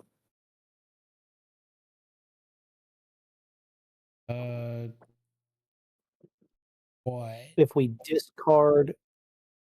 discard Solitude, Atraxa, and Mending to the Frog, Oh, and just we get to like up our draw 2 Goryos on cards. our turn. Yeah. 4, Yeah, 5, exactly, and we get to 6, tap, 7, draw 2. 8, 9, 10. Yeah, they are very much dead.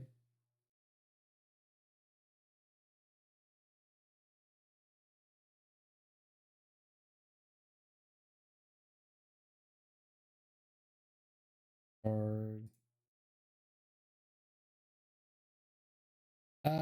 I can actually cast this right here. Cast. I draw extra card with Riddler.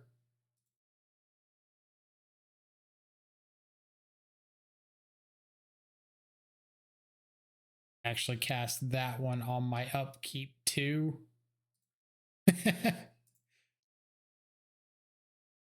White.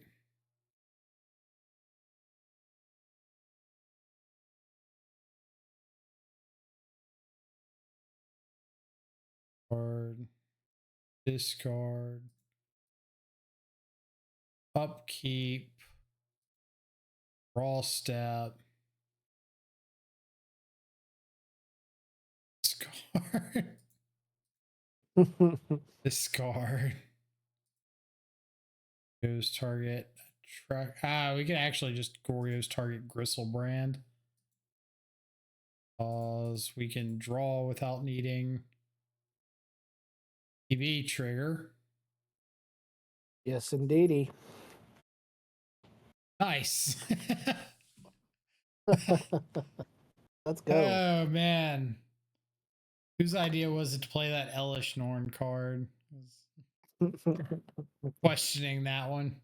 All right. So we were 16th going into that round. So we're definitely top 16. Based on breakers, we've got one lock for top 8, 2, 3, 4 X and 1s. There's no undefeateds. 4 X and 1s. 2 more or 1 more after this match is done. So there's going to be 5 X and 1s, 3 X and 2s. So there's a chance. Depends on how all our other matches go. All right. So event is all wrapped up. We ended up 5-2 on the day. Unfortunately, could not make top 8. Did make top 16, those pretty solidly. We ended up beating what? We beat like some zoo decks. We beat blue white control. We beat Boros early on. Lost to a timeout to zoo. We're gonna pretend that one didn't happen. That was a moto loss, not a paper loss. Share a time clock. We get there. And then some rough variants against Amulet Titan. Unfortunately, I think that matchup's not too bad. We just we had a little bit of a hiccup there. It happens over the course of an event. You're going to have some of those games where things don't really click as well as you want them to. Was there any matchups you saw that you thought looked particularly daunting, or anything you were surprised by how it ended up going? Yeah, like you said, I think that the domain match we lost was just to time more than anything. And if we'd had 2 more minutes on the clock, I think we cleaned that one up in game 3. I think we lost to variance more than our opponent in the Titan matchup. Having to mull Truth. to 5 and keep a 1 lander with a basic swamp. And Game then 3 game against 1 interacting with multiple amulets, and they still go off turn 4 on the play. It's like sometimes, your opponent just has the nuts and there's nothing you can do about it. So I think that variance cooked us there multiple games. I Right. was honestly surprised that we pulled out the blue-white control matchup. Typically, that's one I kind of struggle with a little bit with this deck. It just seems like they've got lots of ways to just say no to what we're doing and then Yeah. do what they do. Um, so I was very happy to see us pull that one out, albeit a little bit surprised. Um, but definitely is a winnable matchup. I just don't feel like it's favored. Um, Sure. but it was definitely nice to pull that out. Yeah, so going through the list a little bit, some of these cards here and there that we talked about in the intro to the video, like Philology Archaeologist. How did you feel like the archaeologist did for us? Because I know there I was a couple times. I know it flipped over an Atraxa in one of our games and gave us a Goryo's target. And I think against, it might have been blue white, we did get a couple whiffs off of it, but ended yeah, up like clearing 6 lands or something stupid off the top of our library. So that was yeah, pretty good. But like yeah. overall, between archaeologist and like the 2 force negation, the 1 march, the pendings, the 1 consigned to memory of the main, how did you feel about some of those spots? I thought Falagi definitely pulled its weight. I mean, like you said, the worst case scenario was we hit Falagi, milled over nothing, got to ephemerate it, and I think we might have even whiffed for the most part again. But it's kind of one of those things that if the worst case scenario with a Falagi is that it's getting a bunch of fluff off the top of the deck so that we're able to dig deeper to find what we want to be drawing. Mhm. Um, I'll take it. I think, you know what I mean? I think that um, if that's the worst case scenario and best case scenario, I've had multiple instances where that card can mill over a target and a Goryo's at the same time, which is obviously the dream. Right. But overall, I think that card really pulled its weight and justified itself to me. I think the 2 force of negations was fine. I think that what we thought was going to play out did in fact Yeah. play out, where there Like were didn't a see few. any Jeskai enter or Jeskai blink, which is crazy. But That is true. That was interesting. But even so, I still don't recall ever being in a position where we were just really felt like we were lacking game one. yeah, Not have. I would agree. Like we saw Esper blink, we saw Boros energy, uh, uh, several decks where like force negation's not the most popular or not the most prevalent card in game one. So I agree that moving the 3rd force to the board was completely reasonable. And I know Yeah, you pointed out towards the end of the last match or like right after the last match, and I was surprised when I went back and thought about it how much this deck was able to fight through the opposing hate pieces. Like seeing Blood yeah, Moon and Rest in Peace and Elish Norn on our opponent's side and surgical extractions and all that, and yeah, still being able to win those games despite yeah, all the targeted interaction or all the targeted hate. yeah. No, you're Uh, you're right. I mean, we saw Blood Moon, we saw Rest in Peace twice, we saw Doorkeeper Thrall twice, we saw Elish Norn at least once, maybe twice. I think we We saw it saw twice. um, we saw Surgical multiple times, and we even saw Nile Spellbomb. Yep. And in almost all of those instances, we were still able to find a path to victory. And I think that just speaks to the power and the resilience of this deck. I think that, with a lot of decks like this, the fear is when people get hip to it and they start bringing in lots of hate, you just start losing a lot because the deck just doesn't do anything. And I think that this deck has proven itself with, the Riddler and the Frog backup plans and things like that. And honestly, sometimes just hard casting Atraxa a thing that is inevitable and will eventually happen if the Right. game grinds on long enough. And Yeah, we yeah, I did was impressed. I really get. liked the one consign.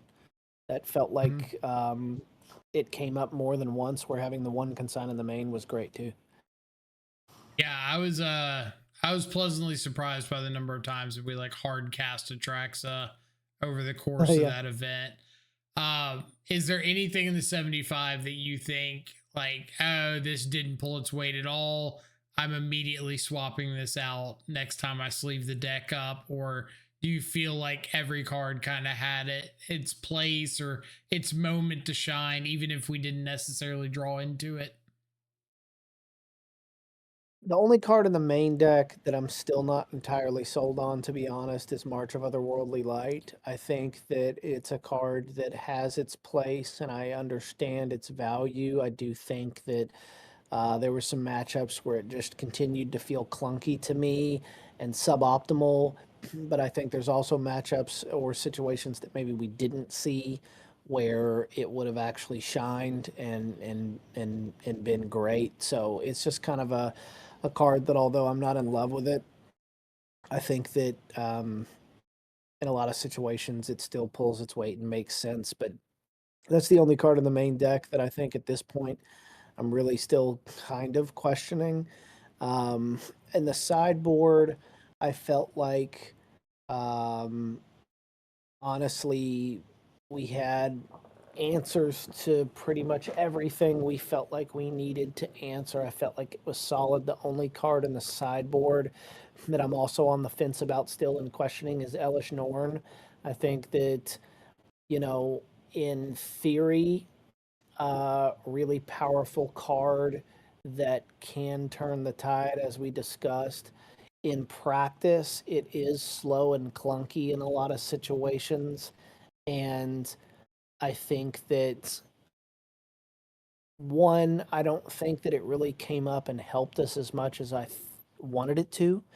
Now, like you said, we didn't see Jeskai blink at all today, which was weird considering the last challenge. That we tested with, we saw it like four or five times. Yeah. Um, but I think that the biggest tell for me was that Esper blink played it against us, and we still beat them right through Yeah, that. I think it was a little bit awkward because Elishorn's obviously fantastic against the ETB triggers, like against opposing solitudes, and back when elementals are so popular, like Omnath, because of the triggers on lands, trigger on Omnath itself. But what I was noticing is, despite how good that is, when you're just beating your opponent down with like a 4/6 flyer and Elish Norn can't Yeah, block it, or Frog's yeah, getting over, or Flage is still getting attack triggers, it is yeah, pretty clunky. Because like you stop that initial ETB off of Flage, but like they're still attacking in, they're still progressing because they're just shooting you. They're outgaining the damage you're dealing, or not yeah, outgaining, but like they're out racing you. yeah, And it can 100%. definitely be a little bit awkward on that front. I think if we had more games where we were able to Goryo's back in Elish Norn, like cheating an Elish Norn into play early seems like it could be very good.